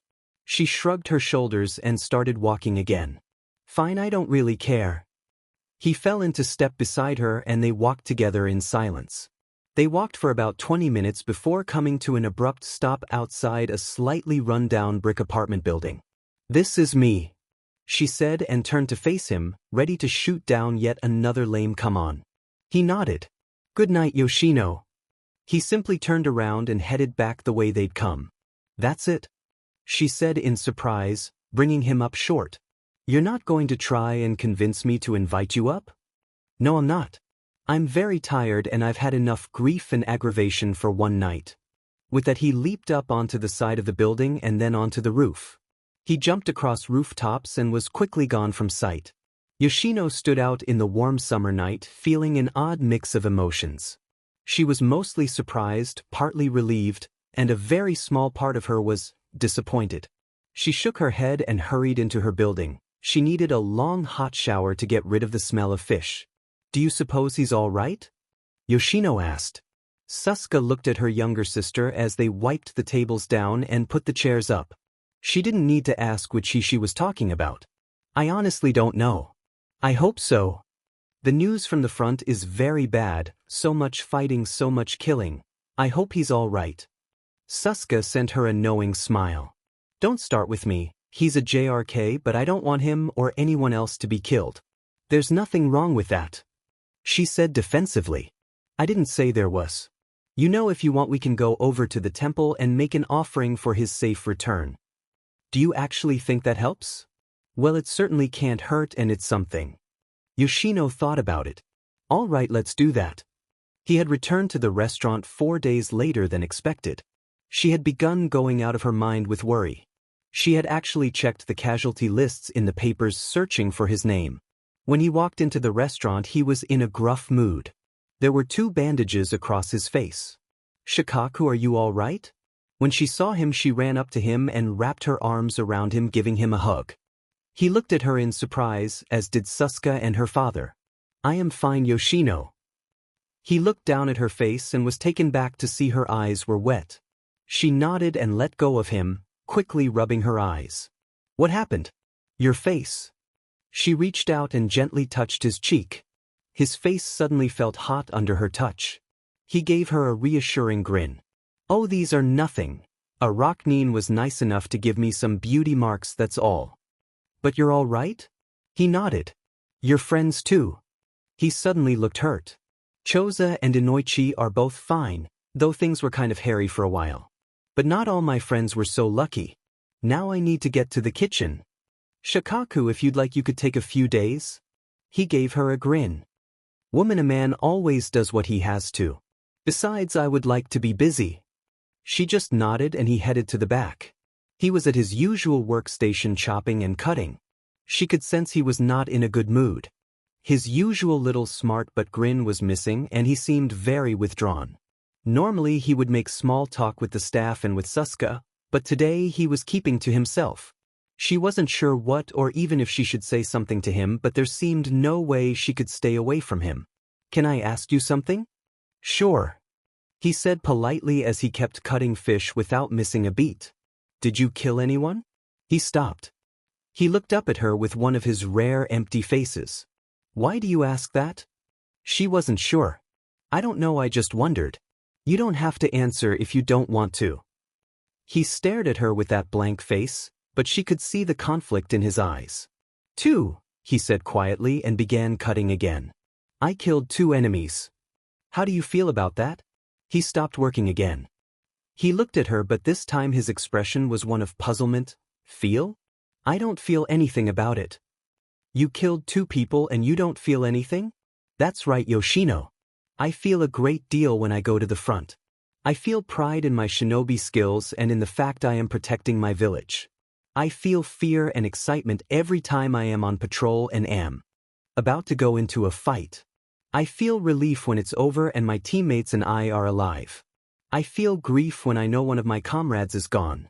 I feel satisfaction when the mission is completed or the fight won. And I feel joy every single time I see the gates as my team and I come home. But when I'm killing, when I am ending the life of an enemy so he doesn't end mine or my friends, I feel nothing. I don't let myself feel anything because if I did I would start to think about it. And if I start to think about it, it will begin to eat me up. And if that happens I will hesitate to do what I must, and if I hesitate I put not only my life but the lives of my friends in danger. And I would never do that, so I have taught myself to feel nothing. He stopped and the entire kitchen was silent. Every single person had stopped to listen to him. He picked up the kunai and began cutting fish. I'm sorry, Yoshino said quietly. Don't be sorry. Does this change how you see me? She could only nod. Makes you see me as a heartless killer, huh? No, just the opposite. He wasn't sure what she meant by that, but before he could ask she had headed out to the floor. The next day she came into the kitchen already in uniform holding a bento box. What's this? He asked suspiciously as she set it in front of him. Please consider it a peace offering. I know we can't make peace with Rock, but I'd like to stop the fighting between us. He looked at her. Are you serious? She nodded. I made you some beef stir-fry with vegetables and rice. Thank you. He opened the bento and looked at the contents warily. You didn't poison it, did you? No, I swear. At this point I really don't care who started what. He nodded. All right, Yoshino, if you'll stop I will too. Speaking of which, could I have your pen? She was surprised by his request. She was even more surprised when he threw her pen into the trash. Why are you? From the trash she heard a soft bump. Very tiny explosive note. Not strong enough to break the skin but enough to send ink flying everywhere. She looked at him admiringly. You know you're very good at this. Shinobi, he said simply. You know, for someone who can't use chakra you're very good as well. 2 older brothers, she replied. They both shared a laugh. She was sitting at the bar when 3 guys came up to her. As always happened, they began hitting on her. As always happened, she let them know their attentions were not welcome. Come on baby, have a drink with us. Idiot number 1 said. Thank you, but I already have a drink. Well, let us buy you another. Idiot number 2 said. No thank you, I am not interested. Ah, come on baby, don't be like that. Idiot number 1 put his hand on her shoulder, only to have it slapped away. Don't touch me, you drunk butt. What's the problem? Idiot number 1 asked. Maybe she's scared to be touched by a real man. Idiot number 3 put in. Idiot number 1 leaned closer to her. Ah, is that the problem, baby? You shy? Want a real man to show you some attention? He was about 5 seconds away from getting his nose broken when he suddenly stiffened. Moving faster than she'd have thought possible, he flattened one of his friends with a punch and the other with a perfect kick to the head. "What the hell, I'm possessed!" The man shouted in terror, just before slamming his head into the bar and knocking himself out. Yoshino was on her feet looking down at 3 unconscious drunks. Normally I don't ever have to use shadow manipulation technique when I'm in Konoha. But it does come in handy sometimes. Shikaku came over to her. She crossed her arms. "I would have dealt with them. I know, I just didn't like seeing you being treated so disrespectfully." She gawked at him. "You're joking. You don't like it when someone else does the exact thing you do." He looked at her in surprise. "I have never behaved that way." She shook her head. "You never put your hands on me. I'll give you that. But the rest of it?" He stared. "Was I really like that?" She nodded. "I always thought I was being charming." "You weren't," she said flatly. "You bothered me, and no matter how many times I asked you to stop, you wouldn't." He looked down at the 3 men and then back at her. He straightened up and then bowed to her. "Yoshino, if my previous behavior was anything like that, then I apologize to you. I sincerely regret if I seem to be disrespecting you. Please believe that was never my intent." She was genuinely surprised. In all her experience, this was the very first time a man had offered her a real apology for the way he'd behaved. "Shikaku?" "Yes." She gave him a little smile. "Buy a girl a drink? Nice apartment," he said politely. She looked around her place. "I know it's not much, but it's mine." She spoke with pride. It had turned into a very surprising night. When he had sat down next to her at the bar, they had talked, and it had been pleasant. That happened more and more at work. Since calling a halt to their little war, their conversations had actually grown friendly. While at the bar, she had hinted she wouldn't mind being asked to dance. He, however, had told her flat out that he did not dance. So instead they had spent a couple hours sitting at the bar sipping on drinks and talking over loud music. When she had decided it was time to go, he had walked her home. When they had gotten to her building, she had surprised him again by asking if he would like to come up for tea. And so, without even trying, he had found himself sitting at a small plastic table sipping a cup of tea. The apartment was tiny. It had a small bathroom, a kitchen connected to a living room, and a bedroom he had not been allowed to glimpse. It was sparsely filled and the furniture had clearly seen better days. But everything was in order and the place was immaculate. It was the opposite of his home, which was large, spacious, filled with furniture and other items, and an absolute wreck. One look inside was enough to tell anyone that it was the home to a bachelor. "I don't suppose you really understand. Being the head of a clan and all, but everything here was earned by me." "No, I can understand pride." He sipped his tea. "But you know, you still could have taken my money. You would have earned that too, since you had my heart." He saw her grinning. "What?" She chuckled. "I just like hearing you put it that way, when you say I have your heart." "Well, you do, and the first time I told you that, you laughed at me. I thought it was just another one of your stupid pickup lines." He looked at her seriously. "Why didn't you take my money? Was it really just so you could teach me a lesson?" "Well, that was part of it. What was the rest of it then?" She took a hold of the silver onyx pendant and looked at it. "The truth is, I just wanted it more than I wanted the money. I've never had any beautiful things and I don't own any expensive jewelry. This is the first really nice thing I have ever owned and I just wanted to keep it." He sipped his tea. "Well, if I had known that, I suppose I could have had a new one commissioned and offered you that." "Well, actually no, I suppose I couldn't." She gave him a curious look. "Why not? Wouldn't that have been cheaper?" "Yes, but the problem wouldn't have been the cost. It would have been me giving you my heart." She shook her head. "You are going to have to explain that one." "Well, you see, there are a great many family traditions that I honor out of respect for my clan. One of them involves giving a heart to a woman. You see, they can be given to children or male friends at leisure. But if I give it to a woman, there is a special meaning. It means I give her my heart for always and that she is the only woman I will ever love or pursue." Yoshino stared at him. "Relax, woman, I didn't give that to you, I lost it on a bet. Besides, what name is on it?" "Yours." He nodded. "When I give my heart to a woman, I will have it commissioned and it will have her name on it." What happens if she doesn't want it? He laughed. Then I'll thank her for letting me find someone who will. If she doesn't accept it, then I am not bound.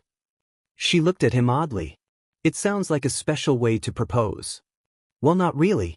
It's more a declaration of love and intention. My dad gave my mom one, of course, but she still got an engagement and wedding ring later. He proposed a couple years after he asked her to accept his heart. She looked more closely at the pendant. Have you ever thought of giving one to someone? He shook his head. I haven't found her yet, and I am not sure I ever will. She lifted an eyebrow. Don't you believe in love? In love, yes, I love my friends, I love my village, but finding one woman I can love for the rest of my life? Who knows? Besides, I don't plan to marry until I am at least 40, if I live that long. 40? I want to have gotten all adventuring and playing out of my system before I settle down and start having kids. She laughed at him. You make marriage sound like a prison sentence. Well, I'm not going to worry about it now. The way things are, I don't know about reaching 22, never mind 40. Baka, don't say things like that. He shrugged. What kind of woman do you want anyway? He smiled. I've recently decided she will have to be blonde or redhead, and she needs to be a soft, compliant wife who will be happy to stay home and raise 4 or 5 children while I take care of the important decisions. Oh, a trophy wife, how predictable. Don't you think a woman like that would bore you? Wouldn't you rather have a strong, intelligent wife who will help you with making decisions and other burdens? You mean someone like you? She laughed. As if I'd put up with you. Besides, when and if I ever get married, I am having one child, a girl. He smiled at her. What if you have a boy? I will definitely have a girl, and I am not going through childbirth more than once. They continued talking into the early morning until it was time for him to go. It was the last night before he was to go to the front again. He had walked her from the restaurant to her building. Want to come up for tea? He hesitated but shook his head. I'm sorry, but I need to run home and shower and change so I can meet my friends. She nodded sadly. That's your tradition, right? Yeah, and the guys would kill me if I broke it. Listen, your sister told me you turn 20 next month, right? She nodded, a bit surprised he knew or cared. He reached into his chunin vest and took out a small cardboard box and a note in an envelope. This is for you. It's a bit early, but happy birthday. She looked at his offering and was deeply touched that he cared enough to think of her when he was about to go back to war. Shikaku, you didn't? He grinned and waved away her objection. Hey, I wanted to. Now don't open that until your birthday. Good night, Yoshino. Shikaku, before he could leave, she hurried up to him and kissed his cheek. Come back safe. He smiled at her. I'll try, but I can't promise. With that he leapt away. 5 minutes later she was at her table and had opened both the gift and the note. In the box were a pair of gorgeous diamond stud earrings. The note read, Yoshino, I want you to have something beautiful after you return my heart to me. And don't think about refusing my birthday gift or I will be deeply hurt, and I know you don't want that. Best wishes, Shika. P.S. I know you didn't wait until your birthday to open this. Shame on you.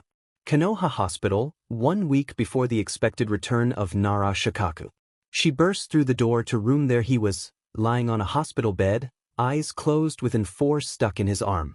She didn't hesitate, she didn't think. She ran over and threw herself on top of him. With tears flowing, she pressed her mouth to his and kissed him desperately. His eyes opened immediately, but all he could do was kiss her back. When she finally stopped, she pulled her head back a few inches and stared into his bewildered expression. Shikaka, don't die, she wailed. Before he could say anything, she was kissing him again. She was passionate and desperate and wanted him to know that she couldn't take losing him. When she pulled back for air, he managed to gasp out, Yoshino, what? Shikaka, you can't die. Please, I beg you, don't die. Woman, who told you I was dying? I took some stab wounds, but they've already been healed. I'm being released tomorrow. Immediately from the door there came a burst of laughter as Choza and Inoichi finally lost it. Yoshino stared at them. They had come into the restaurant telling her he was in critical condition and might not make it. Ubiasas! She screamed at them. They both stopped laughing as they felt a murderous killer intent filling the room. Being veterans and not being completely stupid, they knew when a tactical retreat was called for and ran. When they were gone from sight, Yoshino turned back to Shikaku, who she was still lying on top of. He was grinning at her. She reared back and punched him in the stomach as hard as she could. "Ow!" he yelled out in real pain. "What the hell? Was that for woman? I didn't do anything." She jumped down off him and turned away as she rubbed her eyes. "Well, they're your friends." So far as she was concerned, that was offense enough. When she turned back to him, her eyes were dry and she looked furious. "It never happened. I didn't kiss you.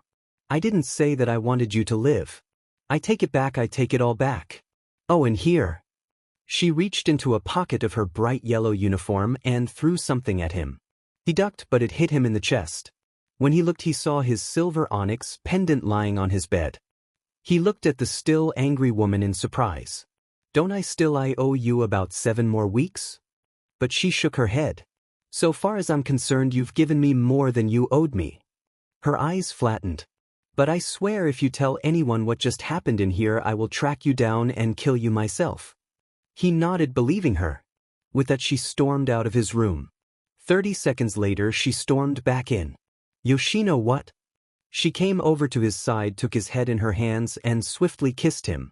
She kissed him as passionately and deeply as she had before. As soon as she had finished, she turned around and began leaving again. "I'm glad you're all right.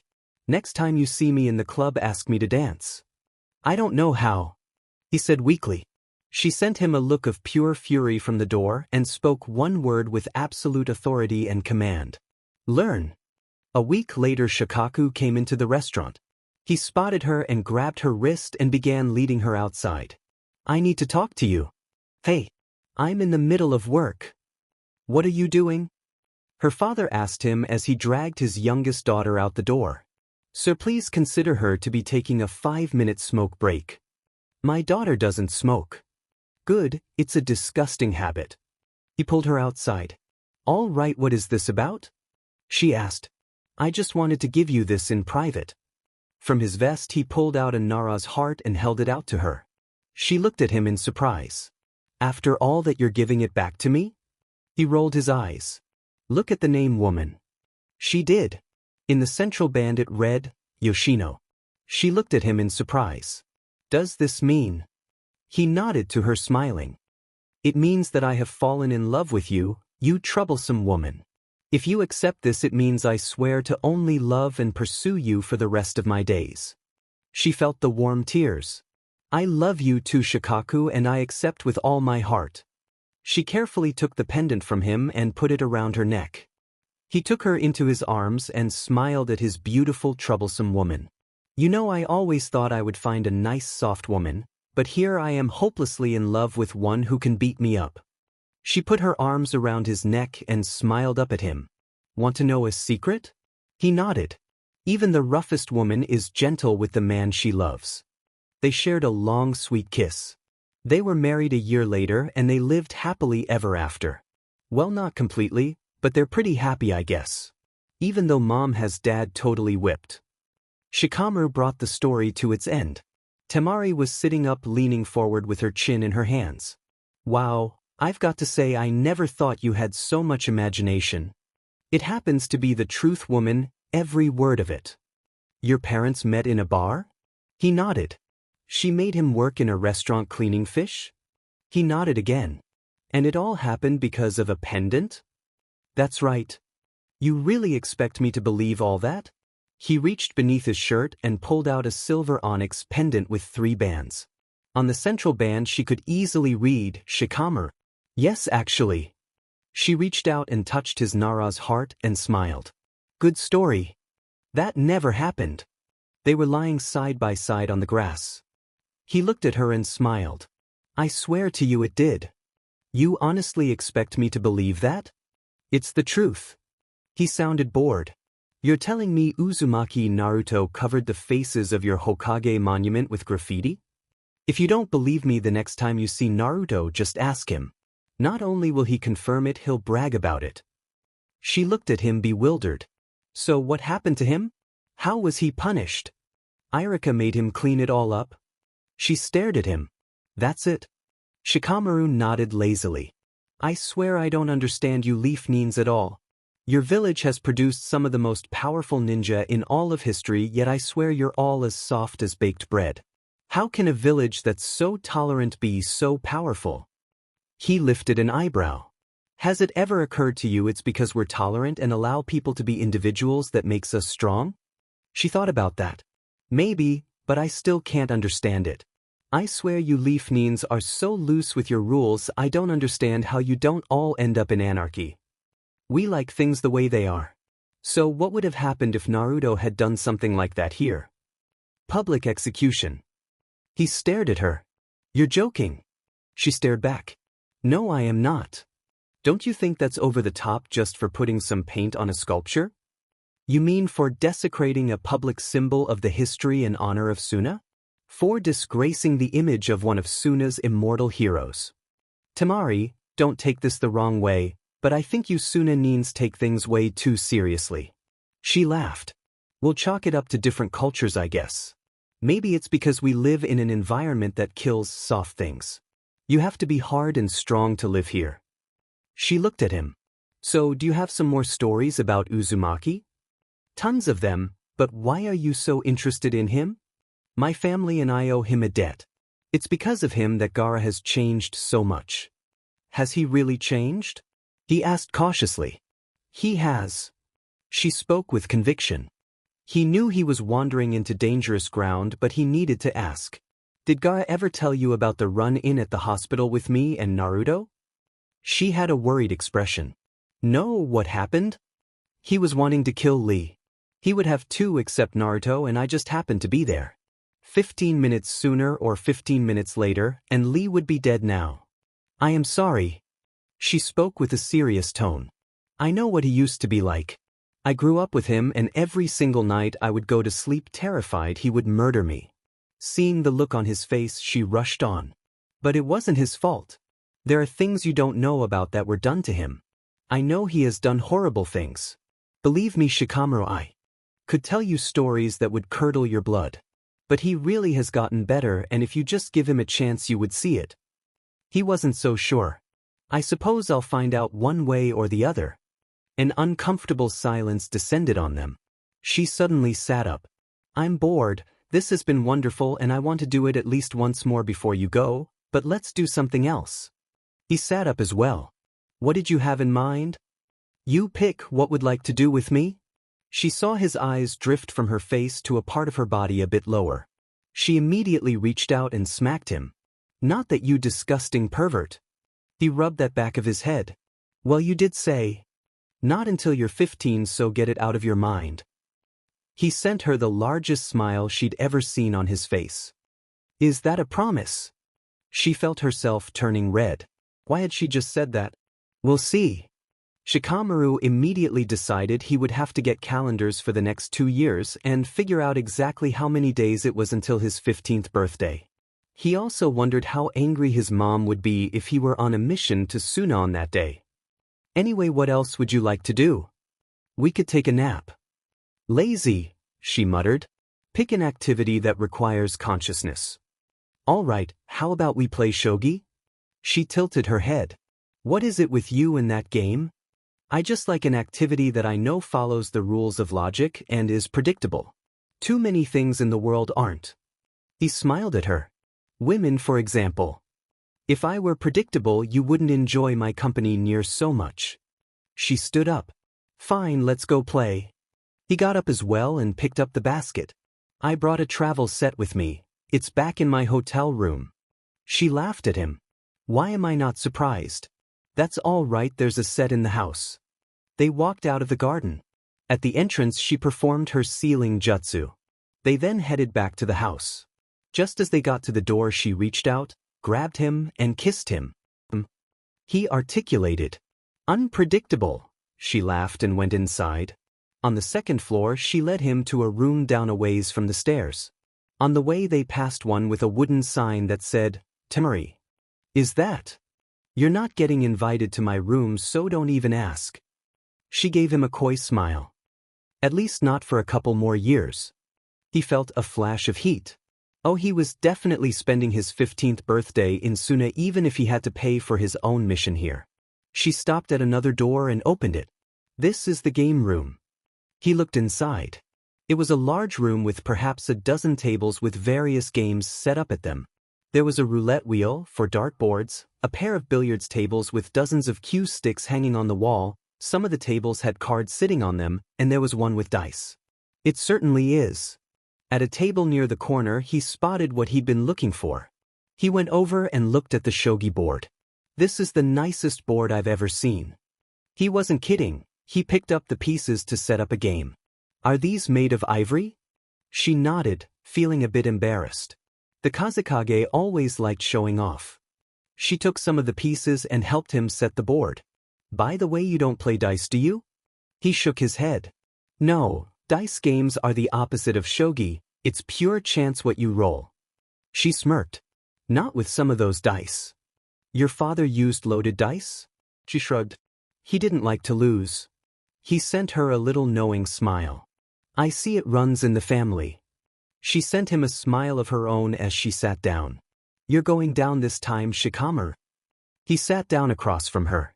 I've heard that before. Anyone can get lucky once. I won 5 times. Anyone can get lucky 5 times. She looked over the board. Rock, paper, scissors to see who goes first? He shook his head. Be my guest. She didn't argue. She moved in a classic rook opening. There. He moved a pawn without comment. She then advanced her bishop. Aggressive. He moved another pawn forward. She smiled as she moved a pawn this time. It's the only way to win. No, it's not. 10 minutes later. Checkmate. With his knight he took her king. She glared at him and then at the board. How the hell did you do that? He rolled his eyes. I've told you before, you're too aggressive. The point of the game is to get inside your opponent's defenses and take out the king. It doesn't matter how many pieces you take. Looking at the board, she had 15 pieces to his 7, but he'd still won easily. Want another game? She was about to say yes when a quiet voice came from the doorway. Actually, might I play? They both looked up to see Gaara entering the room. A look flashed between brother and sister. Temari gave him just the slightest of nods. Actually, I need to take care of some correspondence. Shikamaru, would you mind playing with Gaara? She could see the sudden panic in his eyes. She leaned forward and put a hand over his. She mouthed the words, please for me. He knew how much it meant to her that he at least try and get along with her brothers. So despite his better judgment, he nodded. Sure, that would be fine. He began resetting the board. She stood up. Well, you boys play nice. The words and tone were light, but the look she gave her brother told him she meant them. He nodded to her and took her seat at the table. She sent Shikamaru an encouraging smile and then left. Shikamaru and Gaara were alone in the room. The two of them looked at one another from across the board. Neither of them felt any great urge to break the silence. Gaara was used to the quiet and Shikamaru actually enjoyed it.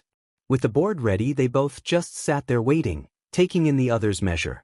Finally, it was Shikamaru who spoke. Temari and I usually play rock, paper, scissors to see who goes first. There is no need, you may go first. Not wanting to argue the point, Shikamaru began with a rook opening as Temari had. Have you played shogi much? Gaara moved one of his pawns. Not really, Baki taught it to all of us as a way to learn strategic thinking. I only ever play with Baki and Temari. What about your brother? He moved a pawn on the left side of his board. Kankuro prefers to play cards. Gaara matched his move. Really? Which do you prefer? Shogi. He answered simply. Mind if I ask you why? Shikamaru found himself just a bit curious. He shrugged. I prefer battle when it is a test of strength and wit and is not influenced by the draw of a card. Shikamaru slowly nodded. When I play, I always think of it as a sort of battle with myself as general and the pieces as my soldiers. Gaara gave him an understanding look. I also think of it as battle. That is one of the reasons I find it interesting. In real life, my power is usually far greater than my opponent's. I find it interesting to meet my opponent with exactly the same strength and have the battle decided by wits alone. Also, there is far less blood. That brought the conversation to a grinding halt. For the next few minutes, the two of them simply played. The game took on a steady pace as neither player needed that much time to consider their moves. Pieces began to disappear from the board, but it was clear the game would not end quickly. Shikamaru was forced to sacrifice a knight. You are much less aggressive than Temari. I can be patient when necessary. When you never sleep, you develop a keen appreciation for the value of time. You never sleep? I have my reasons. Does it have anything to do with Shikaku? Gaara gave him a look. Shikamaru stared back dispassionately. How do you know about that? Did Temari? But Shikamaru shook his head. No, she has never mentioned the fact you have a demon inside you. Then how do you know of it? Since the Chunin exams, you've been given a very extensive write-up in our bingo book. I see. Also, I did some research on you when I became interested in your sister. It seemed prudent to learn all I could about you. How much do you know? Shikamaru sat back and began to recite. Sabaku no Gaara, age, 13, blood type, AB negative, date of birth, January 19th, rank, Genin, affiliation, Sunagakure, known relatives, son of Yondaime Kazekage, brother of Sabaku no Kankuro and Sabaku no Temari.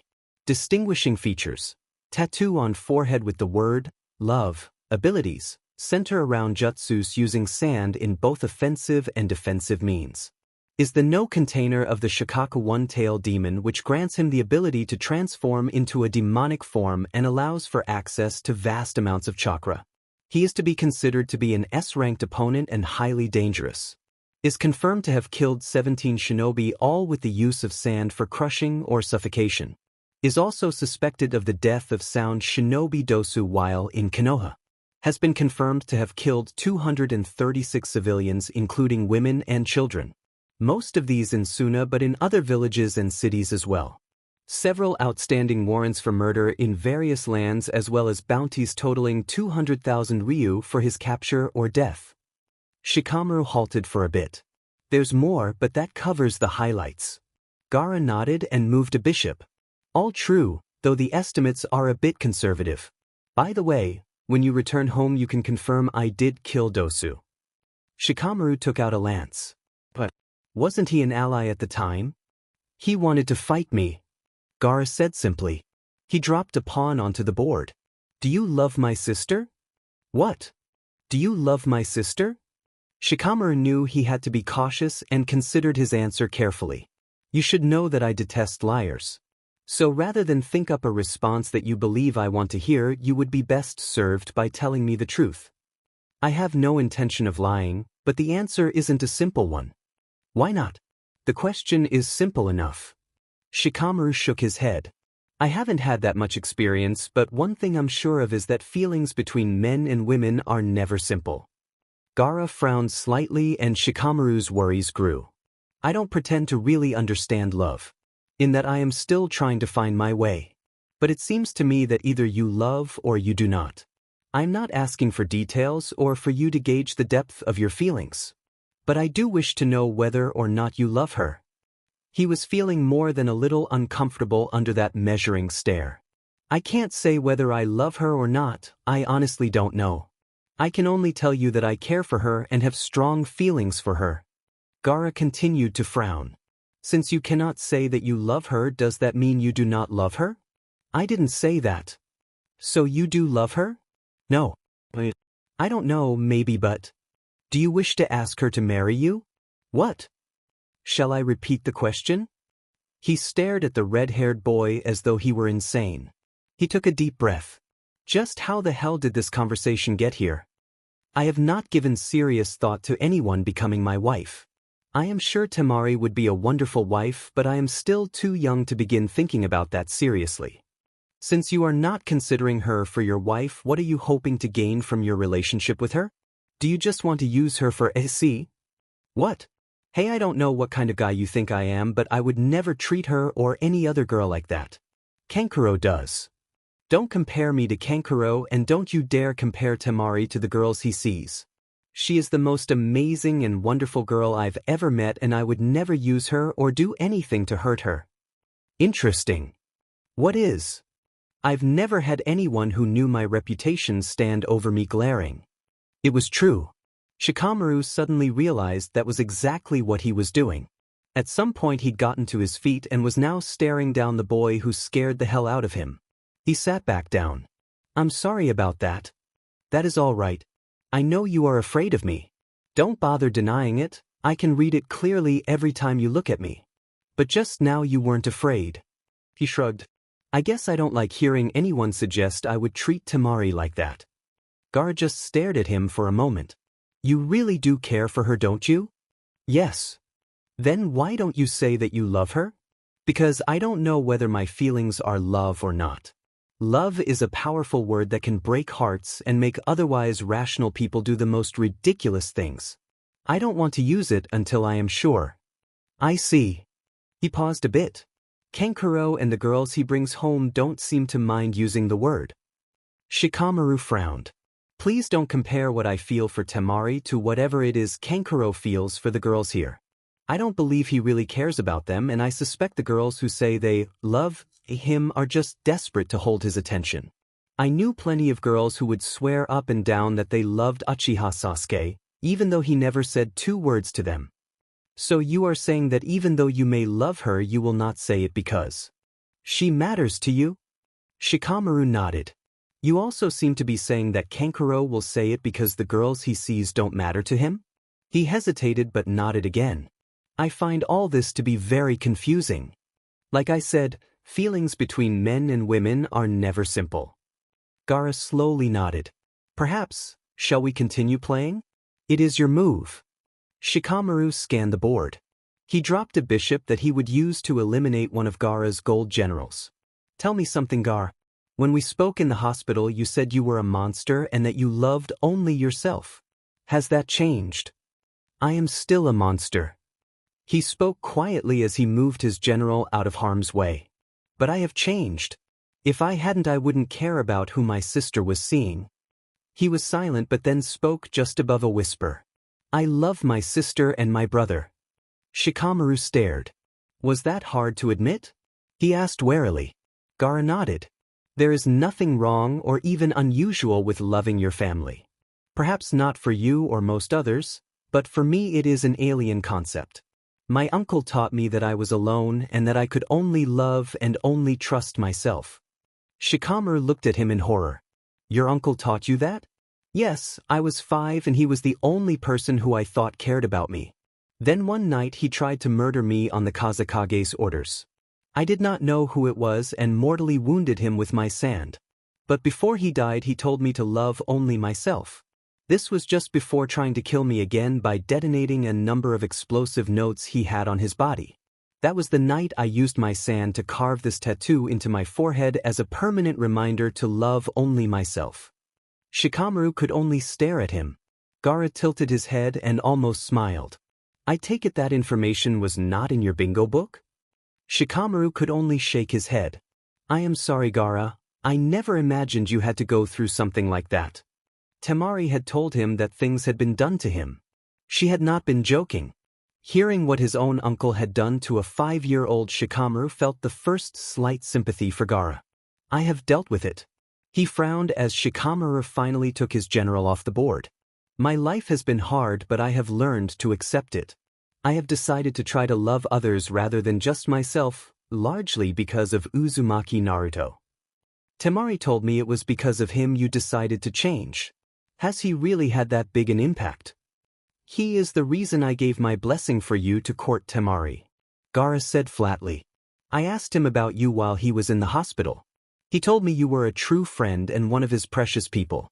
Since Naruto thought so highly of you, I decided you were deserving of consideration. Shikamaru shook his head. If you had told me 2 years ago I would be grateful to Naruto for his support, I never would have believed it. I've known him for years, but I never thought of him as more than a loud-mouth prankster. We only became close recently while serving on missions together. Do you consider him your friend? Yes, after having fought beside him I am proud to call him my friend. Gaara nodded approvingly. How well do you know him? Pretty well, I suppose. I'm not as close to him as I am with, say, Chuji or Ino. But we were in the same academy class for 4 years, so I do know a lot. He paused. I was wondering about something. Yes. Well, while I was doing my research on you, there was one document I wanted to read that I wasn't allowed access to. When Kakashi sent me, Naruto, and Sakura after Sasuke, he declared it to be an A-ranked mission. In the files is a mission report written in 2 parts by Sakura and Sasuke. I was able to read the part written by Sakura that just covered the pursuit up until they caught up to him. But the second part, which I assume describes the fight between you and Team 7, has been sealed. I asked Tsunade, but she told me specifically that it held S-ranked information and that I was not entitled to read it. You wish to find out what happened in that battle? Shikamaru nodded. I asked Naruto, but he wouldn't say anything.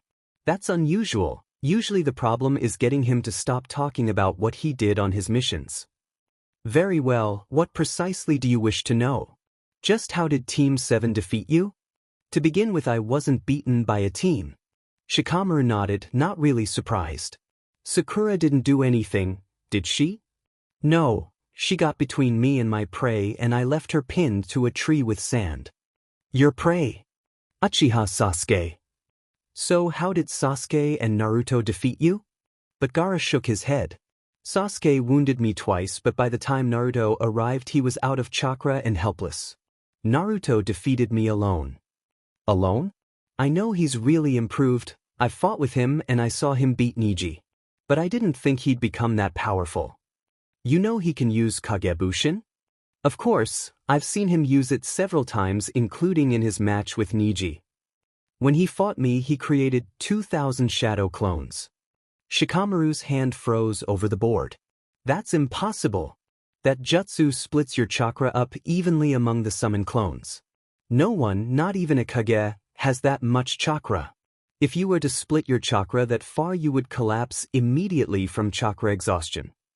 If I knew the technique, I believe I could split my chakra that much. But you're a Jinchuriki, you can tap into your demon's chakra. The only way someone could split their chakra that much would be if they were a... Gaara calmly looked across the table at him. Yes. Shikamaru slowly sat back into his chair, shut his eyes and put his hands together in an, "Oh, what are you doing? Please give me a moment, this helps me to concentrate." Gaara obliged and simply sat there 5 minutes. He opened his eyes and looked at Gaara. He held out his hands and began to tick off points on his fingers. Naruto has always been treated with an unexplainable dislike by the majority of adults in the village. It is a general feeling that borders on and sometimes spills over into outright hatred. When I asked my parents once why people treated Naruto so badly, they refused to explain and simply said there were reasons. Naruto was under the personal protection of the Sandaime. None of us could ever understand why an orphan and a prankster like him got such special treatment from the Hokage. I have heard Sakura and others talk about his incredible healing ability, and I've never known him to stay more than one night in the hospital no matter how wounded he was. Has always had an endurance bordering on Jonin level even when he was a small child.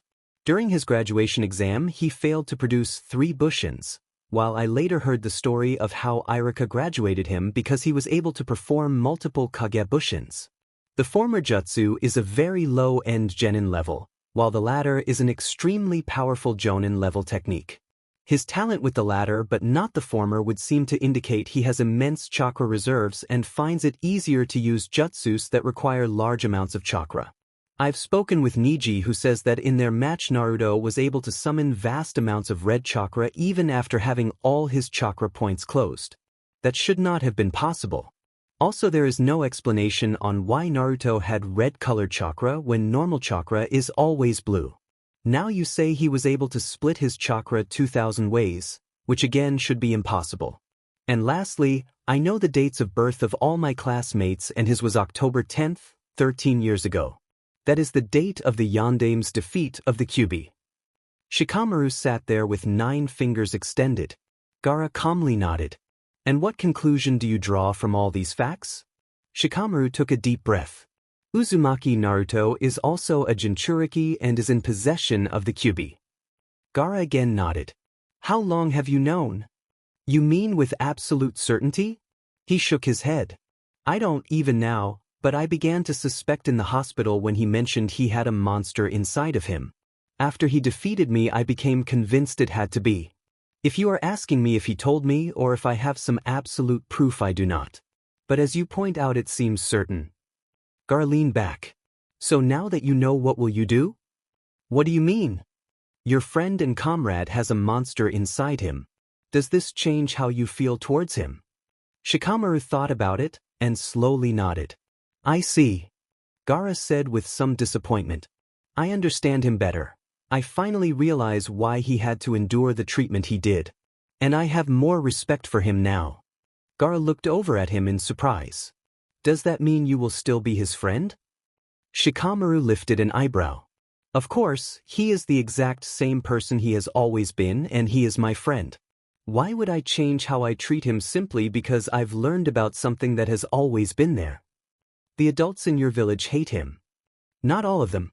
My parents have never said anything bad about him.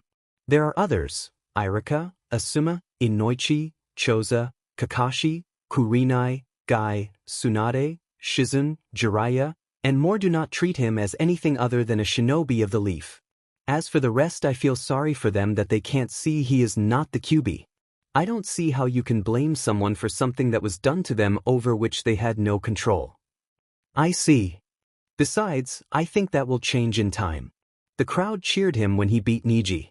Perhaps in time, as they come to know him, their feelings will change. Do you really believe that is possible? Gaara said quietly. That a whole village can change how they see someone like him? I do. It may take time, it may not be easy, but I believe that you can change the hearts of people. Gaara looked at him in appreciation. Thank you. Shikamaru looked over in surprise. For what? But Gaara simply shook his head. Their game continued for another 10 minutes until Shikamaru was finally able to slip in through Gaara's defenses. Checkmate. He looked at Gaara. That was a very good game. Gaara nodded. Yes, I enjoyed it. He stood up from the table. Would you like to play again? Gaara looked at him. Are you sure you would not mind? Shikamaru shook his head and began setting the board up as Gaara sat back down. 10 minutes later. Anyone want some lemonade? They both stopped to see Temari at the door with a tray holding a large pitcher and 3 glasses. Thank you, Temari, Gaara said. Sounds good, agreed Shikamaru. She came over to their table. You two have been up here over an hour. She looked at how many pieces were still on the board. Are you still playing? We're on our second game. Shikamaru said. Really? She sent Shikamaru a pleased smile. She set the tray down on a nearby table and poured a drink for each of them. She set one in front of each and then pulled up a chair and sat down. Do you mind if I stay and watch? They both shook their heads. So Gaara, Shikamaru said in a friendly tone. I've heard when you were little you used to carry a teddy bear. Gaara sent his sister an accusing look. She had an innocent and stunned face. Don't know where he could have heard that from. She said, I see. He turned back to Shikamaru. It's true, I did. So what did you call him? His name was Mr. Bear. Shikamaru nodded. I have heard you used to have a stuffed toy deer as a child. Shikamaru sent the girl to his right a look of betrayal, only to find her intently studying her nails. Your mom, T-girl talk. She murmured. He turned his attention back to Gaara. Yes, that's true. And what was his name? Cloud. A giggle escaped from her lips, and he sent her an annoyed look. Say, Gaara, did Temari ever have a favorite toy? What? Of course I didn't. Temari snapped. She used to carry a large doll with blonde hair with her everywhere. Gaara contradicted. Gaara. She sent her brother a look of horror. So what was the doll's name? Don't you dare. Sandy. Gaara replied. Shikamaru looked at the blonde girl and smiled. Ah, how cute. Did Temari like playing with her dolly?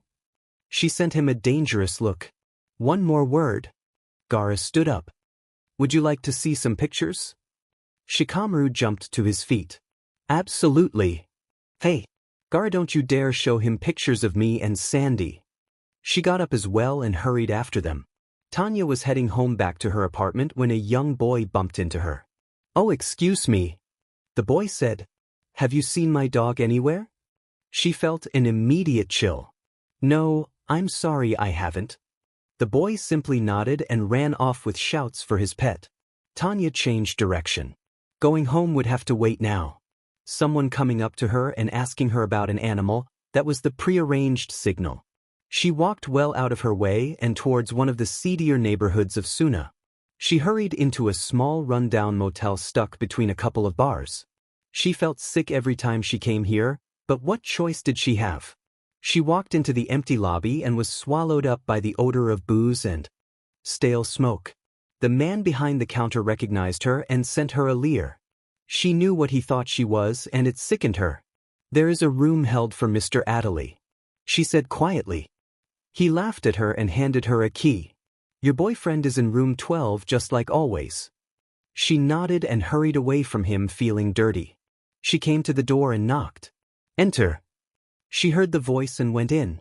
Sitting in a beaten-up leather chair looked to be a young man with a dark complexion, not really handsome, not really ugly, dressed in common work clothes. She shut and locked the door and offered him a deep formal bow. When she stood he held out a hand signaling her to remain silent. He quickly cast a sealing jutsu.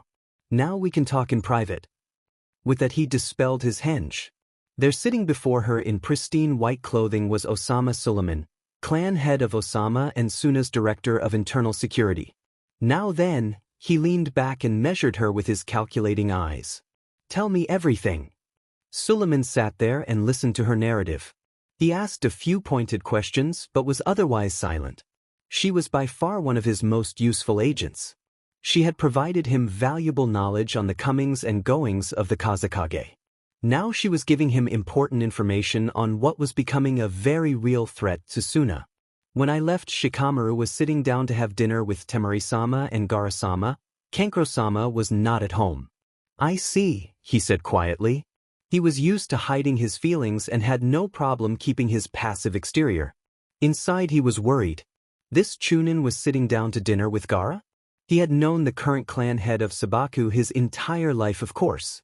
He had never been one for pleasant meals or conversations. Since the death of the Kazekage and his ascension to clan head, he'd had a handful of meals with anyone outside his family. All of them had been centered on important business or ceremony. Yet somehow this Chunin had gotten Gara to invite him to dinner? Of course Temari would have encouraged it, but he knew no one could force Gara to do anything he did not want to. He would need more information before coming to a firm decision. But it was time to move the pieces into the proper position if he decided to play them. He stood up. You have done very well, Tanya, and your services are appreciated. He reached into a pocket and took out a thick wad of Ryu notes. Here is 5,000 Ryu, which is I believe about 2 months' pay. He handed them to her. She accepted them and kept her eyes on the floor. He waited, but she said nothing. Am I not generous? He said quietly. Her face shot up. He was pleased to see the look of fear. Most generous Suleiman-sama. He looked at her without expression. He knew what was going through her mind. He knew what strings to pull with her. He gave her a very small, friendly smile. Is it perhaps that you would rather have this? From a different pocket he took out a simple envelope. He held it out so she could see her name was written on it. Of course she recognized the handwriting. Instinctually one hand reached for it, but she drew it back. Is that? There was a strangled hope in her voice. A letter from your brother? Yes, it is. I just received it a few days ago. That was a lie.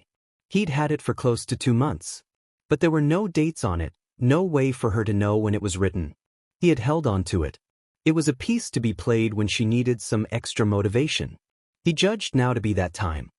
He gave her a slightly wider smile and held it out to her. Take it by all means, Tanya. It is for you after all. With shaking hands she reached out and took it from him. He watched as she pulled out the single sheet and read the words there. He says he is being fed and that they are no longer hurting him. Her voice ached with relief. She had tears. Even the Mistneens can be civilized at times. They know now he has no valuable information. So there is no reason to torture him. She looked at him with just the faintest glimmer of hope in her eyes. Does that mean they will let him go? He shook his head. No, of course not. Why? She wailed. If they know he has nothing to give them, why won't they let him go? Because he is a criminal. He said simply. A criminal? My baby brother was a shinobi on a mission. He was caught committing an act of espionage in Mist territory. But he was just following orders. Orders from whom? The man said coldly.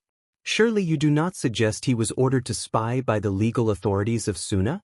Spying is considered an act of war, and of course the 5 great villages would never spy on each other. So Suna will just abandon him? She asked bitterly. He will just be left to rot in a Mist prison? Every shinobi understands the risks they face. Your brother knew he might be called upon to make a sacrifice for the greater good of his village. He saw the frustration and the look of hopelessness. It was exactly what he wanted. However, a look of interest flashed to her face at the sound of that one word. Something might be arranged. What? She tried to keep the eagerness from her voice but couldn't. A Miss Nin was recently captured by us under similar circumstances and is currently enjoying our hospitality. He is a very powerful jonin, and the authorities in Mist have made it clear they are prepared to exchange all prisoners for his return. He saw the sudden look of real hope and gave her a few seconds to let it grow. He had given, now he would take away. Unfortunately, all the prisoners they hold are genins without any special or unique abilities. Not only is this jonin powerful, he may have access to valuable information. Information that will take time to squeeze out. She ground her teeth. If he were noble, you would move heaven and earth to save him. That is true. He saw no reason to pretend otherwise. But he is not. Yet, if I were to receive a service of some very great value that might warrant making the exchange. What service? She asked, torn between hope and despair. He proceeded to tell her in detail just what he had in mind. Were you to do this for me, I would be extremely grateful, and your reward would be your brother's freedom. She looked at him in horror. I can't do that. I can't help you murder someone. Why not? She could only stare open-mouthed at him. What I will actually require of you will be very simple, and will only take a few minutes of your time. I do not expect you to perform the actual killing. Blood will still be on my hands. So you would not kill to rescue your brother from his cell? She shut her eyes and sobbed. Don't ask me that, please. Isn't there any other way? When a new Kazekage is chosen, you can petition him. How much good that will do you I cannot say. But that is unlikely to occur for a year or more. In the meantime, as Director of Internal Security, I alone have the authority to approve prisoner exchanges. I am the only one who can have your brother released and returned home. He recast his henge, showing her their time was at an end. All this is merely a contingency. I will need more information before choosing the proper course of action. I do not require an answer yet, but think well on what I have said. He dispelled the sealing jutsu. You may go. She gave him a formal bow and wasted no time in fleeing. Wow, you sure were cute as a kid. He teased her. She gave him a flat look. You know I've seen your baby pictures. He shrugged. I'm not surprised, Mom loves showing those. He was not going to mention the little fact he had used his camera on some of the pictures he'd seen of her. He would save that for the next time she visited him. If you tell anyone about the doll, I am going to kill you. He smiled at her. I would never tell. Showing would be so much more fun. Fine, good night. She turned around and started heading back to the house. No kiss goodnight? He sounded hurt. She turned around and faced him with her arms crossed. Do you really think you deserve a kiss? You mean after making that huge effort to get along with your brother, the one who has a reputation for killing people he doesn't like? She had to admit he had a point. She went over to the gate. I suppose I do have to thank you for that. He smirked at her. Is that the only reason? No. She kissed him. She had meant to give him just one, but he put his arms around her and refused to let her go. Not being too upset by that, she gave him a few more, before gently pulling away. Lunch tomorrow? I'll be here by noon. Be here by 11 or you don't get anything to eat. He shook his head and laughed. It's troublesome, but I'll be here by 11. He headed out the gate. She went back inside where Gara was waiting. He was too polite to watch as they said goodbye. He is very interesting. She nodded her agreement.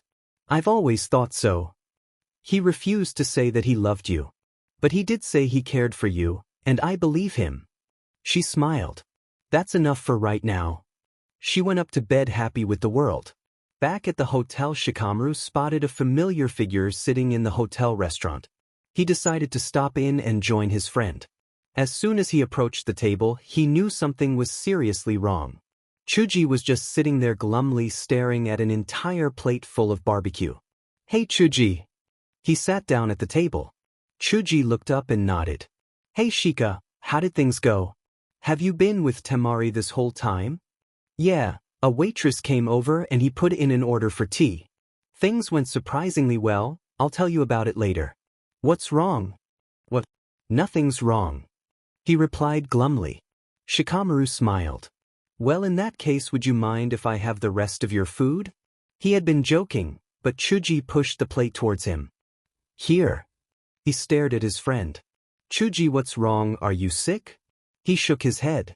I'm just thinking of going on a diet. Why would you do that? Because I'm fat. He said simply.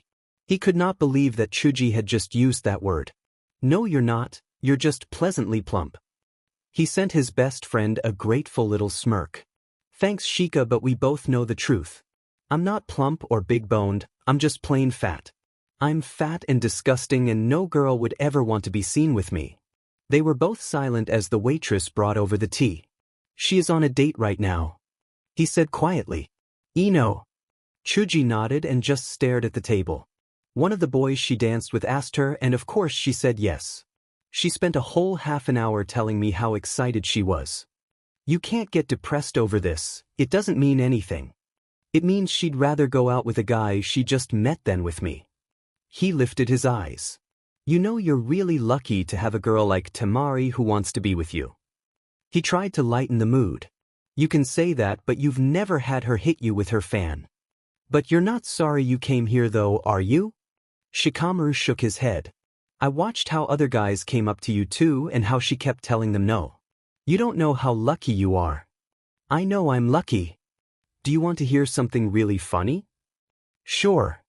I really thought that now that Sasuke was gone that I might actually have at least a chance to go out with her. I thought that maybe she would start to see me as more than a friend. I thought that if she knew I was a good guy, if she knew she could trust me, if she knew I would never ever do anything to hurt her, that maybe, just maybe, her feelings might turn into something more. But she'd rather go out with some guy who's a complete stranger because he's cute just like Sasuke. That's how she put it, kind of says it all, doesn't it? Chuji, you are 100 times better than that traitor. If Ino can't see that, then it's her loss. Thanks Shika, you've always been my best friend and I appreciate it. Chuji, you are the best. Don't let it bother you that Ino can't see that. Someday you are going to meet a girl who will appreciate you and all this won't matter anymore. He nodded.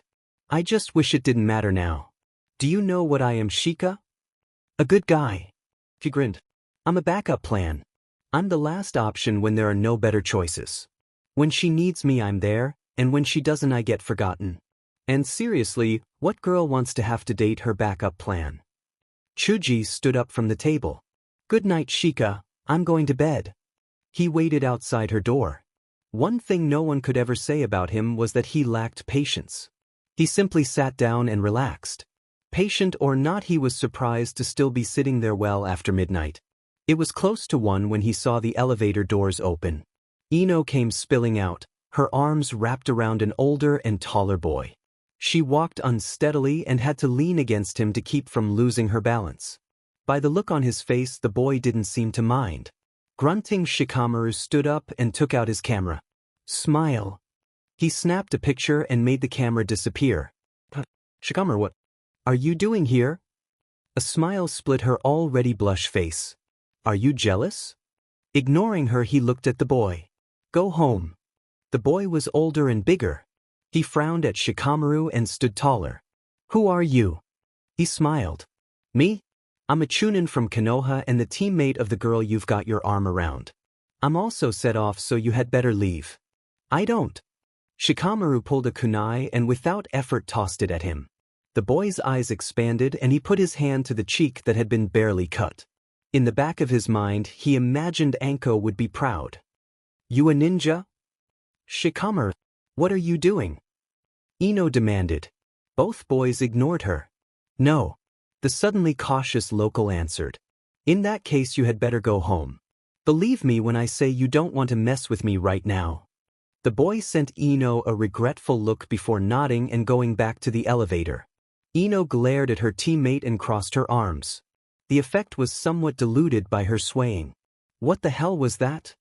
Shikamaru frowned at her. Are you drunk? No. I only had a couple glasses of wine. You're 13, you shouldn't be drinking. Who the hell are you, my dad? You're the same age. He nodded. That's right, and I've never had alcohol. Well, good for you. I actually have a social life and I've had sake and beer before. This was just the first time I ever tried wine. She smiled and tapped her Hittite. Besides, we're all adults, right? With you I wonder.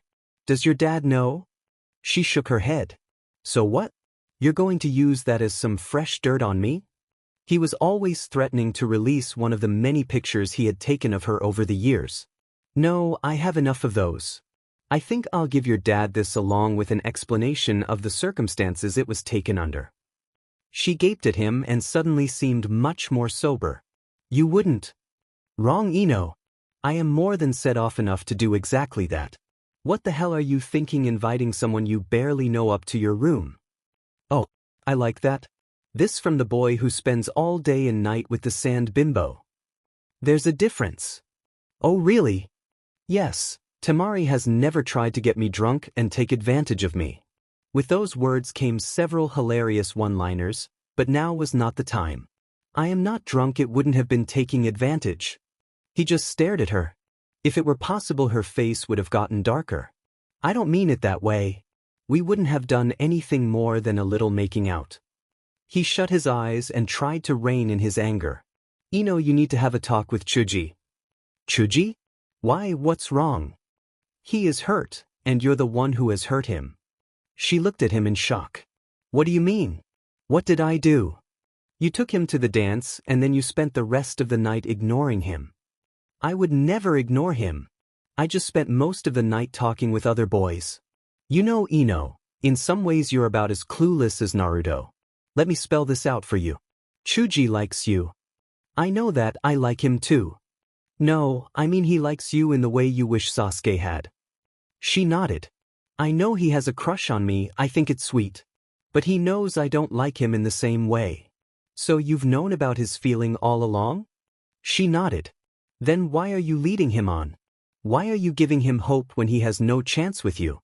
Hey, I've never led him on. I've never told him I wanted to date him or that I was interested in him in that way. No, you just ask him out to a dance and then drop him the second someone else comes along. She stared at him, obviously not getting it. Ino, tomorrow you are sitting down with Chuji and explaining to him that he will never be more than a friend to you. Afterwards you will never ask him to bring you to a party or dance or anything else that might resemble a date. She opened her mouth. And if you don't, your father gets that picture along with an explanation. Do you understand? She nodded. Okay, Shikamaru, I'll do that, but I don't get why you're so angry. What did I do? He shook his head. Ino, I am going to tell you something that Chuji should have but never would. Yamanaka Ino, you are a complete and utter beach. With that he went to his room to get some sleep. She stayed in the hallway and stared at his closed door. They'd had plenty of fights, plenty of arguments over the years. But he had never ever called her anything like that. She got into her room and hurried over to the bed. She curled up on the bed and slowly cried herself to sleep. He lifted his empty glass. The waitress nodded and hurried to get him another. Don't you think you've had enough? The older man next to him spoke. Osama Senya looked at him and grinned. Taiba-sensei, couldn't you just be my friend and not my sensei for once? He shook his head. As both your friend and your sensei, I am telling you 3 glasses of wine this early is 3 too many. He frowned as the waitress set down another glass and took away the empty. The girl didn't notice as she was focused on his student. Senya gave her a friendly smile as she left. The girl was returning the attention. Now what was I saying again? You were telling me about your tragic luck with women. The older man said flatly. Senya suddenly nodded and took a fresh drink of red wine. I swear you should have seen it. She spent the whole night dancing with and smiling at this boy. It was disgusting. Tybal took a sip of his tea. And just why was it disgusting for a girl to be dancing with a boy again? She is not just any girl. She is Sabaku no Temari, first daughter of House Sabaki, daughter of the Kazakage, and the most precious desert rose. He repeated the tired litany. But again, why is it a problem that she was dancing with someone? I am courting her, he said stubbornly. You and half of Suna, it's not like the two of you are betrothed. Tell me, how many other girls are you courting? About a dozen. Did you dance with any of them? He shrugged. 5 or 6, but I wanted to dance with her. Just one dance and she refused me. You couldn't get something you wanted, how very tragic. He knew his sarcasm was being wasted. You know, I honestly don't understand you nobles and the production you make out of finding a wife. When I met Azriel, I knew she was the one. I asked her father's permission, I courted her, and only her. I asked her to marry me, she said yes, and here we are a dozen years and 3 children later. Tybal-sensei, you know I have the greatest respect for you. But you are not of noble blood. Praise Kami. He shot his sensei an annoyed look. There are certain traditions that must be respected. Even if she does like this foreigner, she still should have given me one dance. But because it's what you wanted? She's a woman, not a carriage. You can't just expect her to do whatever you'd like. Believe it or not, women do occasionally think for themselves. It's shocking but true. Why wouldn't she want to dance with me? He saw Tybal open his mouth. Don't answer that. His sensei laughed at him. You know, it wouldn't be so bad if it were the daimyo's heir or some great lord or prince she'd been dancing with. But she preferred a foreign chunin over me. How can I not take offense? Tybal shook his head. You know, it seems to me things would be simpler if you just put the girls up on an auction block and let everyone bid on them. That way you could find out who could pay the highest price and just be done with it. Think of all the time and effort that would save. Just the savings on chocolates and flowers alone would be enormous. Senya shot him a frown. You are mocking noble tradition. He smiled back.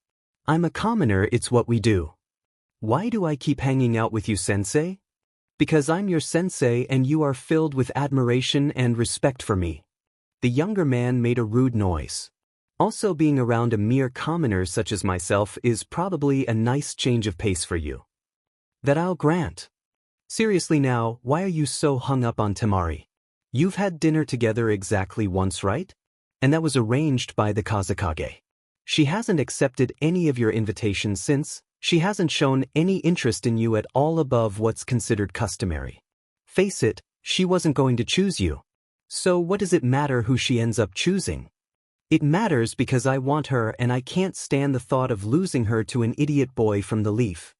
He looked at his sensei. Be honest, do you want to see her marry a foreign nin, given what it means? Well, no, not especially. It does seem rather strange coming outside an alliance between the two villages. He shrugged. But it's not technically illegal now, is it? She can marry anyone she wants, even if her choice is a bit odd. Senya grunted and drank down some more wine. Tybal had been trying all morning, without success, to get his former student's mind off of Temari. He tried again. You know Temari isn't the only gem in the mine. Aren't you also courting Cauldron no Celia? She seems to really like you and she's certainly easy on the eyes. Celia? Oh, that hunt's over with. He shrugged dismissively. What do you mean?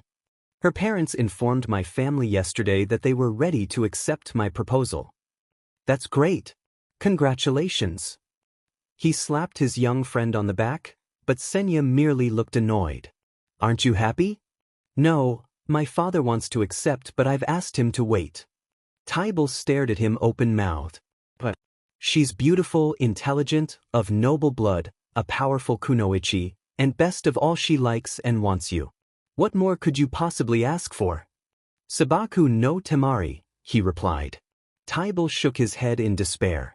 You know, Senya, I love you, but you really are a spoiled brat at times. No one gets everything they want, not even the Kazekage or the daimyo. Human wants are limitless. The material world is anything but.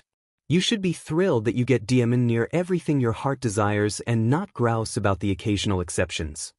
If she gave me a chance, I know I could win her over. Senya insisted.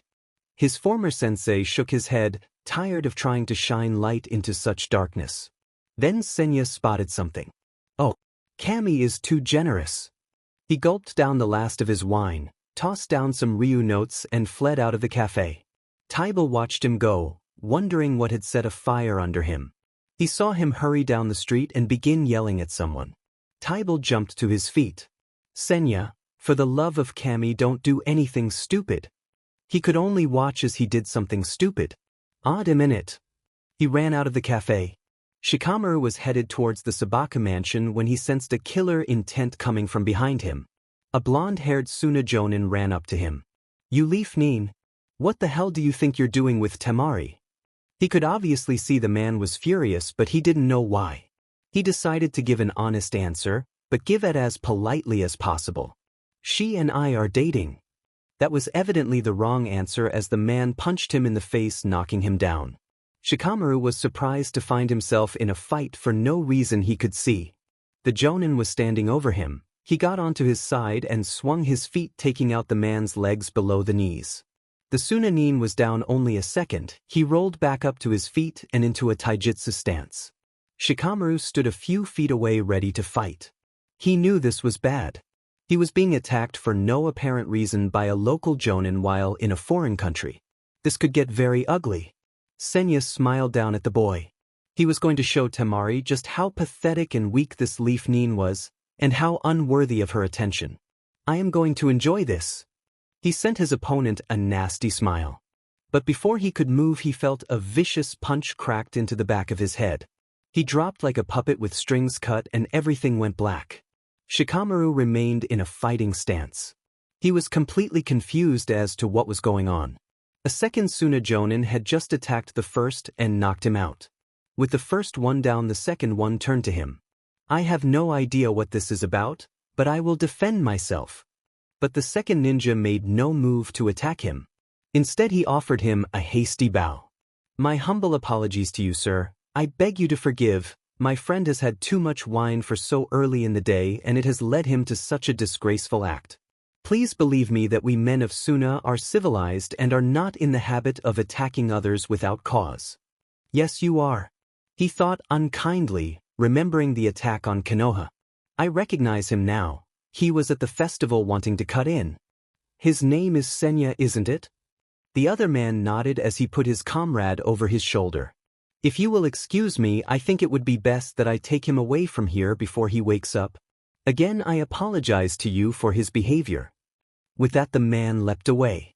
Shikamaru watched him go without comment. His face hurt like hell, but otherwise he was fine. What had happened was troubling, though.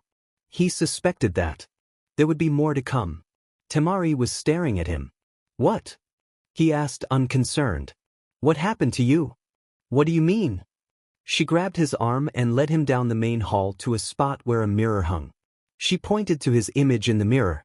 I mean that. He could see his face and the large bruise that covered most of the left part of it. It was nothing, I fell in. Don't you dare lie to me. I've been in enough fights to know a bruise from a punch when I see one. Who did this to you?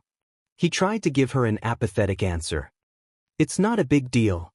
She crossed her arms and glared at him. Who did this? Temari, I think you should let this go. It would. Shikamaru, I am not letting this go, and you are not going to lie to me. Now tell me who did this. He hadn't known her long, but he recognized that look. She was not going to let this go. With a resigned sigh, he told her. It was Senya from the festival. She looked very surprised, but nodded. Wait here a minute and I'll get something for the bruise. She headed toward the stairs. Temari, it would be best to just let this go. I'll be back in a minute. She hurried up the stairs. She was going to get some medicinal cream for him, but there was something more important she needed to do first. She found her youngest brother in the hall near his bedroom. Gara. Yes, Temari? There is something important I need to talk to you about. Senya couldn't help but remember the time he was 9 and had been caught stealing candy. Then he had been forced to stand in his grandfather's office silently and wait to be punished. He remembered how the long wait had been so much worse than the punishment itself. He thought about what he had done, and was willing to admit it had been stupid. Too much wine, too much frustration, and just too tempting an opportunity. He had wanted to beat down that stupid boy and have Temari really understand just how unworthy he was of her. How could Temari not want him? How could she prefer a weak boy from another village? He just couldn't understand it. He was Osama no Senya, and one day he would be the head of his house. He deserved to marry Temari. In all things he deserved the best. The door to the office opened and his grandfather entered. It only took one look at his grandfather's face to confirm he was in real trouble. "Grandfather, address me by my proper title." He cut him off. "Suleiman-sama, I most humbly apologize for my behavior." His grandfather shook his head in disgust as he sat down at his desk. He did not invite him to sit. "Grandson, you are an idiot. Perhaps we should have let you become a carpenter instead of a shinobi, for I swear I am tempted to strip you of your Hittite and disown you." Senya looked at him in cold terror. He knew his grandfather well, and he was serious. To be stripped of rank and disowned was a fate worse than death. He bowed deeply and spoke quickly. "Suleiman-sama, I do apologize and will do whatever is required of me to make amends for my actions. However, surely my actions would not warrant so extreme a punishment." "You think not?" Suleiman answered coldly. "Do you truly understand what you have done?" "I started a fight with another ninja." His grandfather stared at him in disbelief. "You idiot!" Senya felt really afraid now. His grandfather was not one for emotional displays. If he was this angry, then this was even more serious than he thought. "Do you think this is just another one of your stupid barroom brawls? Do you think you are in my office simply because your behavior has embarrassed the family name again? You are shinobi, you were trained to look underneath the underneath. How is it you are still so simple-minded? Does your wine-stained mind even comprehend that you might have started a war?" "A war?" he said in disbelief. "Yes, a war." Suleiman confirmed. "Whatever else he may be, grandson, he is shinobi of the Leaf and therefore a representative of that village. Attacking him is equivalent to attacking their village. What is even worse is the fact that you did this publicly in broad daylight in front of dozens of witnesses. You can be certain that by tomorrow the entire village will be talking of this, and by next week their Hokage is likely to know of it, if not sooner. If this had happened without observers, there might be some doubt. As it is, she will know one of her chunin was attacked by a Suna ninja." "Suleiman-sama, I only hit him once. Surely that is not enough to begin a war." "Tell me something, idiot grandson. Did you intend to hit him only once? Or was that due to the fact your sensei was there and he understood what was happening?" Senya looked down at the floor. "I wasn't going to kill him, I just wanted to beat him up." He mumbled. "What was that?" Suleiman spoke sharply. He brought his eyes back up. "Suleiman-sama, I would not have killed him. I only wished to beat and humiliate him." "But why would you wish to do such a stupid thing?" "Suleiman-sama, I wish to impress Temari with his weakness and my own strength." Suleiman shut his eyes and shook his head. "Idiot, idiot, idiot, my grandson is an idiot." He opened his eyes and looked at him with disappointment. "Where do you get this stupidity from? My son was always clever, your mother is intelligent and the soul of civilized behavior. None of your brothers or sisters act in such a shameful manner. Why do you insist on being the family disgrace?" Senya was wise enough to keep his mouth shut. "Do you know I have been trying to arrange a marriage between Gara and your cousin Alyssa?" "Yes, Suleiman-sama, the entire family knows." "Do you really believe I would be trying to do that if I thought there were any chance Temari would want to marry you?" Despite the circumstances, he stiffened at the way his hopes were so casually dismissed. Suleiman noticed that and smiled. "Oh, so that's it? You've got your eyes set on Temari and you think she is still in reach, do you?" "Suleiman-sama, forget Temari," he said coldly. "Even if this Leaf Nin were not involved, she would still never be yours. She would simply marry the daimyo's eldest son. That is a connection that even we cannot match. So set aside all foolish hopes about Temari, she is lost to you. Yes, Suleiman-sama. His grandfather stared at him. As I said, your actions might have sparked off a war had you seriously hurt him or even killed him. As it is, this should be nothing more than an embarrassing incident. But I think you should be aware of just who it is you attacked. Tell me, do you even know his name? No. Suleiman-sama. His name is Nara Shikamaru. He is the heir to the Nara clan and was the only Konoha ninja to be promoted from the previous Chunin exams. He is reported to be a personal favorite of the Lady Tsunade's. That is who you attacked, the heir to one of Konoha's most respected clans and one of their Hokage's preferred agents. That is who you intended to humiliate in public. Do you begin to understand what the consequences might have been had Taibo-san not intervened? Even had Lady Tsunade declined to start a war over it, it would certainly have been an ugly incident and would have harmed our relations. His eyes narrowed. And you grandson would very likely be sitting in a cell right now. Senya paled. I understand the degree of my mistake, Suleiman-sama. I was not aware of his importance to his village. Suleiman shook his head. I would suggest that before launching an attack you first gather information. At that moment there was a knock on his door. The door was then opened by the only person who could do so and get away with it. His wife of 40 years poked her head in. Pardon me, dear, but Lord Gaara and is asking to speak to you. Gaara? Please invite him in, dear. She nodded and spared her grandson a look of sympathy before retreating. Suleiman looked over to his grandson. Stand there and do not say a word unless you are addressed by either me or Gaara. Also, if he is here to kill you, don't resist, it will only make your death harder. Senya stared at him, he was not joking. Gaara entered and closed the door behind him. He looked at Suleiman and then let his eyes drift to where Senya was. He turned back to Suleiman and ignored the other completely. He gave a deep formal bow. Suleiman, I thank you for meeting with me here in your home. He returned the bow. Of course, Gaara, you are always welcomed here. Shall I presume this is in relation to the unfortunate incident of this morning? He nodded. It is. I am here in my role as clan head of Sabaku to inform you that Osama no Senya has been removed from the list of candidates for Temari's hand in marriage. She asks that he no longer attempt to contact her. His eyes shifted to the other man. Should he make any attempt to contact her, there will be serious repercussions. Senya wanted to argue, but the look in Gaara's eyes was more than enough to keep him silent. I see. Suleiman spoke gravely. Removing someone from the list is a grave insult not only to the suitor, but to his family. Is it really your intent to insult my clan, Gaara? Gaara focused on the older man. No, it is my intent, however, to make it clear that Temari wishes nothing more to do with him. He attacked another suitor and that is unacceptable behavior. Senya clamped down on his jaw. There was so much he wanted to say, but he didn't dare. I agree his behavior was wrong and he will be punished for it. However, to remove him from the list would discredit and shame him. Gaara nodded. That is Temari's wish. I see. He said quietly.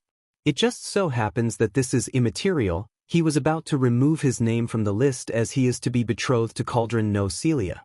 Would Temari be satisfied by allowing him to withdraw his name voluntarily? Gaara considered it. I believe that would be acceptable on the condition that he never try to contact her again. My sister was most specific on that one point. That I think I can guarantee. He gave Senya a sharp look. Please extend to both your sister and to Shikamaru the apologies of my house. I will. He turned to leave. I thank you for your time. I will show myself out. Once Gaara left, Suleiman turned to his grandson. Congratulations on your engagement. The two of you will be betrothed by the end of the week. He said sardonically. Yes, Suleiman-sama. You need not look so sour. As I said, you were never going to marry Temari.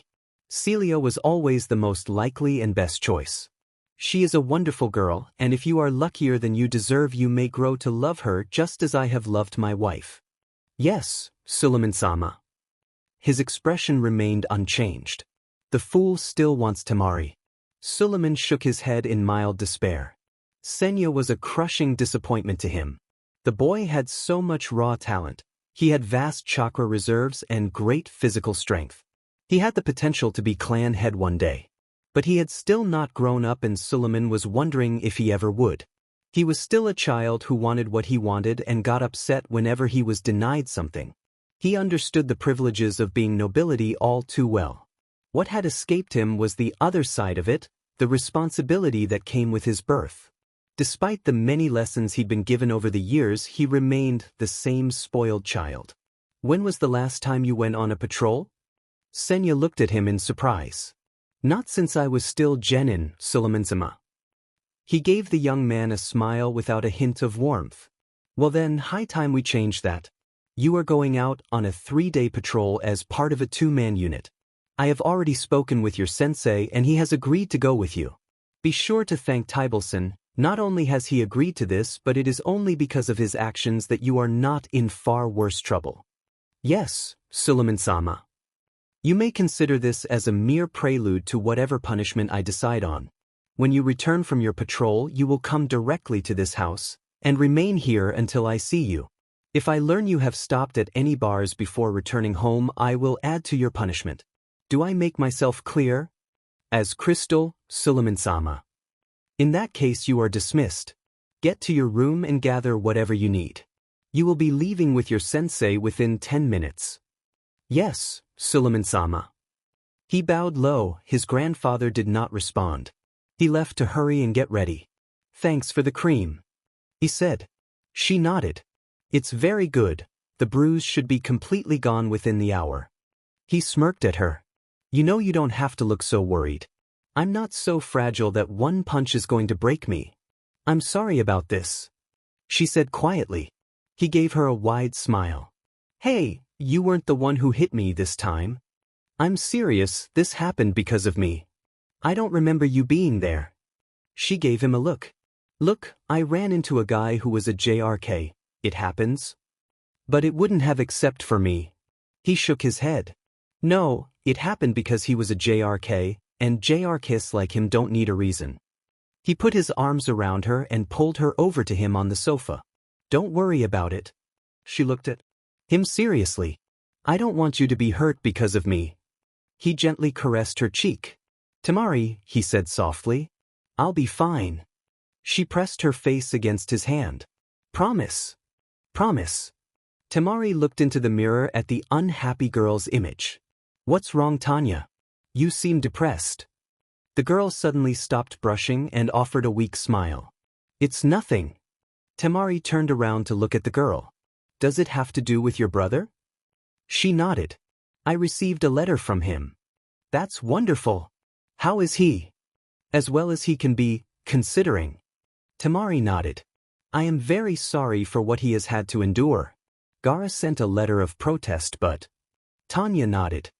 But it was ignored. I appreciate his effort on my behalf though.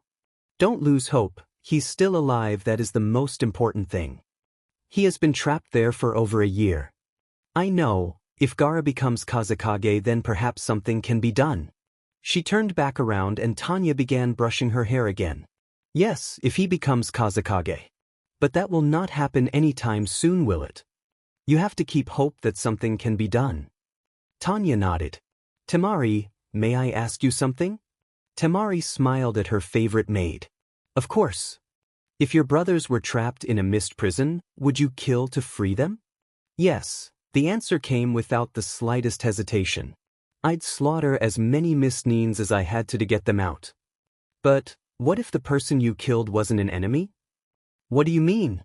What if the only way to free them was to kill someone who was completely innocent and had nothing to do with their situation?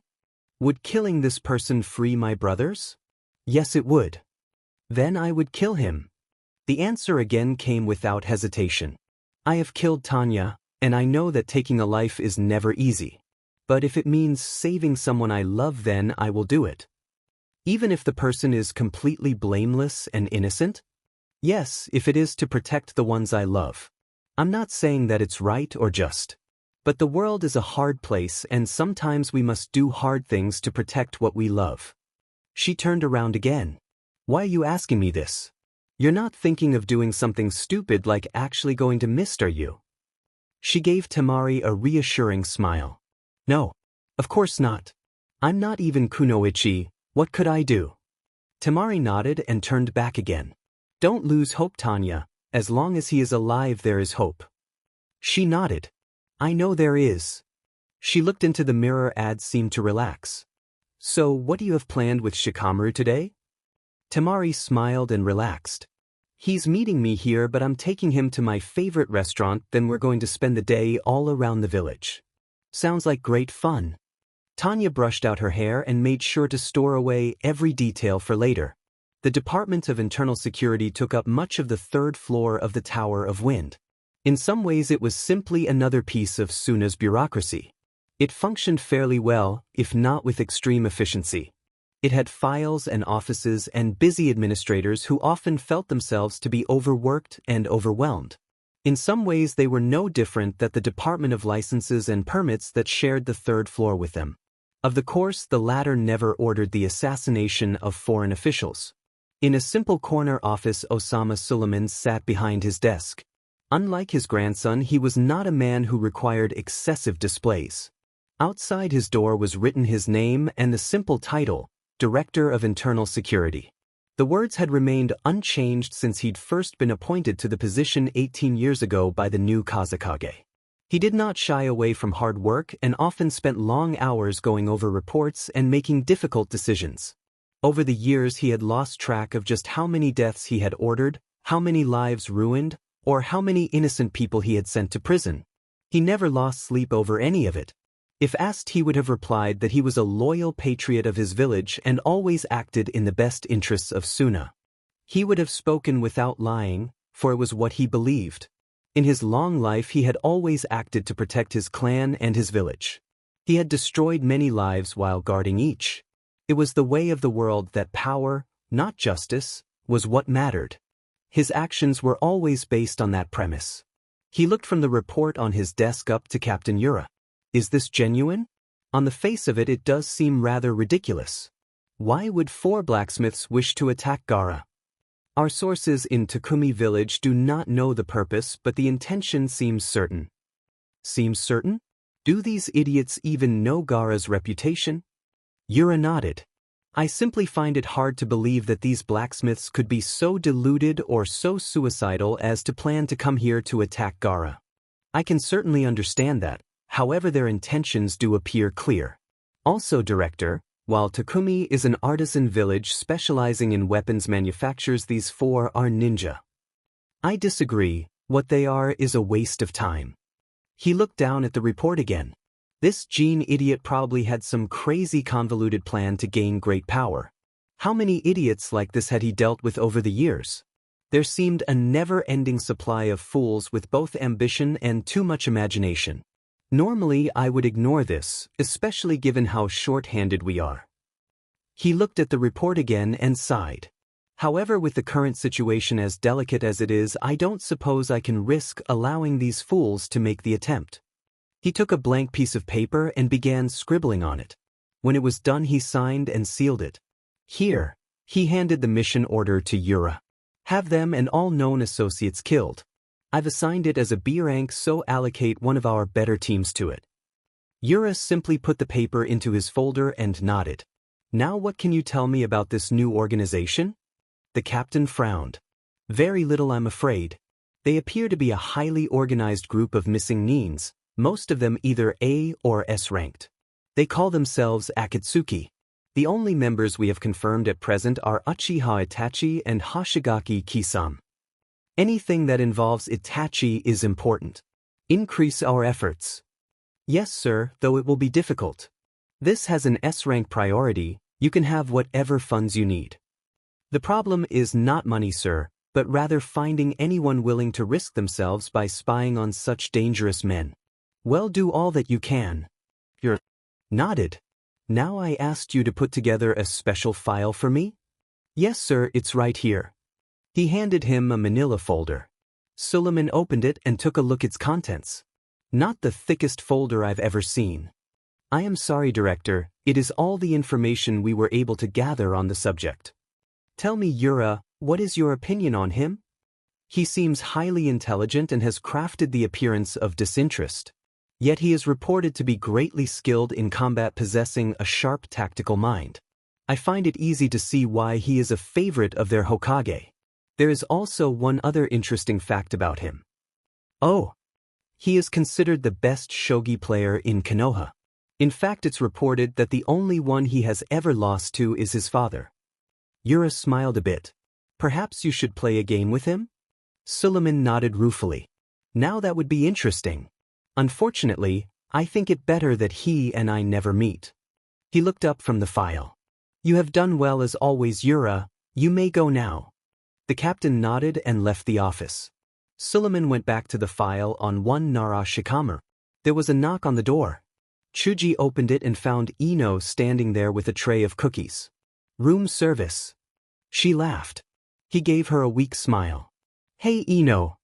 Seeing the reaction, her good mood began to dissipate. Can I come in? He nodded and stepped aside. Sure. She set the tray down on the small table in front of the sofa. Chocolate chip, your favorite, I had room service make them. Thanks Ino, that was nice of you. A depressing silence fell between them. What made it even more depressing for her was that this was Chuji. Sure, Shikamaru would occasionally not want to talk, but Chuji had never been that way. They'd never had trouble talking to each other before. But yesterday she'd had the talk Shikamaru had bullied her into. She had watched Chuji slowly deflate in front of her as she told him they would only ever be friends. Not able to stand the quiet anymore, she impulsively went up to the boy and gave him a fierce hug. Chuji, please don't hate me. He looked at her in shock. Ino, I would never hate you. Then are you angry with me? But he shook his head. No, I guess. I don't know, maybe I'm just sad to know there will never be anything between us. Now it was her turn to look shocked. How can you say that? Chuji, you and Shikamaru are my dearest friends. You're both special to me and I care more about you two than anyone except my parents. He hesitated, but finally decided that if he was ever going to say this, now would be the time. But not special enough to go on one real date with. Her eyes dropped to the floor. Chuji, I've never told you that I felt that way. I'm sorry, but I don't think of you like that. She brought her eyes back up. I know you want me to feel that way, but I don't. It's not something I choose, it's just what's there. The heart wants what the heart wants. Can't you understand that? And that was the first time she saw it.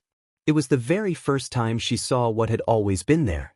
She saw his eyes flash with pain, with an ache so deep and terrible she wondered how she could have ever been so blind. Yeah, Ino, he said softly. I know about the heart wanting what it wants. He took a breath. Tell me just one thing though. You said you liked the way I looked when all the weight was gone. If I looked that way all the time, would you want to date me then? She looked embarrassed. Am I really so shallow and into looks? I don't know. If I were suddenly fat, would you want to date me? Yes. She knew he meant it. I'm really sorry, Chuji, you are a wonderful guy and I know you would treat me well and be good to me. But I don't feel it. She felt on the verge of tears. I should go. As she got to the door though, he spoke. Are you really going to leave me to eat all these cookies by myself? She was surprised to see the old smile there. Are you sure? He nodded. Ino, I won't say I'm not sorry you don't feel more. I won't say I'm not hurt. He rushed on when he saw the look on her face. But I still care about you and I still want us to be close. If all we can be is good friends, then I still want that. She smiled at him. And even though he knew it was stupid, he was glad that he had made her smile. Thanks, Chuji. They both sat down and began eating cookies. Chuji looked at the girl and decided he would make a huge sacrifice for her. So, are you thinking of getting any new shoes? She lit up. Oh, I am so glad you asked. Very soon the discomfort and silence that had hung between them was, if not forgotten, set aside as they relaxed and ate cookies. Suleiman stared at the file on his desk. My, Shikamaru, but you are an interesting fellow. He took a pen and scribbled one word at the end of the document. But, hello Temari. He called to her as she neared her front gate. She was not happy to see him. Hello Suleiman, she said politely. What brings you here so early? She'd had a good day yesterday showing Shikamaru the sights. She'd gotten in some early morning training with Baki and was eager to shower and change before he came over for lunch. He gave her a polite smile. Actually, I was hoping you and I might have a friendly little chat. She frowned. This isn't about your grandson, is it? I told Gaara to make it clear I want nothing more to do with him. You may rest assured that message was most plainly delivered. Now she really frowned at him. If it's not about him, I can guess what it is about. You want to talk about Shikamaru, don't you? He nodded.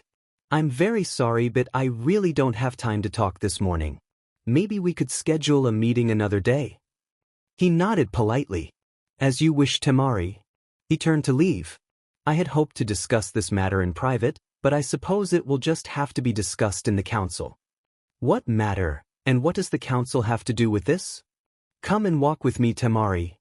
He did not bother to turn around or look back at her. She swallowed a sharp reply. She didn't appreciate being told to chase after him. But whether she liked it or not, she did just that. What is this about? The two of them walked leisurely down the street from her home. Did you know that your little romance has become the talk of the town? Tongues will wag, and people love to track what the nobles are doing. People have noticed that you show this young leaf a great deal of attention. His tone was one he might have used with misbehaving child. Temari didn't appreciate it. What I do in my private life is my business. For a private life, yours seems rather public. She sent him a sharp look. We have had dinner together, walked together, and danced. That is all we have done in public. He looked at her keenly. Am I to take that to mean you have done far more in private? She blushed and looked at him in open anger. That is none of your demon business. Ah, but you see, there is where we disagree. As Director of Internal Security, anything that threatens Suna's peace and stability is my concern. Just how does a 16-year-old girl's social life endanger the security of a whole village? He shook his head. Don't play dumb, it doesn't suit you, child. She came to a halt. I am not a child. He stopped as well and frowned at her. Then do not behave like one. You have grown up surrounded by politics and have been taught our laws and customs.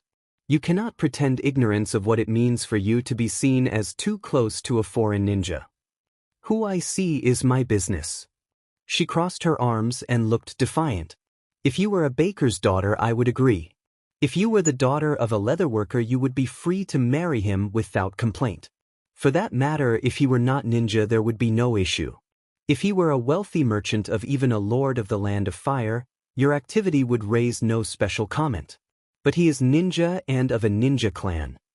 So? She asked contemptuously. He shook his head, not pleased with her attitude. Very well, if you wish to, I will spell it out. If you were to marry a foreign lord, you would form a personal tie between Sabaku and your husband's family. But when one ninja marries another, it forms a blood tie. Were you to marry him, then Sabaku would form a blood alliance with the Nara clan of Konoha. Their enemies would become your enemies and you would be honor-bound to shelter them. Now how exactly would that look to the people of Suna? How are they to trust the oldest and most noble house when they have an allegiance to a foreign clan? Her face turned red. How are they to trust us? My great-grandfather was one of the founders of this village. We have been protecting Suna ever since there was a Suna. We would never turn our backs on our village.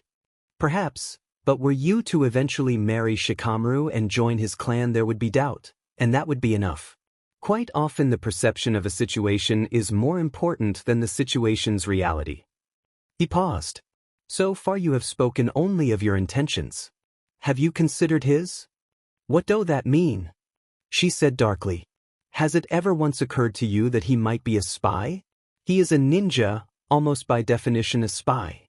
Has it even once crossed your mind that his intentions might not be what they seem to be? Have you thought to look underneath the underneath? Shikamaru a spy?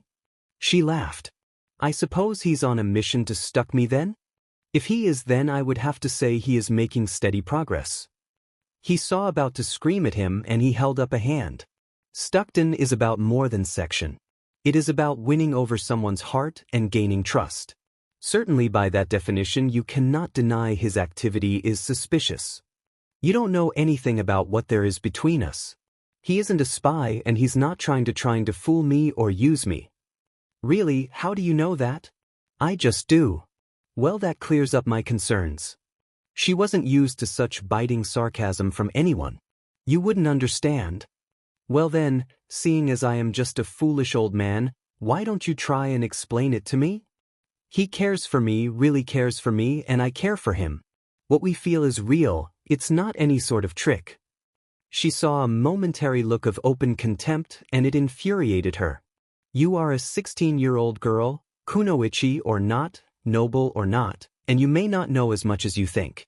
I will tell you something about us men, we have been known to lie to get what we want. In that respect, at least men and women are the same. Well, let me tell you something, I trust him a hell of a lot more than I ever have you. You do not need to trust me to recognize that all I have told you is simple fact. His eyes focused on her. I notice that you have not told me that you have no intention of ever marrying him. That is none of your business. She said coldly. But I think it is. You know, Temari, as hard as this may be for you to believe, I was young once as well. I can remember what it was like when the blood is hot. What a thrill it is to simply follow your heart. But there comes a time when the mind must overrule the heart. You are the first daughter of House Sabaku, you have a duty. Don't you lecture me about duty. Oh, I know about my duty to Suna. I've been told about it since I was old enough to walk. Let me tell you about duty. My mother was murdered in service to Suna. My brother was implanted with a monster and was then shunned by everyone and forced to endure attempts on his life. I would go to sleep every night and listen to Gara walking up and down the halls like some lost soul. I would lay awake in my bed terrified that my door would open and he would walk in and kill me. But it was my duty to watch out for him, just as it was his to be a living weapon. I almost died. My whole family almost died fighting in Konoha because it was our duty. So don't you dare stand there and give me a speech about duty. She snapped her mouth shut and took a deep breath. Gara has told me I can choose who I marry, and he and Kankuro have given their blessing to Shikamaru's courtship. So far as I am concerned, the only people who have a say about any of this are him and me. I have sacrificed much for Suna, and I will continue to do so. But I have decided that I will not let the village dictate who I will marry. That at least I claim for myself. He stared at her for a moment. That is your final word on the matter? No, my final words are, leave us the hell alone. He nodded. I see, thank you for talking with me. He began walking in the direction they had come. Good day, Temari. When Shikamaru arrived at the gate, he was surprised to see Temari outside waiting for him. She greeted him with a fierce hug. Hey Temari, good to see you too. He hugged her back. Is anything wrong? She released him and gave him a smile that looked just a little weary. No, not a thing. Listen, I was thinking of us going out again today, but would you mind if we just spent it here instead? He smirked. Do I get to spend the whole day with you? She grinned and nodded. Of course you do, silly boy. In that case, I don't mind at all. There any particular reason for the sudden change? I just decided I'd rather not deal with any stupid people today. It was late in the afternoon. They were resting in one of the dozen spare bedrooms the mansion boasted. They were sprawled out on a sofa. There was a large comfortable bed right in front of them, but she didn't like the idea of anyone spotting them lying on a bed together. She was stretched out on top of him. Her head was resting on his chest.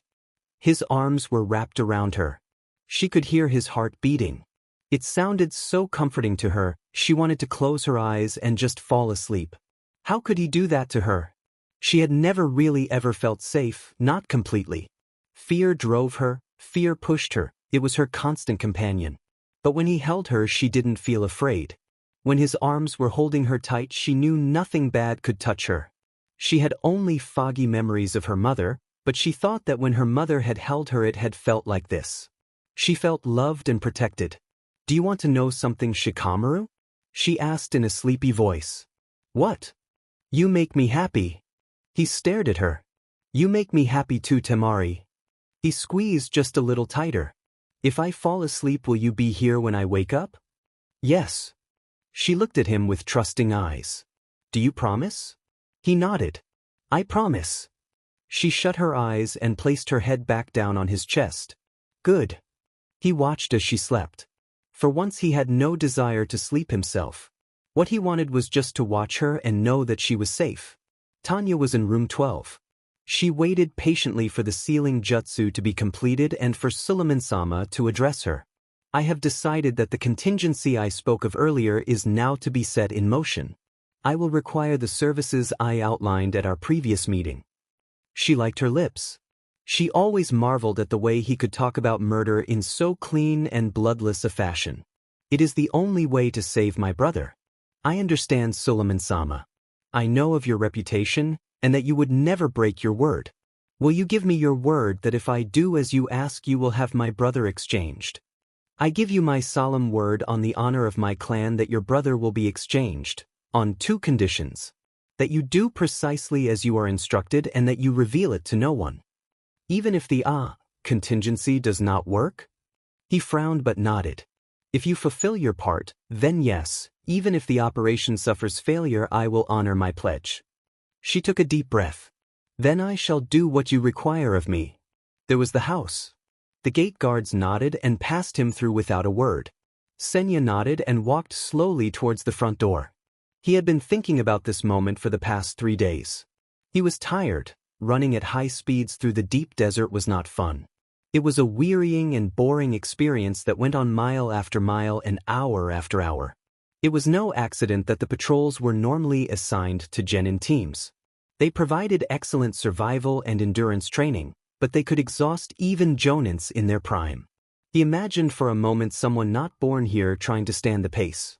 He pictured a certain pony-tailed boy gasping and dying of thirst under a red sun. He let himself have a chuckle at the thought. There wasn't a whole lot else to be happy about. For 3 days Taibo-sensei had gone on and on about what it would be like to have a wife. To listen to him tell it, he would be spending most of his nights at home helping to clean or listening to her talk. How thrilling! His description of fatherhood, especially changing diapers, had frightened him worse than any A rank was ever liable to. And Taibo had kept reminding him he would have to be more responsible now. Apparently most wives didn't like their husbands to be out all night drinking and fighting. When he tried to tell Sensei he was sure Celia would let him do whatever he wanted, he'd gotten a response. Taibo had laughed and laughed and laughed, and then he had laughed some more. When his BSTRD of a sensei had finally been able to talk again, he'd said that wives and girlfriends were 2 entirely different creatures. He'd assured him that once she was his wife her attitudes and expectations would change. But all of that was for the future. Right now, he had something else on his mind. He would have really liked to have stopped for just 1 cold drink before returning home. But he didn't dare. His grandfather had warned him specifically about that, and grandfather was not someone to challenge. He shuddered just at the thought. He'd been thinking about his punishment. He was sure that he would not be disowned, so he figured he would survive whatever it was. He had decided that the worst thing that could happen was simply to be told he was not permitted to leave the house except for missions and not allowed any alcohol. In short, to be grounded. That had happened before. For an 18-year-old jonin it would be utterly humiliating, but there would be no getting around the punishment. Whatever his grandfather decided, he would be a good boy and nod. There was no arguing his grandfather out of anything once his mind was made up. As soon as he entered the house, a servant informed him his grandfather was in his office and expecting him. Well, at least he was done with the waiting. He knocked on the office door and was told to enter. Suleiman was sitting there behind his desk. He shut the door behind him and bowed. "Greetings, Suleiman-sama. You may refer to me as grandfather." He pointed to one of the chairs in front of his desk. "Have a seat." "Thank you, grandfather." This was turning out to be much better than he'd hoped. How was the patrol? Long, hot, boring, just like every patrol. He nodded absently. "I have been giving much thought on what to do with you, Senya." He sent the young man a hint of smile. "I am sure you know that I have found you to be a huge disappointment to me?" Embarrassed, he nodded. "Yes, grandfather. Maybe this wasn't going to be so good after all. The council has recently decided that we will attempt to imitate the teaching methods of Konoha. Seeing the results the Leaf Nines enjoy, we believe we might have something to learn." Senya shrugged. "It sounds interesting. I am glad you think so. I have decided to nominate you as a new instructor. You will be teaching 8-year-olds the basics of being a ninja. Senya gaped at him. The old man had lulled him into a false sense of security and sandbagged him. A teacher? Pardon me, grandfather, but just how long would this assignment be for? It will be for the duration of the experiment, a minimum of 2 years. If we are pleased by the results, it may become permanent. 2 years? Maybe permanent? Oh hell no. Pardon me, grandfather, but don't you feel that would be a waste of someone with my level of combat skills? Normally, however, Senya, you have proven you cannot be trusted to behave like a civilized adult. Perhaps remaining close to home will aid in improving your behavior. Senya blanched. In his most depressed moments, he had never imagined his punishment would be this severe. No real missions? Staying close to home? I see. Yet there would be no arguing with his grandfather. He would be a good boy. Suleiman was pleased to see his grandson's spirit a bit crushed. He had taken and now he would give.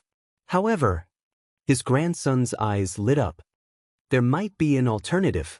Tell me, grandson, how would you like to completely change my opinion of you? How would you like to have all past sins forgotten and forgiven? I would like that very much, grandfather. What would I have to do? I have a very delicate mission. Normally you would not be someone I would consider for something like this. But I believe you are motivated, yes? Yes, grandfather. He nodded. It is classified in A rank and it will be a solo mission. It is top secret and you are forbidden to discuss it with anyone. There will be no documentation and at its completion you will not file a mission report. He looked at him sternly. Do you understand? I understand very clearly, grandfather.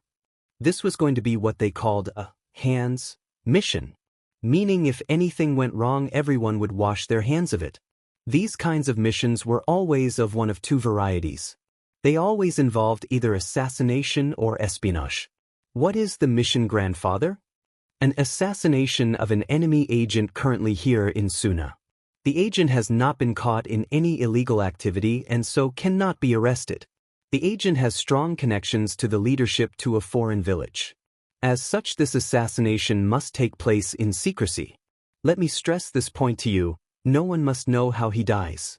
If there is any danger of secrecy being broken, you must abort the mission. Am I clear on that? Yes, grandfather. I am not happy to order this. His death will be a serious incident. However, so long as it is not certain he was attacked by a Sunanin, it should not lead to a complete break in relations. As such, you will be forbidden to wear either your Hittite or Jonin vest. You will also have to disguise your identity.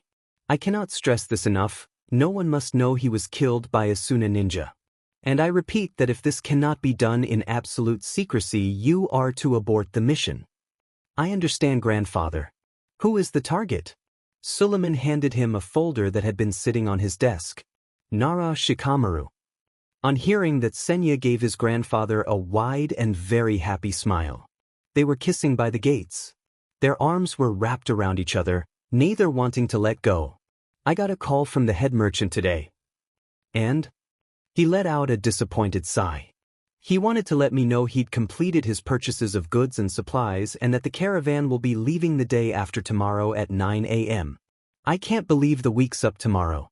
It feels like you just got here. I know, I feel the same. He caressed her cheek and looked into her warm eyes. We still have one more day together and we can have breakfast before I leave. She nodded and squeezed him tighter. I don't want you to go. I don't want to go either. She gave him a mischievous little smile. You know, if some of the wagons were to have their axles accidentally break. Temari. His voice was scolding, but his face was amused. Just kidding, mostly. What do you want to do tomorrow? Why don't we have lunch in the garden again? He nodded eagerly. Then you can take me out dancing for our last night together. He frowned a bit. More dancing? She frowned as well. Don't you like dancing with me? He gave her his little trademark smirk. I like doing everything with you, Temari, so dancing it is. They shared one more long, slow kiss and he finally pulled himself away. Senya flipped through the file. He spotted something interesting. Shadow Jutsusa? Suleiman nodded. They are the bloodline limit of the Nara clan. They are mostly used for possession, but have other uses as well. Doesn't sound impressive. He closed the folder and handed it back. Perhaps you should take a bit more time going over that. I will not allow it to leave my study, but I will allow you as much time as you like to review it. Senya shook his head. He's a weakling. I doubt he'll last 2 minutes. Suleiman looked at his grandson and seriously considered calling the whole thing off. Confidence is a blessing, but arrogance a curse. I've told you before to always try and gather information before attacking an enemy. Perhaps you should reconsider and read that some more. But Senya stubbornly shook his head. I know enough about him. I wonder, grandson, is that confidence I hear or arrogance? He smiled. I suppose it depends on how I do on my mission. Suleiman wanted to chastise him again, but it seemed pointless. Get some sleep, you will have a very long day tomorrow. His last full day in Suna was bright and hot like all the others had been. He would miss Temari, but not the heat and not the cloudless skies. He had breakfast with his team and they made plans for getting together the following morning. When he mentioned he would probably have breakfast with Temari, Ino had made another comment. Shikamaru let it go as he usually did. He was glad to see Chuji back to his usual self. He really hoped when they got home Chuji would be able to find a girl that would appreciate him. He made a mental note to talk to his aunt Suska to see if she knew someone.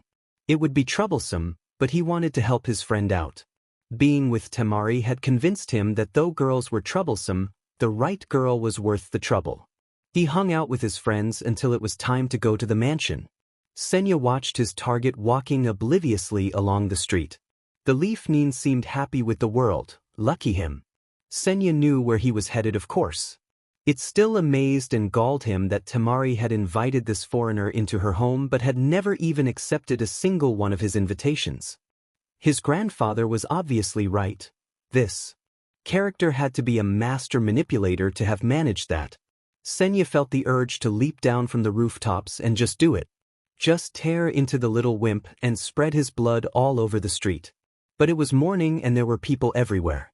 Have to be patient, I have all day. Temari greeted him at the door with a hug and a quick kiss. Hey Temari, there's something I'm curious about. What? Why are there no guards at the gate? And why is it always open? She gave him a small smile. Everyone in Suna knows who lives here. Would you try and break into a place where Gaara lives? I see your point. She took a hold of his hand. Let's go upstairs, we can play a game. Good, I haven't played shogi in a couple of days. She gave him a mischievous grin. We're not playing shogi, I have a better game in mind. There's no better game than shogi. She leaned in and whispered teasingly into his ear. Ever hear of a game called 5 Minutes in Heaven? By the way his face suddenly turned red, she knew that he had. What do you think he's doing right now? Ino asked. He's probably just hanging out with Temari. Chuji took another bite of cake. They were at a table in an outdoor cafe. That slut probably has her hands all over him. Why are you so down on Temari? She makes Shika happier than I've ever seen. Oh come on Chuji. It's obvious she's all wrong for him. I mean even if she lived in Konoha it would still never work out. I mean she's nothing but a pushy loud-mouthed blonde who tries to tell everyone what to do. Honestly, what kind of guy would be attracted to that? She looked at her friend. He was just staring at her. What? Nothing. Tanya's heart was pounding within her chest. She took a look around to make sure no one was in the hall. She quickly opened the door to a small room on the first floor. Inside was a large piece of machinery. The many lights showed it was obviously running.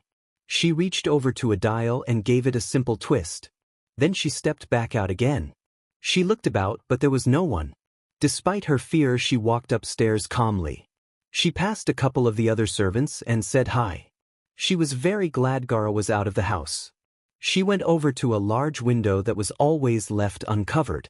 As casually as she could she moved the curtains blocking out the light. It's done. She went back downstairs to do some cleaning. She tried to relax. She didn't notice the slight trembling of her fingers. I haven't killed anyone, I just did what I had to. Outside Senya noticed the closing of the curtain and knew what it meant. That was good, it might be useful later. They were lying side by side in the grass, the remains of their lunch already packed away. When do you think you'll be able to visit me in Konoha? She looked over to him. I honestly have no idea, but certainly not before the Chunin exams. Well, those aren't too far away. I really want you to come see me, I'm going to miss you. She smiled and propped herself up on one elbow. What will you miss most about me? He smirked at her. The look in your eyes, that smile on your lips, the sound of your sighs, and the shake of your hips. She laughed and brought her hands together in applause. Oh, we've discovered a new talent. Don't get used to it. So what will you miss about me? Nothing. You annoy the hell out of me. He sent her a deeply hurt look. So you won't miss me at all? She brought 2 fingers together and held them just barely apart. Maybe just a little. You know I like that game you showed me. I thought you might. Do you have to be in a closet to play it? In reply, she flipped herself on top of him, pressing him down into the soft grass. No, you don't. Senya chewed absently on the ration bar. The sun was getting lower. The BSTRD had been hiding out in the Sabako house all day. Boring, boring, boring, just sitting on a roof looking down the block. A weak genjutsu hid him from prying eyes as he just sat there in the hot sun. Come on out and play, Shikamaru, come on out and play. Where are we going? Come on, I want us to watch the sunset together. Troublesome woman, couldn't we just do that here? There's a special place with an amazing view. Then after that we'll get dinner and you can take me dancing all night. You know I have to get some sleep tonight. She poked him in the ribs. Seck it up, tough guy. Troublesome. Finally, the 2 of them were going out. He stretched a bit and got ready to follow them. They were sitting on an obelisk that stretched about 2,000 feet into the air. Except, for the Tower of Winds, it was the tallest structure in Suna. Below them was a vast maze of pyramids, walkways, arches, domes, and smaller obelisks. The place was on the western edge of Suna, just within the wall, and about a mile from any other buildings. It seemed as isolated a spot as you could find in the city proper. So what is this place? It's a monument to all of Suna's fallen heroes. We call it the City of the Honored Dead, or just the City of the Honored. She pointed to the pyramids beneath them. They were each of an identical height, rising about 100 feet, big but not gigantic. Each of those is the final resting place of a hero of Suna. He stared at her. You brought me to a cemetery on our last night together? It's a monument, and take a look. She swept her arm out towards the western horizon. Tell me they have sunsets like that in Konoha. He nodded. He had to admit the sunsets were spectacular in the desert. The sun was more than halfway down and the entire sky was a brilliant shade of crimson and gold. The sunsets are beautiful here, but I miss the clouds. You're never happy, are you? But he shook his head and took hold of her hand. No, right now I am very happy. She smiled and they just sat there for a moment. The obelisk was smooth stone. There was no balcony or steps. But being ninja, they simply used chakra to stick to the stone face. What are your dreams? She asked him quietly. Well, I wanted to be an average ninja making an average living. Marry a regular girl who was not super pretty or super ugly. Have 2 kids, a girl and then a boy. Retire when my daughter got married and my son became a ninja, and then just spend the rest of my days playing shogi or go. And eventually die of old age before my wife. She shook her head, laughing. I don't believe it, even your dreams are lazy. Well, what is your dream? She paused. It's silly. Tell me anyway. She hesitated but finally told him. I grew up without my mom, with a dad who barely acknowledged me, a brother who was self-centered, and a brother who killed people just for annoying him. I would make the servants read me stories every night. Always romantic stories about a prince who would come to rescue his fair maiden. I always dreamed that someday my prince would come for me.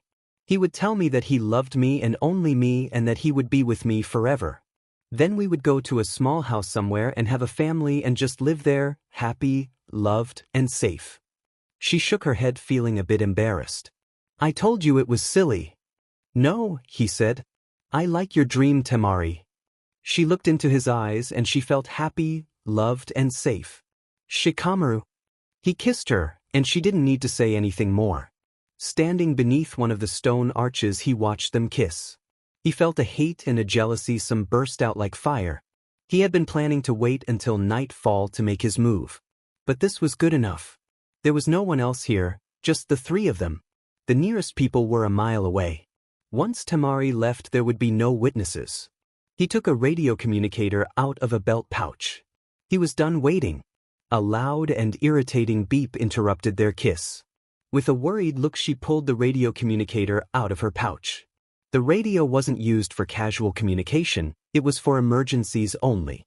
She put in the earpiece and spoke. "This is Temari, what is? Gar, is that? Repeat that, you're garbled, your voice sounds, what emergency, what? All right, I'll bring, what, you want, but why? Your signal's fading. Can you hear me? Gara?" She was standing. Shikamaru had a concerned look on his face and was on his feet as well. "What's wrong?" "Gara contacted me on the emergency line, but there was heavy static," his voice sounded strange.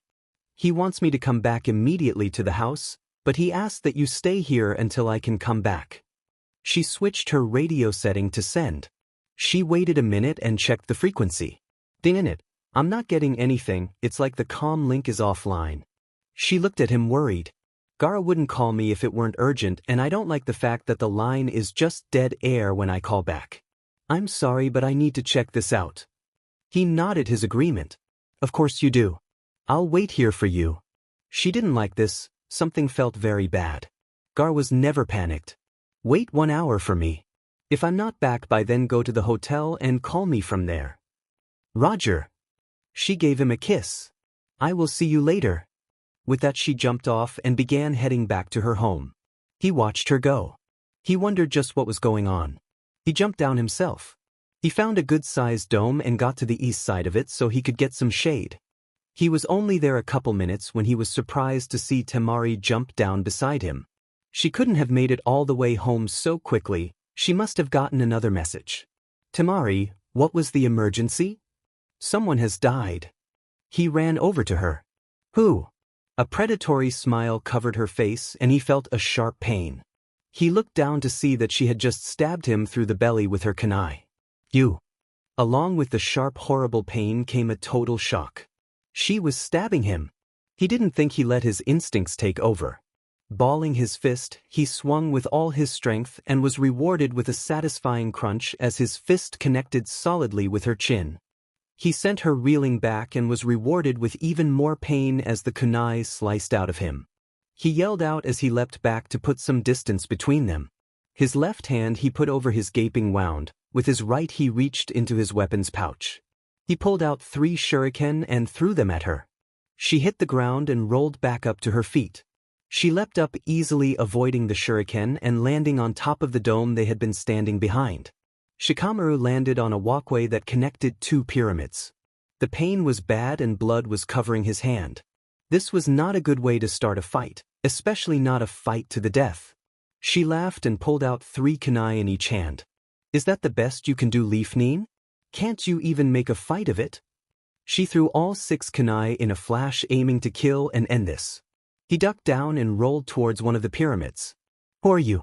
"You're not Temari." Though it hurt, he pulled his left hand away from the wound and began making hand signs. "You sure about that?" She laughed.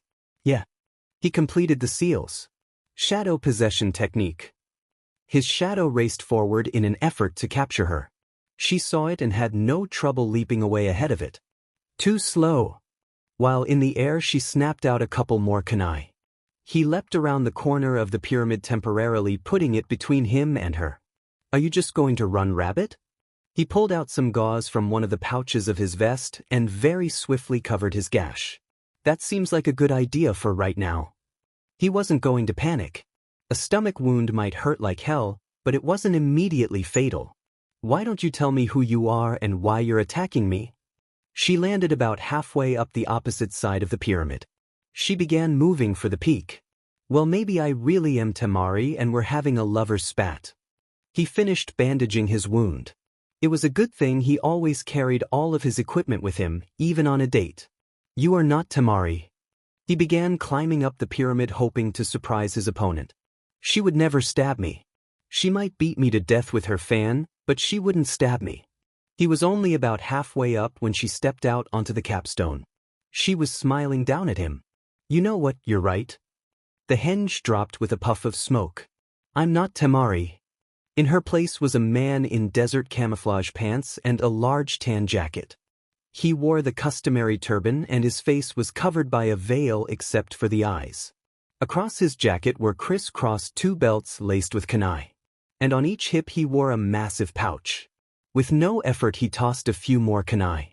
Shikamaru leapt back off the pyramid and down to the ground. Perfect, my jutsu works best when I'm above my opponent. He reached a hand into each pouch and pulled out about a dozen terracotta ceramic tiles. He tossed them into the air and quickly performed the necessary hand signs. Dancing tiles technique. The tiles immediately began spinning and orbiting around him. He reached into the pouches again and tossed out more and more of them until he had close to 100 of them spinning around him. They were like living things, eager to guard and serve him. Shikamaru was on the ground, looking up at his opponent about 100 feet above him. He had a bad feeling about this. Just who the hell are you? He laughed and brought his hands together. I'm the hawk circling above its prey. Now run, rabbit. With the jutsu active he didn't any more words or hand signs. With his will he sent all the tiles soaring down on their prey. Shikamaru moved as fast as he could but there were just too many of them to dodge. He got his arms up to protect his neck and face. Spinning as fast as they were their edges cut into him like kunai. His arms, legs and back were all hit and he cried out in pain. Not only did they cut him but they hit like hammers. His leap was knocked off course and he landed about 10 feet in front of an obelisk. This is 2DM and easy. I cannot wait to tell grandfather how I butchered this stupid leaf neen. He reached into his pouches and began tossing out tiles again. He watched Shikamaru stumble around to the other side of the obelisk. He laughed. If the poor leaf neen thought that was going to save him he was in for a surprise. They had barely started fighting and poor little Shikamaru was already bleeding and hurt. He was having fun. He wanted to make the game last just a little longer. Shikamaru took the gauze out again. None of the cuts were too deep, but he had a lot of them. I am starting to lose a lot of blood. He did what he could as fast as he could. He covered the biggest cuts on his arms and legs. There was a sharp pain in the middle of his back but there was no way for him to reach around to fix it. This was not going well. This was just like his fight with Temari during the Chunin exams. He was up against an opponent with greater raw power who could strike at him from beyond the range of his shadow jutsus. But even though he had lost that match he had found a way to capture her. He had maneuvered her into a vulnerable position where he could reach her. He had to find a way to do the same with this guy or he was going to die here. Hey, Leaf Neen, how are you feeling? I've been better. Listen, I would love to tell you who I am, but I'm afraid that would be against the rules. I've decided to be a good little boy for this mission. But I could tell you why I'm about to kill you. Still want to know? I'm going out on a limb and guessing it has something to do with Temari. Good guess. I'm also guessing you're one of her many admirers. I'm more than an admirer, I happen to be one of her suitors. Well, that's a lie, isn't it, Senya? You were one of her suitors, right? Didn't she let you know she wanted nothing more to do with you? There was a long silence and then a strained laugh. Very good, Shikamaru, how did you know? I didn't, it was an educated guess, but now I know. Well, since I'm about to kill you, I don't suppose it really matters. Shikamaru finished tying the last of his explosive notes to his kunai. Say, since I know you'll never get the chance to find out for yourself, would you like to know what it's like to kiss her? Senya could feel a white-hot anger filling him again. All of a sudden this wasn't fun anymore. And the worst part of it was the BSTRD had a point. Sure, tell me. She always tasted like fresh cherries and kissing her was like getting to visit heaven. He cast his jutsu. Heaven, huh? Well, I don't think you'll be getting any more visits there. No, this was no longer fun. Time for you to die, Leaf Neen. He watched Shikamaru make a run for it. He sent half of his tiles flying down to rip him apart. Several of the tiles struck, and he watched as the Bushin disappeared in a puff of smoke. It was time to move. The moment the Bushin was destroyed, Shikamaru leapt out from behind the obelisk and tossed all 6 of the kunai with explosive notes. Senya jumped down the other side of the pyramid as he sent the remaining tiles to intercept the kunai. The knives hit the tiles and they all went off in a massive explosion. Senya avoided the worst of it, but was still thrown down the side of the pyramid hard. He got up quick. There was a taste of blood in his mouth and a couple of ribs hurt, but otherwise he seemed all right. He looked around and was surprised to see Shikamaru standing in the smoke at the top of the pyramid. Shadow possession technique. He would try to get him while he was disoriented from the blast. His shadow stretched out and toward Senya. Senya saw the shadow coming for him. Not good. He leapt back. The shadow came on after him. He leapt back again, onto the top of an arch. The shadow continued to move, then slowed, then stopped well short of him. So it can only go about 50 yards. He began tossing out some more tiles, but this time he put some of his chakra into about half a dozen of them. Good try, you managed to hurt me and you damn near caught me with your shadow. Shikamaru was huffing with the exertion. His shadow was receding. If he could have moved just a little faster it might have worked. Yes, almost, but not quite. Let me show you how it's done. He sent out the 3 dozen or so tiles after the leaf Nin. As he'd hoped, Shikamaru jumped down the other side of the pyramid, obviously thinking it would shield him. It would, from the ones he had not charged. When they passed the top of the pyramid, he detonated the 6 tiles with near the same force as explosive notes. Again the top of the pyramid disappeared in a huge explosion. The explosion caught him totally by surprise and he was thrown down the side of the pyramid by the force of it. When he slammed into the ground he felt bones break. He was sure some of his ribs were broken, along with his left shoulder. He could still move his left hand and arm, but it hurt like hell. Having learned his lesson, Senya ran around the pyramid to an obelisk about 100 yards from where Shikamaru was now lying crumpled on the ground. No more playing around. He reached into his jacket and took out one of the dozen summoning scrolls he'd brought with him. Activating it, he immediately summoned 100 tiles. Time to die, Leaf Nin. Have fun roasting in hell. With his will he sent every last tile down towards the boy. Shikamaru sized up the situation instantly. He was too badly hurt to move very fast and there were too many tiles. But there was one thing to his advantage. Lying where he was completely in the pyramid's shadow. He had one chance to escape being hit by those tiles. He put his hands together and ran through 15 hand signs. Walk in shadow technique. As he watched, Senya saw the Leaf Nin cast a jutsu and suddenly lose his form and color. For an instant he seemed to be made of shadows. The tiles struck and passed through him, hitting the ground and wall. Then Shikamaru was gone completely. Oh hell no! Senya cried out. Temari didn't slow down until she was through the front door. The moment she did, she began yelling for Gaara. The surprised servants told her he was in the study. She went into the study without bothering to knock. Gaara looked up at her from his desk. He seemed surprised and just as calm and collected as he usually was. You didn't call me on the radio comm link, did you? He looked at her in greater surprise. No, Temari, I did not.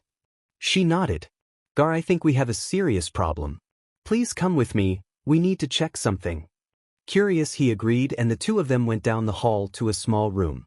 Opening the door, nothing seemed unusual. At least until Temari took a closer look at the frequency setting. Someone changed the frequency. I received a message that I thought was from you. When I tried to call you back I got dead air. She set the setting back to its correct place. Have we had any visitors today? Gaara asked. Only Shikamaru. Then, presuming he is not to blame, it would seem we have a spy in our midst. Temari nodded unhappily. It looks that way. But why would anyone go to this trouble to just send me home? And why would they tell me to leave? And suddenly she gasped as it became clear. This isn't about me. They're after Shikamaru. Without another word she hurried to the door. I'll come with you. No, find out who did this and squeeze them. Temari fled out the door. She wasn't in the habit of giving Gaara orders, but this once she did and didn't care. She leapt out the front door running for all she was worth, praying and promising Kami every possible offering so long as she found him all right. He was huffing in and out the air. His hands were shaking and he was hurting bad. He had used up a lot of chakra with that last jutsu and he didn't have much more left. But for the moment at least he was safe. He was lying in the shadow of another pyramid, this one closer to the outer wall. He made a mental note to thank his dad for bugging him into learning some more of the family jutsus. When he got home, troublesome or not, he was finally learning all of them and anything else his dad had to teach him. He also made a mental note to talk to Tsunade about issuing radio communicators to all shinobi teams as standard equipment. They were very expensive, but would be invaluable to teams in the field. For instance, if he were just able to call Ino or Chuji right now, that would make a world of difference. For that matter, if only there were a phone booth somewhere he could call the hotel or the Sabaka house. As it was, he knew help would be coming soon. When Temari figured it out, she would get back here as fast as she could. Unfortunately, her home was on the other side of Suna. Even moving at top speed over the rooftops, it was about 10 minutes from here to there. Say it would take about 5 for her to figure it out and get moving back here. So a grand total of about 25 minutes then, before Temari showed up here ready to murder Senya. He thought they were halfway through that now. So he had to hold on 4, 10, 12, maybe 15 more minutes. He put his hands together in an "oh" and began to consider his options. Senya was on top of the central obelisk, looking desperately in all directions. He was starting to panic and was scared as hell. What the hell jutsu was that? Where had he gone to? If somehow he was back in the city, the game was over and he was a dead man. From the moment his grandfather had given him this assignment, he had only thought of one possible ending to it. Now suddenly he was focused on the other possibility. If Shikamaru got away, his life, as he'd known it, was over. No more being a nobleman, no more marrying Celia, no more being a Sunanin, hell, no more Suna. This was a Han's mission. If it went bad, his grandfather and everyone else would turn their backs on him and pretend he had been acting on his own. He was not deluded enough to believe for a second that his grandfather would try to save him. The first thing that would happen would be that he would be disowned by his clan. Then after that, his best hope would be to be immediately executed. A much worse alternative would be to end up handed over to the Leaf Nines and their tender mercy. If Shikamaru got away, he wasn't going home again. If that happened, he was going over the wall and becoming a missing Nin. But even that alternative meant his ruin. Even if he got to keep his freedom and his life, he would lose everything else and never be able to return. Calm the hell down. He took a couple deep breaths. What he'd used was obviously some sort of teleportation jutsu, and those had very limited ranges. There was no chance he could have used it to get into the city. And if he had, well, it was game over anyway. He had to assume he was still hiding somewhere in the monument. He's on his last legs. If I find him, no more playing around. I'll just kill him and get the hell out of here. He was painfully aware that he did not have an unlimited amount of time. He leapt down from the obelisk and began running about the monument searching for the rabbit. Whenever he got into a serious fight, it always felt as though he were playing a huge game of shogi, with himself and his opponent as the only pieces on the board. He'd gotten the worst of it so far, but that didn't matter. As he'd told Temari, again and again, it didn't matter how many pieces you lost, only who had the last winning move. He looked westward at the sun. It was very nearly gone now. He had about 5 minutes of daylight left. For a shadow user, this was both the best and worst time to use jutsus. It was the best because the shadows were longer now than at any other time in the day. It was the worst because once the sun was gone, the shadows would disappear with the gathering twilight. He had 2 courses open to him, both with risks. One, he could just hunker down and try to hide until Temari arrived. The problem there was that once the sun went down, he lost his shadow jutsus and was a sitting duck if Senya spotted him. 2, he could put his plan into action and try and take Senya out himself. The problem with that was it required him to make himself a target in order to move Senya into the necessary position. And if it was option 2 he had to go right now, he was almost out of time. If she saves my life twice, I'll never hear the end of it. There, the decision hadn't been that hard. He began making hand signs. Senya spotted him making a run for it heading west. He was obviously badly hurt and not moving that fast. He went after him. He had 100 tiles spinning around him. Where do you think you're going, rabbit? Shikamaru laughed but kept going as fast as he could. I've worked up an appetite. Can you recommend a good restaurant? You don't need any food where you're going. He made sure to keep a safe distance, just in case, and sent a dozen tiles his way. Shikamaru tried to dodge them as best he could but was still hit. He disappeared in a puff of smoke. Minute. He came to a halt and scanned the area around him. Nothing, not a DMN thing. Well, at least he knew Shikamaru was still here. He needed a better view. He rushed back to the central obelisk and leapt to the very top. He spotted him. He was running in the opposite direction now, straight eastward, and was almost to the edge of the monument. Please Kami, let this be the real thing. He sent a dozen tiles racing down. This time when they hit their target it didn't vanish in a puff of smoke. He saw, thrilled to hear a cry of pain and see his opponent hit the ground. Finally! He spoke with more relief than anything else. He still had 11 summoning scrolls on him. He was going to use every last one of them until Shikamaru was nothing but dog meat. You're dead. His left ankle was definitely broken. He was lying on the stone pavement looking back up. He saw Senya standing on the very top of the obelisk, no doubt getting ready to send down the rest of those diamond tiles. He was nearly depleted of chakra and in terrible pain. He smiled. Checkmate. He cast the seals. Shadow possession technique. He was about to send the rest of the tiles flying when his body froze. He instantly lost his control over the tiles and they fell the long way to earth. Suddenly he bent himself over and put his hands on his knees. His chest was moving as if he were panting for air. It was a mirror of the pose Shikamaru was in. You couldn't have gotten me. He shouted down. You're hundreds of yards away. Shikamaru nodded and so did Senya. Look at your feet. He shouted back up. Senya did. He didn't have a choice. He was standing on the eastern corner of the obelisk's point. So, you're standing in shadow. Senya didn't understand. You should have studied my abilities. I can use other shadows to extend my range. The moment you stepped foot on the peak you were in reach. Grandfather was right, I should have studied. So what now? He called down mockingly. I mean, it's not like you can shadow me to death. Actually, that's not true. I have an assassination technique called Shadow Neck Bind. But I'm afraid I don't have the chakra right now. You're almost completely out, aren't you? Shikamaru nodded and so did Senya. You've got enough left to hold me for what?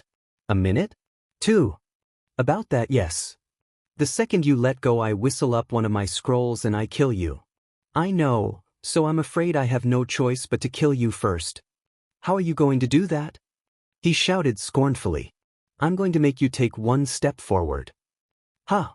Shikamaru was done with explanations. He took one long step forward. On him it seemed comical. For Senya that step was out into nothing. He plunged face first off the 2,000-foot height. He screamed all the way down. Shikamaru sat down. He was feeling lightheaded. Bloodless. Reaching into his vest he got out 2 items. He lit a flare and set it next to him. In the gathering darkness it would help Temari find him. He then took the needle and removed its cap. The morphine shot would help with the pain, and now that the fight was over it wouldn't matter if it slowed down his thinking. As the morphine kicked in he laid out on the stones and looked up into the cloudless sky. She was never what you would call religious. Didn't really believe in it. She believed in what she could see and touch. She believed in training and in action, not in prayers. But she prayed now. As she approached the monument she prayed for all she was worth. She thought she sniffed just a trace of smoke in the air. The sun was down and it was twilight. On the eastern edge of the monument she spotted a red light. As soon as she got near enough to see she gasped and felt her heart stop. Bathed in the red light was Shikamaru's body, covered by a dozen wounds and soaked in his own blood. He can't be dead. Shikamaru! She leapt to his side and dropped to her knees. She reached 2 fingers to his throat and began searching for a pulse. The pulse. It was slow but steady. He's alive. As if to confirm it his eyes opened. There was Temari. Why was she crying? His thoughts were foggy. He didn't feel any pain now. Morphine. Great stuff. He felt like his whole body was floating. He was tired and very sleepy. Hey Temari. She touched his face and looked down into his eyes. Shikamaru, are you all right? What happened? Senya attacked me, I killed him. Didn't need any help this time. He gave her a lazy smile. Senya? Oh Suleiman, I will kill you for this. She tried to smile back as she lifted him up into her arms. You did great. I'm getting you to a hospital right now. You'll be fine. He didn't feel her lifting him, it was getting kind of cold. Temari? Yes. I love you. I love you so much, Temari. She stared at him. Baka, you pick now to tell me that? She tried to make light of it, but her heart was torn. It was filled with worry, grief, and joy. I love you too, Shikamaru. She was running now with him held up in her arms. I'm glad she said it back. He was very tired. He shut his eyes and went into the comforting darkness. She saw his eyes close. Hey lazy, stay with me. Open your eyes. Shikamaru, stay with me. When he didn't respond, she pushed her body even harder, willing herself to move faster. You're going to be all right. You're going to be all right. You're going to be all right. She wasn't sure if she was saying it for him or for herself, but she kept repeating the mantra all the way to Suna Hospital. In the master bedroom, Gaara pressed a hidden button. A secret door opened, revealing a small room only 10 square feet. The room had a single chair, a large console, and 130 monitors. A monitor for every room, hallway, and area both inside and outside the house. He had not known of the room's existence until he'd become the head of Sabaku and been given a letter written by the Kazekage for his successor. It had been addressed to Kankuro. The letter had revealed a number of carefully guarded secrets. This room was just one of them. The Kazekage had been consumed by fear of conspiracy and a desire for security. He'd had hidden cameras placed everywhere and used them to keep tabs on those who were, physically, closest to him. Gaara had no fears for his security and rarely used the room. On occasion he wanted to know what a visitor was up to, but he didn't concern himself with his siblings or his servants. At least until now. He tapped some keys on the console. All the images on the monitors became the same, an image of a large radio transmitter sitting in a room. Everything that occurred was stored in memory for 24 hours. He began rewinding the image backwards. It took a few minutes, but he finally found what he had been looking for. Tanya was about to leave for home when she felt the sand wrapping itself around her. She screamed. The sand covered her mouth and she could only make muffled noises. A few servants came running to find out what was happening. At the sight of Gaara standing there and Tanya bound in sand, they did the only sensible thing. Without a word, they turned around and ran away in terror. Gaara noticed and sighed. This would hurt the image he had been trying to build. Rumors would fly through Suna that he was murdering people again. Oh well, he had things to do now. He stared at Tanya. Only her eyes and nose had been left uncovered. She was giving him a look he'd seen many times before. Sometimes his reputation did come in handy. You have been very bad, Tanya. I am afraid I am going to have to punish you now. From the muffled noises he knew she was trying to scream. Let's go down to the basement and have a talk. Temari heard a storm tear through the hospital. This particular storm had a name, Yamanaka Ino. Ino came tearing around a corner and towards the waiting area just outside operating room 1. The girl looked like she was furious with the entire world. Following on her heels was a very worried-looking Chuji. The moment she saw Temari, she went up to the older girl. The girl's clothes were covered in blood. Temari opened her mouth to say something, but Ino just wasn't in the mood to listen. She reared back and punched the girl as hard as she could. What the hell did you do? Why is Shikamaru in surgery? Chuji grabbed her from behind and pulled her back. Ino, stop it. This isn't Temari's fault. She's the one who called us. Oh yeah, she called us to let us know that Shikamaru was in a hospital to be operated on. Just what the hell happened? Temari rubbed her jaw and got up on her feet.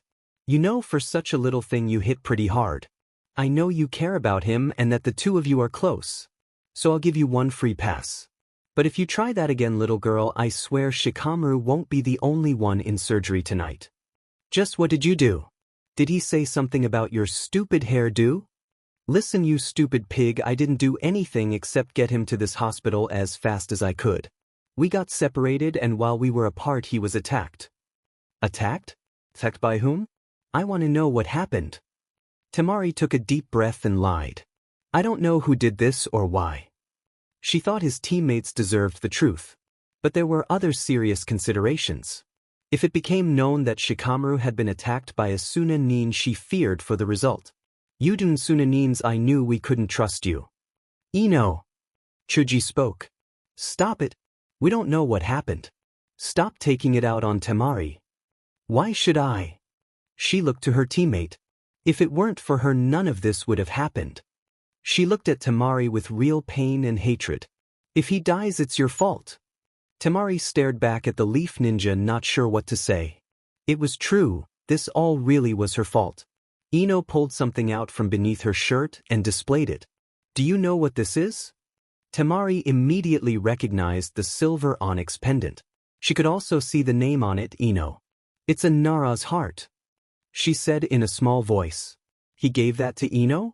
But I thought he loved only me. Ino was surprised. So he told you about it? Temari nodded. When did Shikamaru give that to you? But to the older girl's relief, Ino shook her head. Shikamaru didn't give this to me. This was from his father. Chuji has one exactly like it. We were given them shortly after being born. They represent a special connection we share with his clan. I still remember Shikaku telling me as a little girl that it meant we were beloved of the Nara clan. That we would always be welcomed in their home and have their protection. Chuji and I have a connection to him and to his family that you will never have. They have always been good to me and I love his family just like my own. If I have to go back home and tell his mother and father that their only son has died, then I will kill you. Ino ground out the last words. Temari heard the words and after a moment nodded. If he dies, then you should kill me. There were many stories surrounding Gaara. In a way, he had become something of a myth even though he was still a living person. Mothers who wanted to frighten their children would tell them that Gaara was waiting for them. The servants of Sabaka knew them all, and knew most of them to be true. They knew about the basement. Gaara never slept. All through the night he would be awake and would try to find ways to fill in the empty hours. He would walk the halls over and over and over. He would read. He would train with his sand. He would sit on the roof and stare at the moon when it was full. And sometimes, for no reason anyone could see, he would take someone to the basement. Maybe it was just simple boredom, or perhaps some nights the bloodlust was too strong to deny. But for whatever reason he would take someone he'd captured with him down into the basement. He would stay down there all night. Then he would come up, alone. There was always blood to be cleaned up, but there was never a body. The basement had a section with a sand floor. None of the servants would walk there. They all called it the graveyard. Tanya knew all this and her heart was pounding like mad inside her chest. Tanya, Gaara spoke in a polite, calm voice. I know you are a spy and that you changed the frequency on the radio transmitter. I want you to tell me everything you know. Please do. Not lie to me or attempt to hold anything back. If you do, I will become very upset. With a wave of his hand, the sand retreated from her mouth. She began gasping air.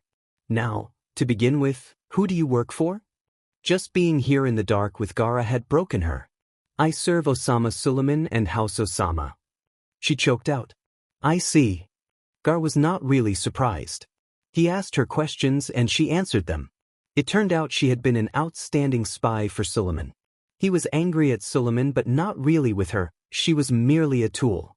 But sometimes the only way to teach someone a lesson was to break their tools. So how much were you paid? I don't know. She sobbed. It varied, he would reward me depending on what I told him, 100 Ryu or 500 or 1,000 or 2, it didn't matter, I didn't do it for money. Why then? I did it because Lord Suleiman said he could help my brother.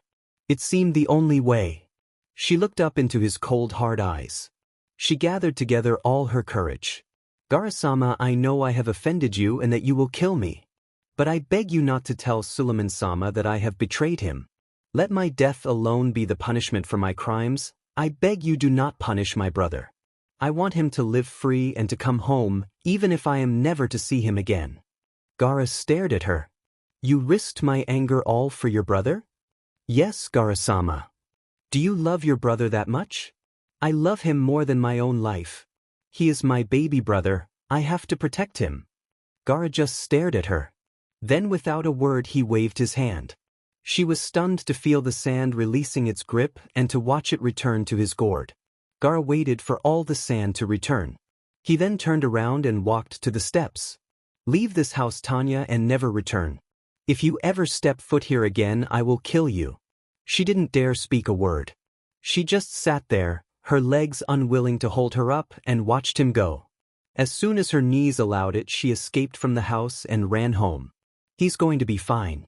He suffered from numerous injuries and broken bones, but fortunately none of those were life-threatening. He had acute blood loss, but has received enough to now be in stable condition. He should be fully recovered in a few days. The three of them all let out a collective breath and thanked the doctor. We're leaving tomorrow for home. Will he be all right to travel? Ino asked. The doctor frowned.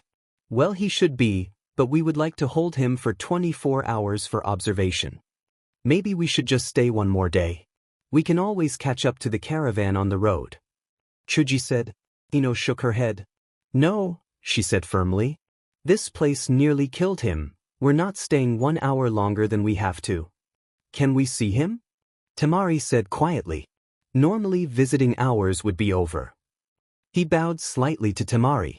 But we can make an exception in this case. Thank you, doctor.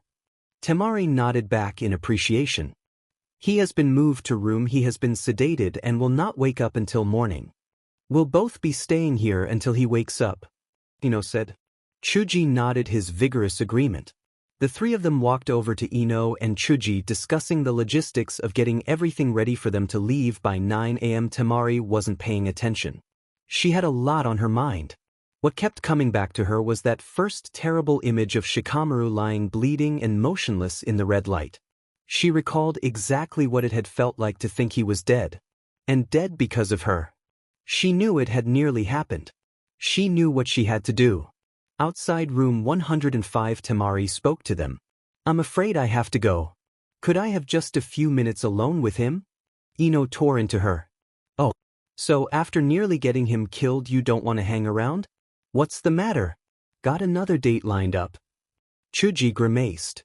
Sometimes Ino's words could cut like a kunai. It was so obvious how hurt Temari was by this.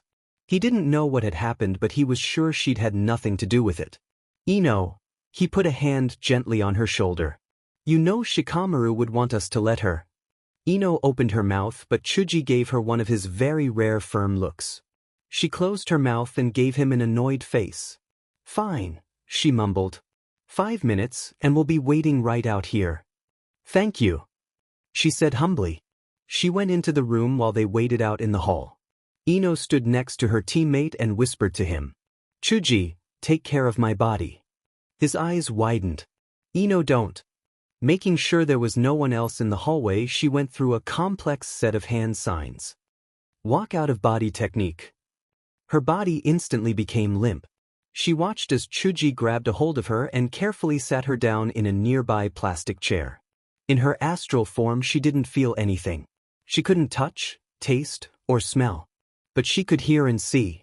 The Yamanaka clan had developed this technique as a means of gathering intelligence in empty rooms, or in places where possessing someone was not a good idea.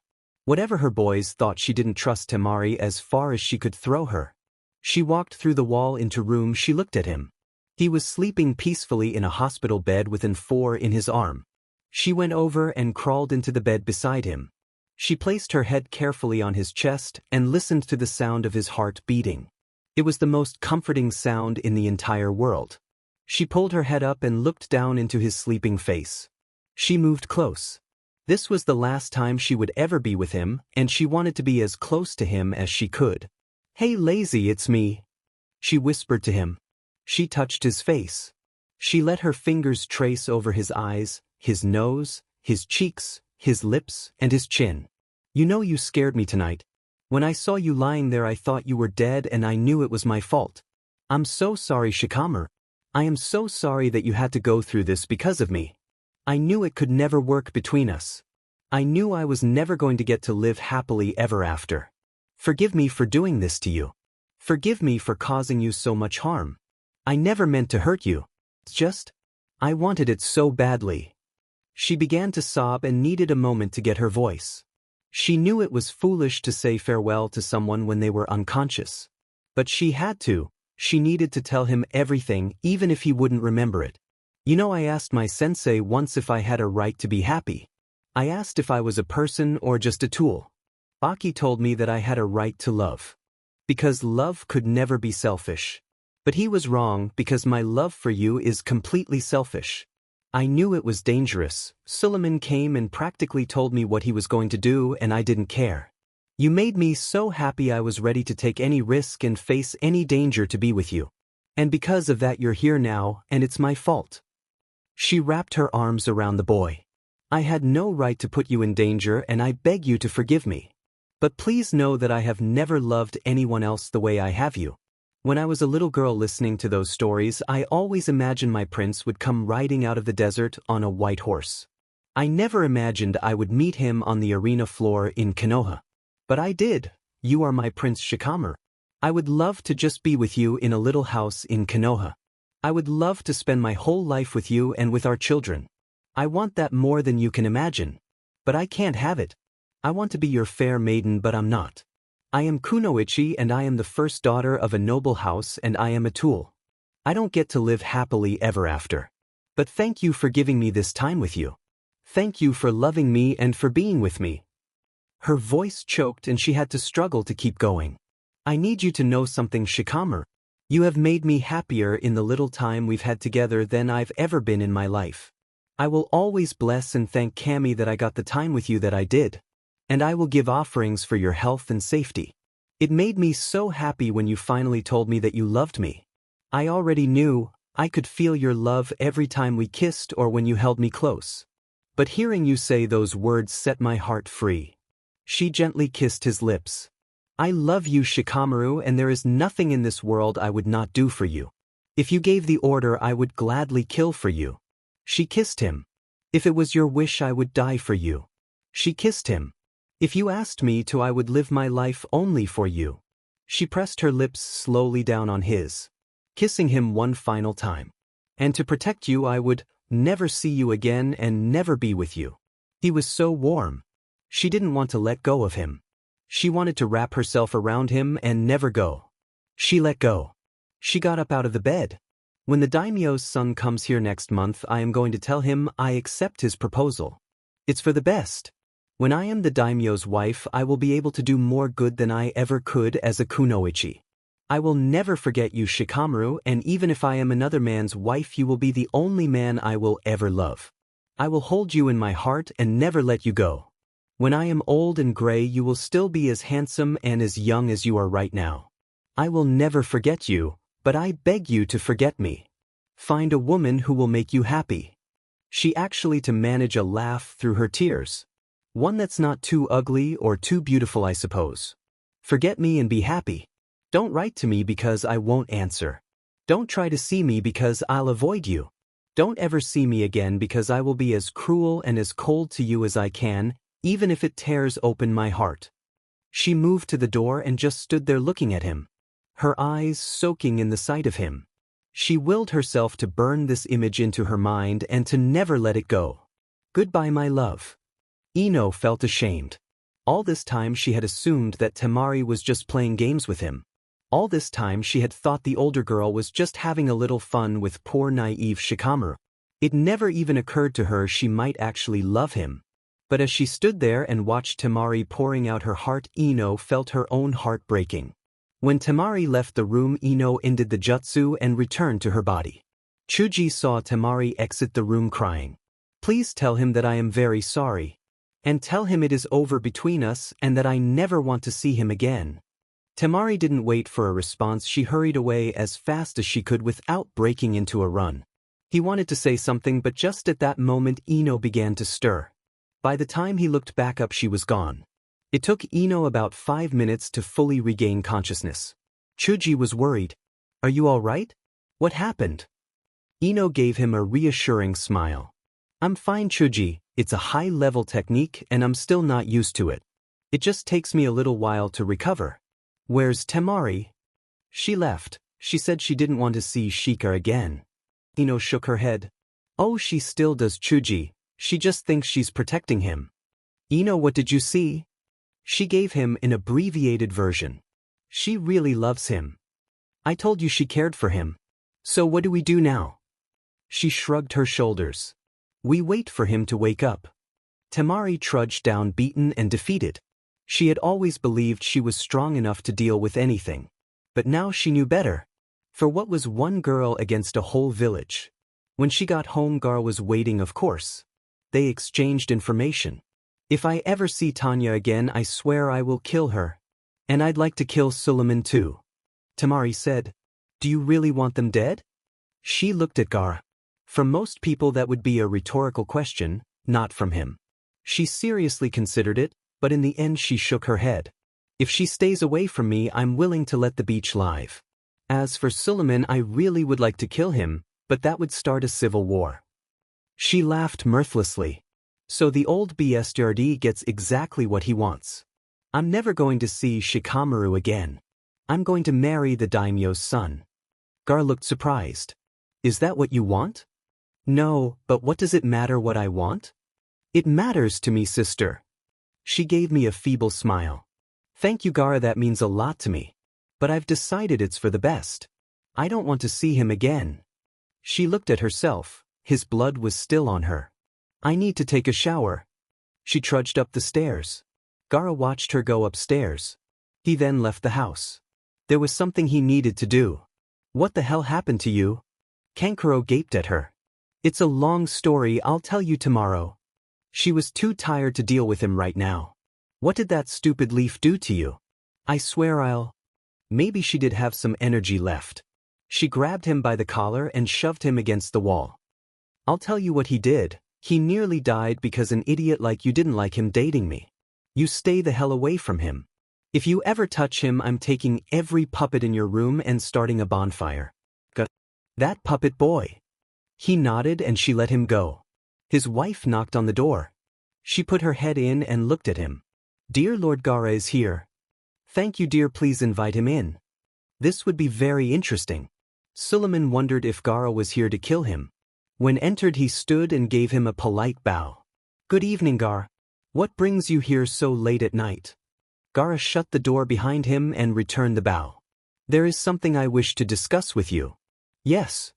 Senya tried to kill Nara Shikamaru earlier this evening. I see. He failed. I assume he also died?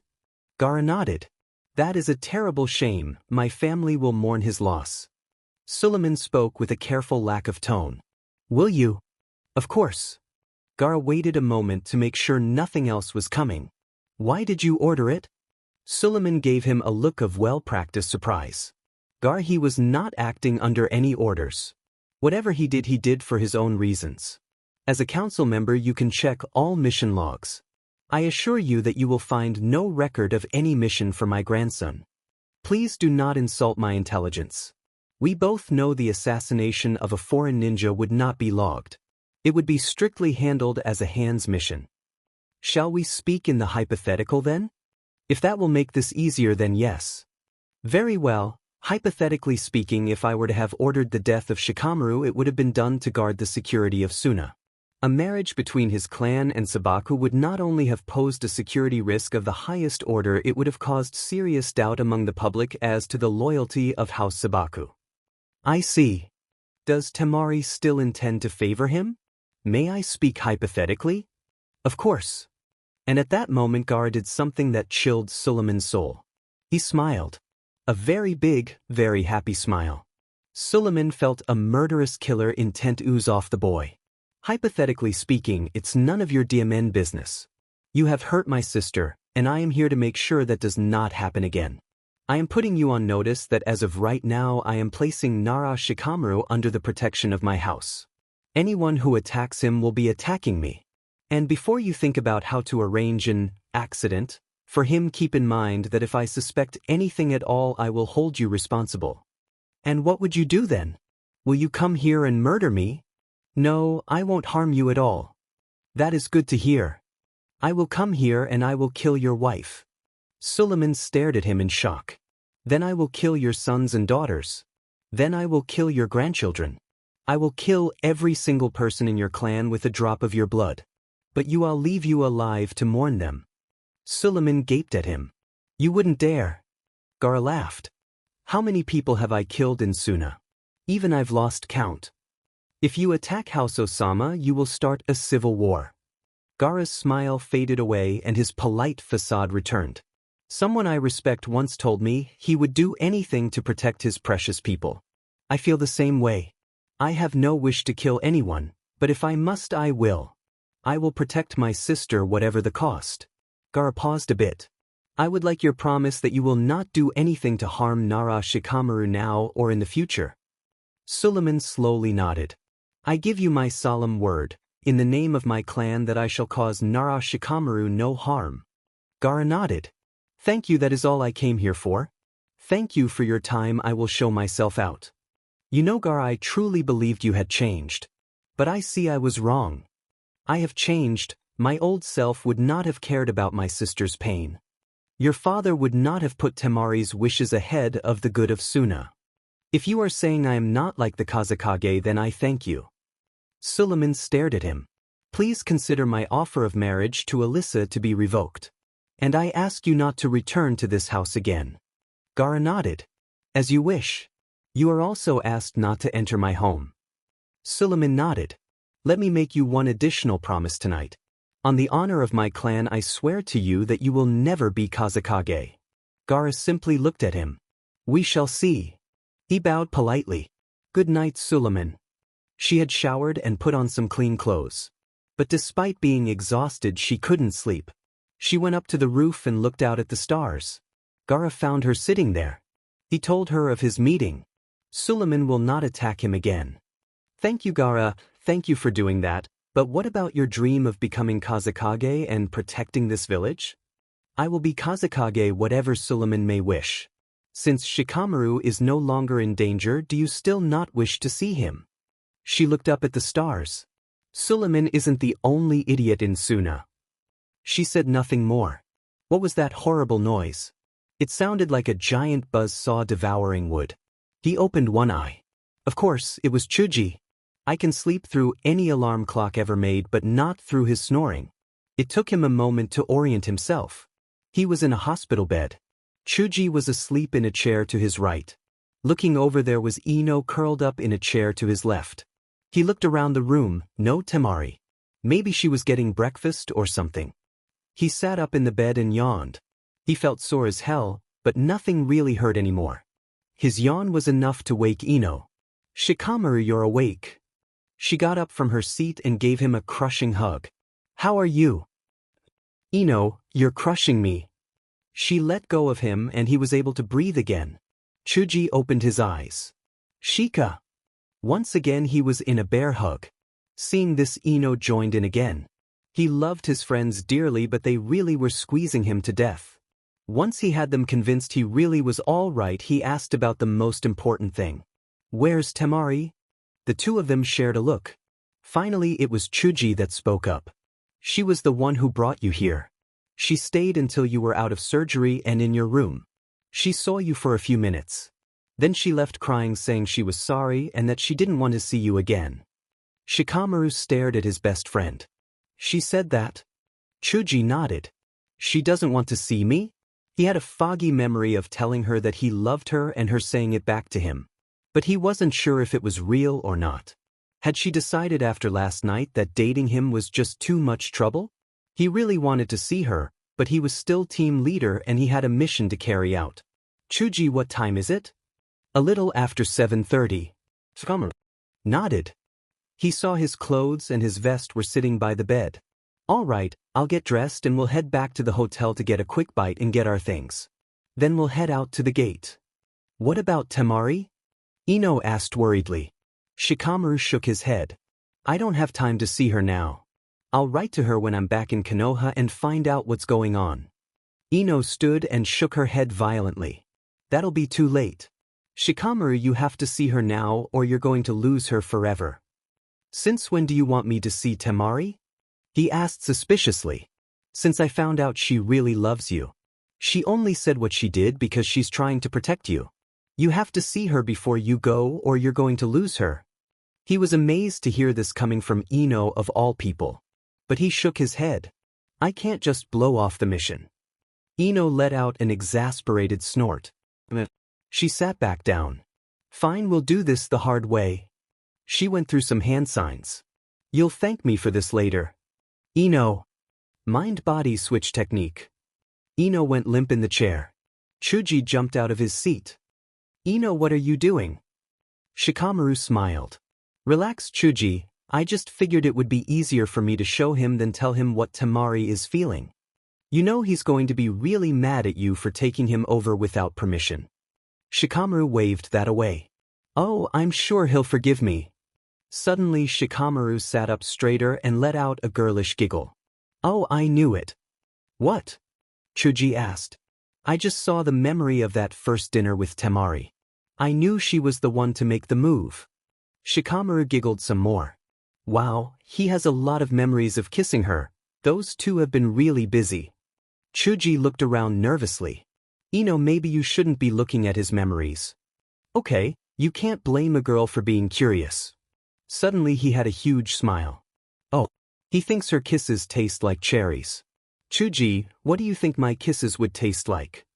Chuji looked as though he were choking. Ino, I know it's you, but hearing Shikamaru say that kind of freaks me out. Shikamaru laughed. Okay, I've given him the memories he needs. Shikamaru brought his hands together. Release. Ino stirred awake in the chair as Shikamaru shook his head. They both looked at each other. Thanks, Ino, but never do that again. Sure. All right, change of plans. You two head back to the hotel and get all our stuff. I'll meet you at the gate at 9. What are you going to do? Chuji asked. I'm going to go see my girlfriend. As he entered the Sabaka compound, Gaara came out the front door to meet him. I'm sorry, Shikamaru, but I'm afraid Temari does not want to see you. I am not leaving here until I talk to her. Gaara looked surprised as Shikamaru tried to walk past him. I wasn't making a request, Shikamaru. Sand came out of his gourd and quickly covered Shikamaru completely from the neck down. Shikamaru gave him a bored expression. I am still not leaving. Gaara just stared at him coldly.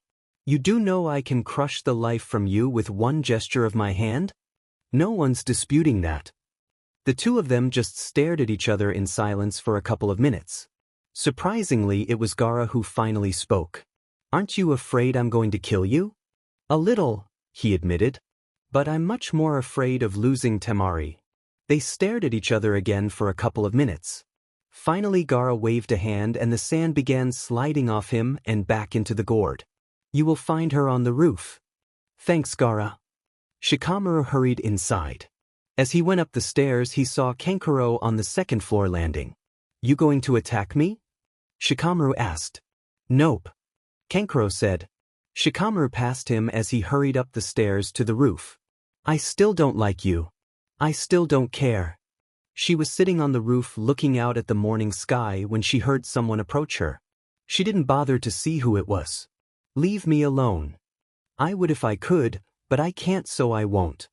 She jumped to her feet and looked at him. What are you doing here? I told Gaara I didn't want to see you. I know he put me in sand and threatened to kill me. But when I told him I wasn't leaving without seeing you, he let me go. She didn't know what to feel. She'd spent all night trying to accept that she would never see him again. Now here he was, smirking at her with that adorable little grin of his. How does he always manage to make things hard for me? She took in a deep breath. She knew what she had to do. Hey lazy, didn't your friends tell you it's over? Listen, I had a little fun, but you're just too much of a boy for me.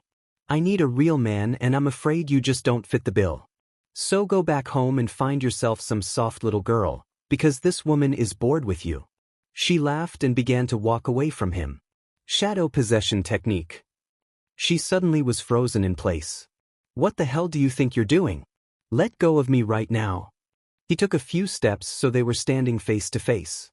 He gently touched her cheek and she touched his. I'm not leaving until I've talked to you. Shikamaru, if you don't let go of me right now, I'll scream for Gaara and he'll probably kill you. Go ahead. She stared at him. I'm not bluffing. Scream all you want, no one's stopping you. What part of, I'm not interested, do you not understand? Well, I suppose I'm trying to understand how that connects with everything you said in my hospital room last night. She suddenly felt her face become very red. You couldn't have heard that, you were unconscious. I know that you said you would kill or die or live for me and that you would stay away from me to keep me safe. She stared at him. You heard that? She said weakly. He nodded. He put his arms around her and held her close. I know that you love me, Temari. He drew his lips to hers. Don't. He kissed her and she just melted into the kiss. She shut her eyes and kissed him back. I shouldn't do this, it will only make things harder. She opened her eyes and pulled her lips back. You're using your jutsu to force me to kiss you. He smirked at her. Temari, I deactivated the jutsu before I put my arms around you. I would never force you to kiss me. She stepped back and pulled out of his embrace. Shikamaru, this can't work, don't you understand that? She shut her eyes and tried to hold back the tears. Why are you making this so hard for me? Because I love you and refuse to let you go. What has your love gotten you? You almost died last night. So? Temari, it was the third time I've nearly died. He grinned at her. Actually, I feel like I'm improving since I didn't need you or Asuma to save me this time. Don't joke about this. When I found you last night, I thought you were dead. I thought you had died because of me. Don't you understand I can't bear the thought of you being hurt because of me? I understand, but Temari, it's a risk I am willing to take. She was about to interrupt, but he put a finger to her lips. Listen to me. We are shinobi and we know our lives are always in danger. There are no guarantees. Whether I am with you or not, I will still be in danger so long as I am a ninja, and so will you. I know how you must have felt last night. When I imagine losing you, it tears my heart out. But whether we are together or not, I would feel the same if anything happened to you. Nothing is guaranteed, but I know that whatever time I have, I want to spend it with you. I love you. She looked at him. She tried to say something cruel, something that would push him away, but she couldn't. Looking at the love in his eyes, she couldn't bring herself to hurt him or push him away. She didn't want to push him away. She put her arms around his neck and sobbed. I love you too. He held her close and let her cry. He whispered in her ear that it would be all right, that everything would be all right. He held her and comforted her until the tears finally passed and she seemed better. Temari, he whispered in her ear. Close your eyes. Why? Just trust me. She did. He took something out of his vest. Now open them. She opened her eyes to see him holding a silver onyx pendant. On the central band she saw a name engraved, Temari. She stared at him in wonder. Are you giving me your heart? He smiled at her. That's right, you troublesome woman. If you accept this, it means that you will be the only woman I will ever love or pursue. He smirked at her. It also means you won't ever be able to get rid of me. She carefully took the Nara's heart from him. Shikamaru, I accept your heart and I swear I will always guard and treasure it. She put it around her neck. With that done, she put her arms around him and kissed him. Gaara and Kankuro were waiting on the second floor landing as they came down the stairs arm in arm. Gaara asked his sister, have you changed your mind about not seeing Shikamaru anymore? Temari actually laughed. But is it that obvious? He looked to Shikamaru. Do you love my sister? Yes. He answered without the slightest hesitation. Do you want to marry her? I am going to marry her just as soon as I turn 16. Oh really? Temari cut in, smiling at him with a hint of trouble. Haven't you forgotten something? What? She shook her head. You haven't asked me yet, lazy. He quirked an eyebrow. Do I need to ask you? She began poking his ribs. Yes, you do. He rolled his eyes. Fine, want to get married, you unbelievably troublesome woman? She let go of his arm and crossed her arms across her chest. Not if you're going to ask me like that. Gaara coughed and gave his sister an annoyed look. Fine, Nara Shikamaru, I accept your incredibly unromantic proposal. Gaara nodded. Shikamaru 16 is also the minimum age to marry here as it is in Konoha. However, if you wish, there is a ceremony that can be performed now. Temari gave her younger brother a huge smile. Gaara, really? He nodded. Shikamaru saw how excited Temari was. If it's something Temari wants, then of course. Very well, come with me. Gaara led them down the hall. He took them to a small room at the northern end of the hallway. It was the Sabaku family chapel. The four of them entered and shut the door. Gaara spoke. Shikamaru, let me explain what is to take place here. As head of Sabaku, I will perform a betrothal ceremony. While you will not be legally married, this ceremony will bind our two clans together with a blood tie. Once the ceremony is complete, we will consider you to be part of this family. Now, unfortunately, marriages between clans of different villages are usually only allowed as part of an alliance between those villages. While technically not illegal, I believe you have seen firsthand that some people have strong feelings about the issue. Therefore, for both your safety and Temari's, I ask that you keep this secret. For how long? Shikamaru asked. Until either the wedding or until an alliance is formed between Konoha and Suna. But we're already allies. Shikamaru pointed out. We are tacit allies, true, but there is currently no formal treaty of alliance between our two villages. Until one is signed, it would be dangerous to make this betrothal common knowledge. So I can't tell anyone I have a fiancé? You can tell your parents, and the Hokage can also be informed, as this involves an alliance between two clans. But no one else must know, not even your teammates or your sensei. He paused. Actually, your parents should be consulted prior to this ceremony. It's all right, Gaara. Temari took out the Nara's heart. This is a symbol of their approval of me as a wife for their son. She turned to Shikamaru. Your parents did have this commissioned, right? He nodded. We can consider it a symbol of their consent. Very well. There is, however, one more issue to consider. As the betrothal is to be kept secret, Temari will have to maintain the illusion that she is still being courted. This will have to include certain amounts of interaction with suitors. Shikamaru frowned. You are not telling me that Temari will be going out on dates, are you? To his horror, Gaara nodded. She will need to attend the festivals and dances, and there will be occasional dinners. Before Shikamaru could say anything, Temari spoke. Hey, you can trust me. And the dinners will all be chaperoned with Gaara there. I doubt anyone would try anything. And if they did, they'd regret it. All right, I suppose. Hey, should I pretend to date too? Sure. Temari gave him a sweet smile. Really? Absolutely, as long as you want me to come up there and beat you and the girl to death with my fan. No one's courting you, Shikamaru, so I had better not hear anything about you and any other girls. I was just asking. Gaara held up a long piece of brilliant white silk. Temari, hold out your arms, palms upward.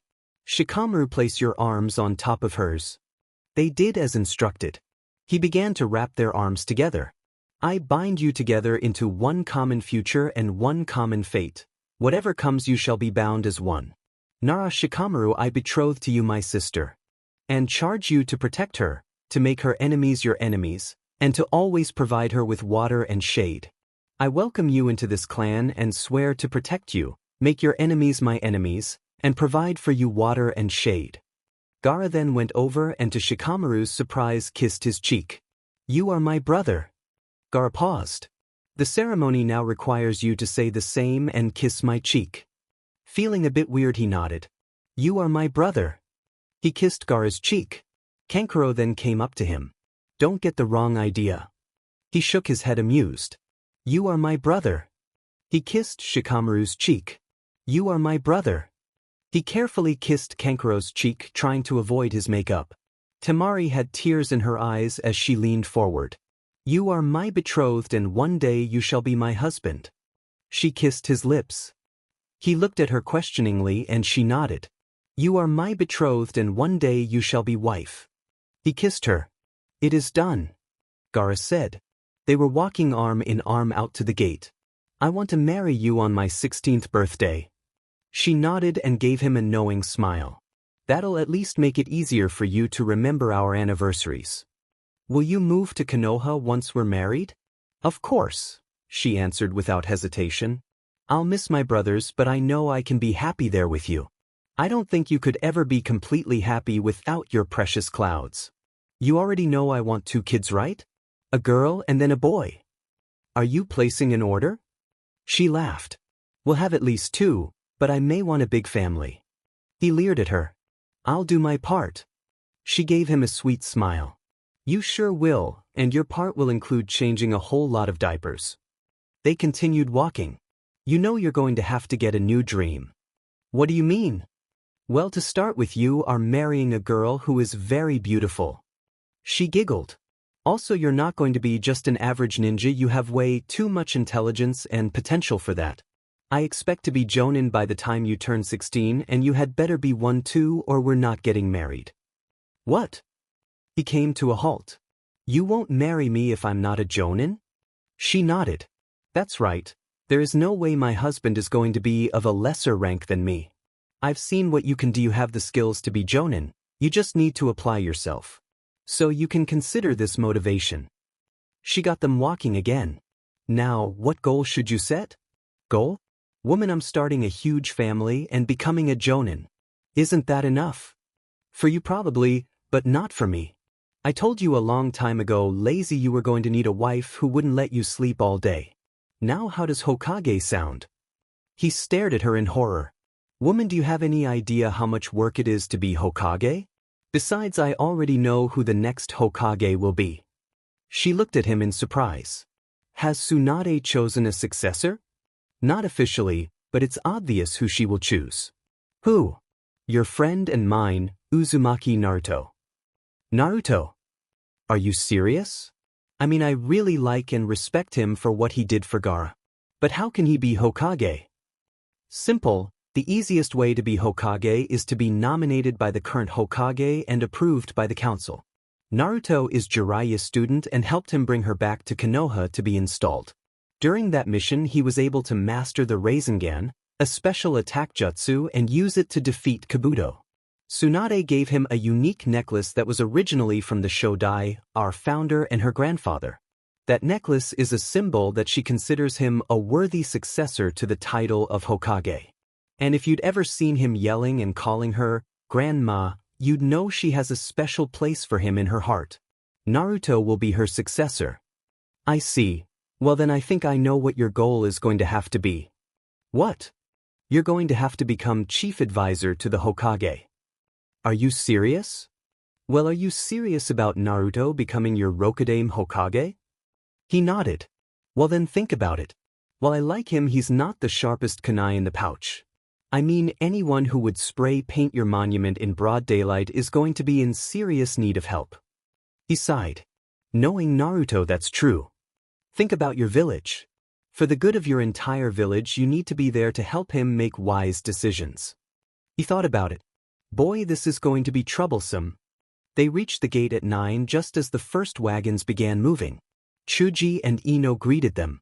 Ino surprised Temari by giving her a hug and promising to take her shopping the next time she was in Konoha. Choiji let her know he was glad to see them together again. His friends left them to say their final goodbyes alone. He wrapped his arms around her. I hate leaving you. I know, I hate seeing you go. She smiled at him. You know, I just thought of something. What's that? Remember in the hospital when I hugged you and you invited me to dinner? Of course. I almost didn't, I was afraid you would push me away. He smiled. Good thing you're so brave then. He touched her cheek gently and leaned in close. In Suna we say goodbye to our loved ones with a kiss. That is true, right? It is. They shared one last kiss. Goodbye, my troublesome woman. Goodbye, my lazy ninja. She stood there and watched him go. She was a bit sad, but compared to what she had been feeling just a couple of hours ago, it was nothing. She reached beneath her clothes and pulled out the pendant. In the bright morning sun, the silver sparkled. She had his heart and she would never lose it. That was more than enough. 7 days later, she lit the incense on the altar and then fell to her knees, hands pressed together in prayer. She was making an offering to Kami for Shikamaru's safety and well-being. She'd made one every morning since he'd left and would continue to do so whenever she was home or had access to a temple. She found the ritual to be oddly comforting. She wasn't really sure that she believed in it, but if nothing else, it gave her the illusion she was doing something to protect him. Breakfast is ready. Kankuro called to her from the door. I'll be down in a minute. She looked over to him. Did you manage not to burn it this time? He frowned at her. Hey, I never said I was a cook. She grinned. Oh, but you look so cute in that apron. You know that joke got really old really fast. Well, get used to it, you still have 2 more weeks.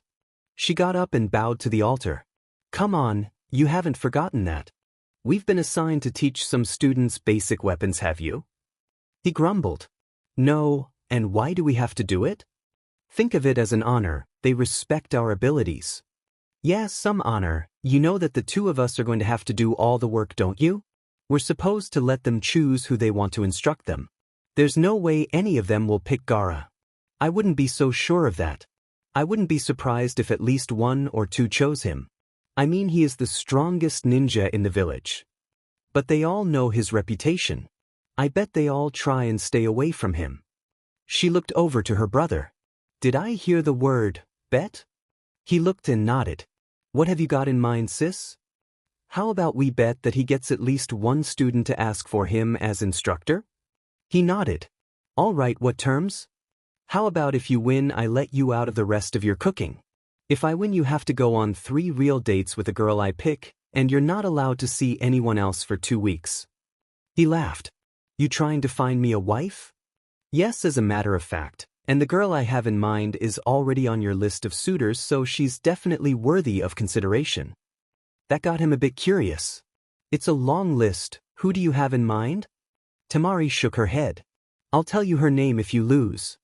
She held out her hand. Bet. He took her hand and shook it. Bet. Temari was satisfied that there was no way she could lose. If Kankuro won, that meant she would be spared 2 weeks of eating burnt oatmeal. So she was a winner either way. As they neared the kitchen, there was a definite odor of smoke. She turned on her brother. You burned it again, didn't you? I never said I was a cook. Tsunade looked at the 4 documents Shikamaru had just handed her. She stared at the young Chunin in surprise.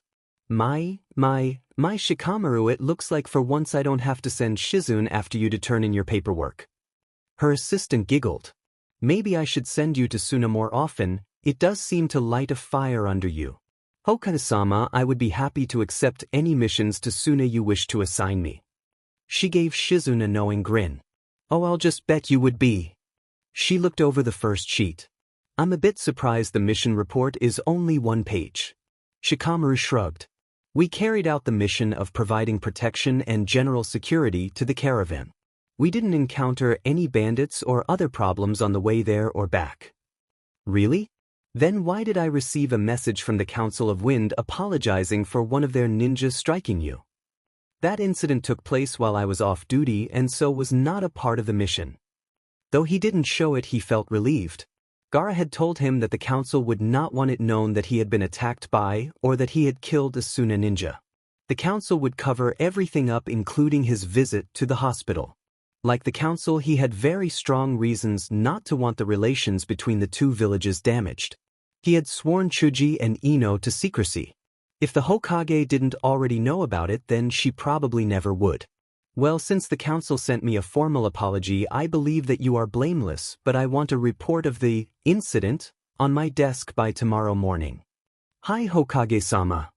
She looked at the next document, which was a formal 2-page proposal. Interesting idea about issuing radio communicators to all teams. I'll have a cost-benefits analysis performed, though I suspect the cost may be prohibitive. She went on to the 3rd document. It was a 1-page request. Upon reading it, she sent Shikamaru a look of utter shock. Are you serious about this? Hokage-sama, I would not waste your time if I were not. What is it? Shizune asked curiously. Tsunade handed the paper over to her assistant. It seems our young Chunin here is looking for a promotion. She smiled at him. You do know that becoming Jonin means more work, not less, don't you? He nodded and did not look happy. I understand that, but I have reasons why I need to become Jonin. Tsunade laughed. Would any of them happen to involve a certain blonde-haired Sunanin? When he didn't reply, she moved on to the 4th document. It was actually a letter with, for the Hokage's eyes only, written on it. She began to open it. I beg pardon, Hokama, but I respectfully ask that you and I be the only ones in the room when you open that. She eyed him warily. I don't keep many secrets from Shizune. But you do keep some? He asked. She leaned back in her chair holding the envelope. Do you really think what's in here is that important? He nodded. Shizune, would you mind? Not at all. I'll be right outside when you need me. This had better not be a waste of my time. She opened the letter and read it. It was short and to the point. When she was done, she put it down and stared at him. Congratulations. Thank you, Hokage-sama. Have you picked a date? We plan to marry on my 16th birthday. Not wasting any time, I see. Any objection to me performing the ceremony? None at all. She and I would both be greatly honored. So who else knows about this? Me, Temari, Gaara, and Kankuro. They have all agreed to keep it secret. I would however like to inform my parents. Tsunade nodded. Well, they should definitely know that they're going to get a daughter-in-law. I am declaring this to be an S-rank secret. You may inform your parents, but you will also have to tell them they may not share it with anyone else. Anyone who spreads this information will end up in a cell. Shikamaru nodded. It was what he expected. Before Tsunade could say anything else, there was a loud noise from the other side of the door. The door burst open and in stormed a blonde and orange fireball. Shizune followed and shut the door behind her. Hey Bachan, I want to talk to you. Damn it, brat, stop calling me that. Call me Hokage or Lady Tsunade like everyone else. Tsunade placed the crumpled up letter in an ashtray and with a quick jutsu lit it. Naruto stood in front of her desk and stubbornly crossed his arms.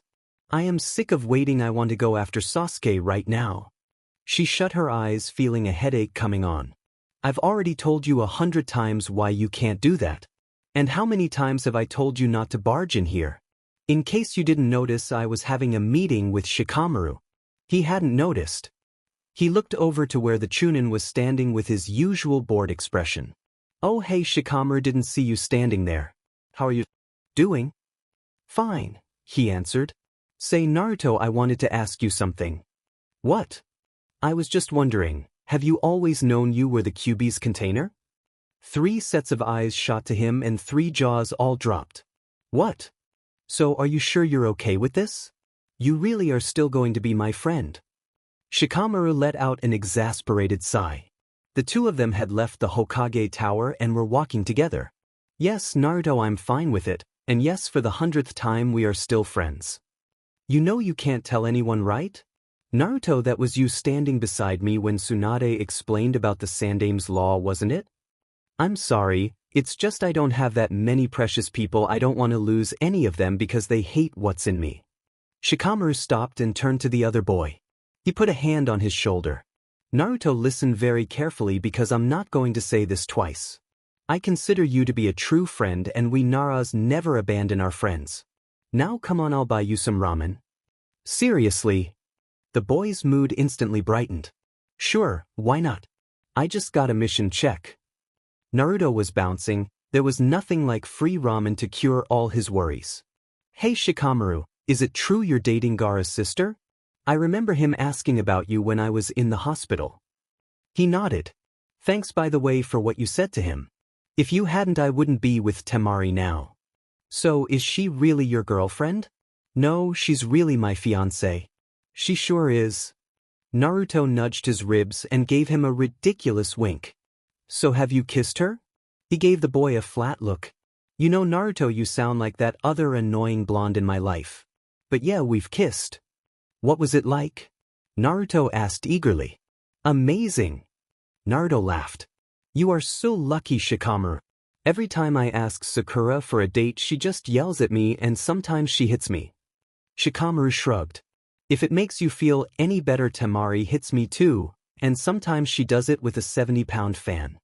Yeah, but you get kisses too. Man, I wish I had a pretty girl that liked me the way you do. He looked at the blonde. Naruto. Yeah. You're an idiot. Hey. Why'd you say that? Because it's true. Seeing the boy wanting to argue, he added. So, what kind of ramen do you want? Having known Chuji all these years, he knew how to sidetrack someone. As they continued walking, they talked about their most recent missions. Naruto had recently gotten back from a mission with Team 8 that had been trying to capture a special bug. So I was standing there and this super pretty girl was dancing in the waterfall under the moon. You should have seen her, she was amazing. And you have no idea who this girl could possibly be? No, it's a total mystery. I see. Listen, by any chance when you got up was Hinata in the tent asleep? Naruto suddenly halted. Hey, now that you mention it, she wasn't. Shikamaru nodded. So just as you were watching this girl in the waterfall, Hinata happened to be out of the tent. Does this information suggest anything to you? Naruto seemed to think about it. Suddenly his eyes lit up. Hey yeah, I just realized something. About time. What's that? Maybe Hinata saw the girl too. I should go ask her. Shikamaru stared at him glumly. Naruto, remember when I called you an idiot a little while ago? Well, I take it back. Really? Yes, calling you an idiot is an insult to idiots everywhere. He shook his head. And you're going to be the next Hokage? Konoha is doomed. Hey, I am going to be the next Hokage. Believe it. I do believe it, that's the problem. Shikamaru let out a long sigh. Naruto, I've just come to a very painful decision. As troublesome as I know it's going to be, I've decided that when you become Hokage, I want to be your chief advisor. Naruto stared at him and crossed his arms over his chest. Oh yeah? Well, why should I let you tell me what to do when you keep calling me an idiot? Because if you don't, I fear Konoha will sink into the ocean. Naruto stared at him. But we're in the middle of the land. Yes, but you would probably find a way. Naruto just stared at him. Listen, I'll tell you what, I'll show you why you should follow my advice. Now you say you want a girlfriend, right? Yeah, that's right. Well, if you follow my advice, not only do I guarantee you'll get a girlfriend, but she'll be as pretty as the girl in the waterfall. Naruto stared at him. No way. I'll never get a girl like that. Shikamaru smiled at him. Care to make a bet? I'll bet that if you do exactly as I say, you'll have a girlfriend by the end of the day. What happens if I don't? I'll buy you all the free ramen you can eat for a month. Naruto's eyes exploded and his jaw dropped. Free ramen for a month. Shikamaru stuck a finger in his ear. That's right, but you have to do exactly as I say. And if I win, I want two things. First, you promise that you'll appoint me chief advisor when you become Hokage. And secondly, I want. Naruto laughed. Yeah, right, like I'd do that. Very funny, Shikamaru. I'm absolutely serious, Naruto. Those are the terms of the bet. He stuck out his hand. Now, are you in or are you going to chicken out? And just as Shikamaru had known he would, Naruto grabbed his hand and pumped it. I never chicken out and I never go back on my word. That's my ninja way. Glad to hear it. He grabbed Naruto's arm and began dragging him away. Now let's go get you a girlfriend. Hey, Ichiraku's is this way. We're going to the Yamanaka flower shop first. But you said you were going to buy me some ramen. He whined. I still am, but we need to take care of this first. Team 8 was just finishing up its training when they noticed two visitors approaching Training Ground 18. Hinata suddenly felt her cheeks turn red when she saw one of them was Naruto. They turned another shade darker when she saw what he was carrying. This is so stupid, Hinata's going to laugh at me, so will everyone else. Naruto complained. Shikamaru sighed. He'd been complaining all the way from the flower shop. Would it really be so bad to have Konoha sink into the ocean? She won't laugh, though I don't know about Kiba. Now you know what you're supposed to say. Yeah. Shikamaru laughed and gave him a nudge forward. Well, go get her, Romeo. Naruto sent him a glare but got going. As he approached Hinata, she felt her heart pounding furiously in her chest and her index fingers nervously pressing together. For her part, Kurenai stood back and just smiled. Kiba laughed and Shino merely stood there watching passively. As he got near her, he suddenly felt very nervous. It's just Hinata, why should I be nervous? He wondered if she was feeling all right. She looked really red. He noticed Kiba was grinning at him like an idiot. He would have stopped and turned around, but he'd given his word. When he stood in front of her, he took a deep breath. These are for you, Hinata-chan. He handed her the bouquet of lilies he'd been carrying. I want you to know that even though it's only been a couple days, I missed you and I think you're beautiful. Did Naruto-kun just call me beautiful? Did he just call me Hinata-chan? Thank you, Naruto-kun. She took the flowers from him. They were lilies, her favorites. They're beautiful. I really love them. The way she was looking at him was making him feel strange. He suddenly noticed that she really was very cute. How had he never noticed that before? He gulped down some air. "Hinata-chan, would you go out on a date with me?" Her reaction was immediate and in character. She fainted. Kiba and Shino were both there to catch her before she hit the ground. They gently put her on the grass and Kiba checked her pulse. Suddenly he looked up at Naruto. "She's dead." "Naruto, you killed her." Naruto stared at them in complete shock. "What?" Kiba grabbed his sides and fell to the ground howling with laughter. Shino shook his head. "Please forgive my teammate's foolishness, she has merely passed out. I am certain she will recover in a few minutes." Naruto turned back to Shikamaru. "I told you she didn't feel that way. You owe me that ramen." He rolled his eyes. "She hasn't answered you yet, Naruto." Kurenai approached the two boys with an amused look. "What is this about you two?" "I am preserving Konoha from imminent disaster," Shikamaru replied. Before Kurenai could ask anything more, Hinata opened her eyes. She looked up to see Naruto kneeling over her with a worried look. "Hinata, I'm sorry, are you?" "Yes," she replied fiercely, afraid he might change his mind. "Huh." She sat up and glomped onto him. "Yes, Naruto-kun, yes, I will go on a date with you." He looked at her amazed. He was surprised, but was very happy to see how excited she was at the thought of a date with him. As she continued to hold on to him, he felt a tap on his shoulder. He looked up to see Shikamaru smirking down at him. "Congratulations on your new girlfriend."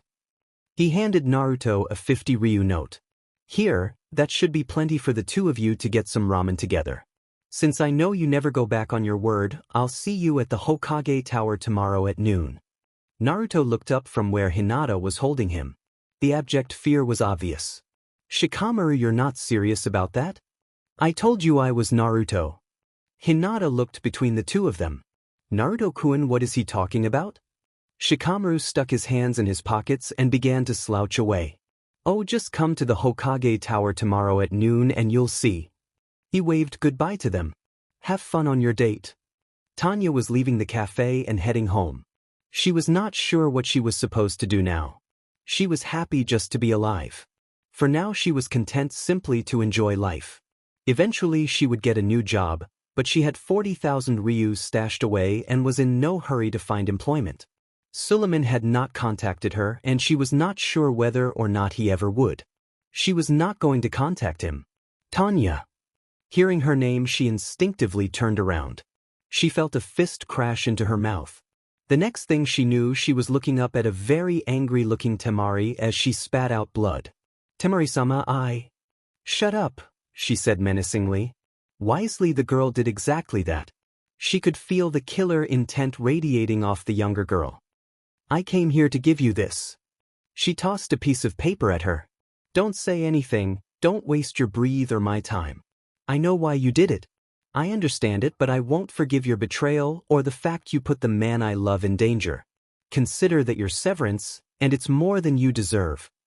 Temari turned around and stomped away. Tanya carefully looked down at the piece of paper. She smoothed it out and read it. Her breath caught. It was a government notice. Her brother had just been returned and was currently in Suna Hospital to receive treatment for malnutrition. With a shout of joy despite the pain in her mouth, she ran to see her baby brother. Shikamaru finally got home in the late afternoon. He found both his mom and dad in the kitchen. He could smell dinner cooking. He put his backpack down by the door and sat down in the chair across from his dad. His mom was standing by the oven. "Hey Mom, are we having steak tonight?" "Of course we are, dear. Don't we always when you or your father comes back from a long mission? Do you think I could have mine medium rare?" She looked at him in surprise. "You don't want it well done?" He shook his head. "Say Dad, thanks for teaching me that teleportation jutsu." Shikaku looked at him. "You're very welcome, son. Anytime you want to learn some more of our family jutsus, just let me know." Shikamaru nodded. "How about tomorrow afternoon?" Shikaku looked at him in real surprise. "You serious?" Shikamaru nodded. "All right, which jutsu were you wanting to learn?" "All of them, and I want you to teach me anything else you think I should learn." Shikaku stared. "You do realize that'll take a while?" Shikamaru shrugged. "I need to learn everything I can if I'm going to be a jonin." His mother turned around to look at him. "Jonin?" He nodded. I've already put in the request with the Hokage to take the Jonin exam. His parents shared a conspiratorial smile. Say son, Shikaku asked. How is that girlfriend of yours? She's just fine. Shikaku raised an eyebrow.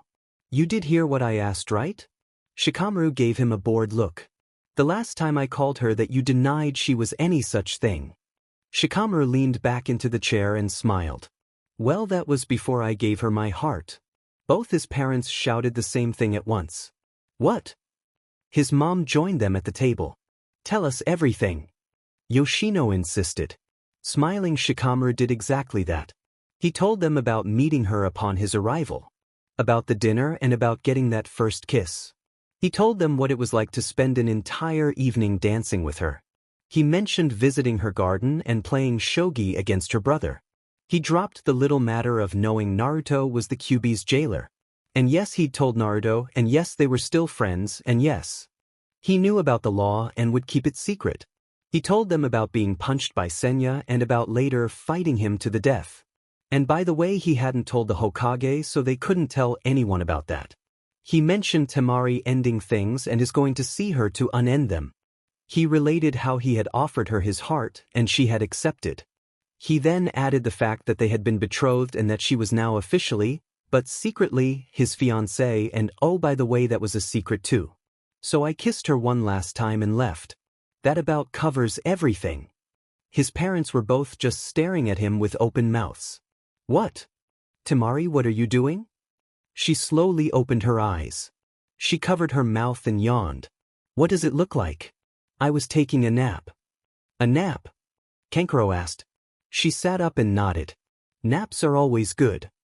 Kankuro shook his head. Listen, there's something I wanted to ask you. She smiled. Lauren, Akuri Lauren, that's who I am setting you up with.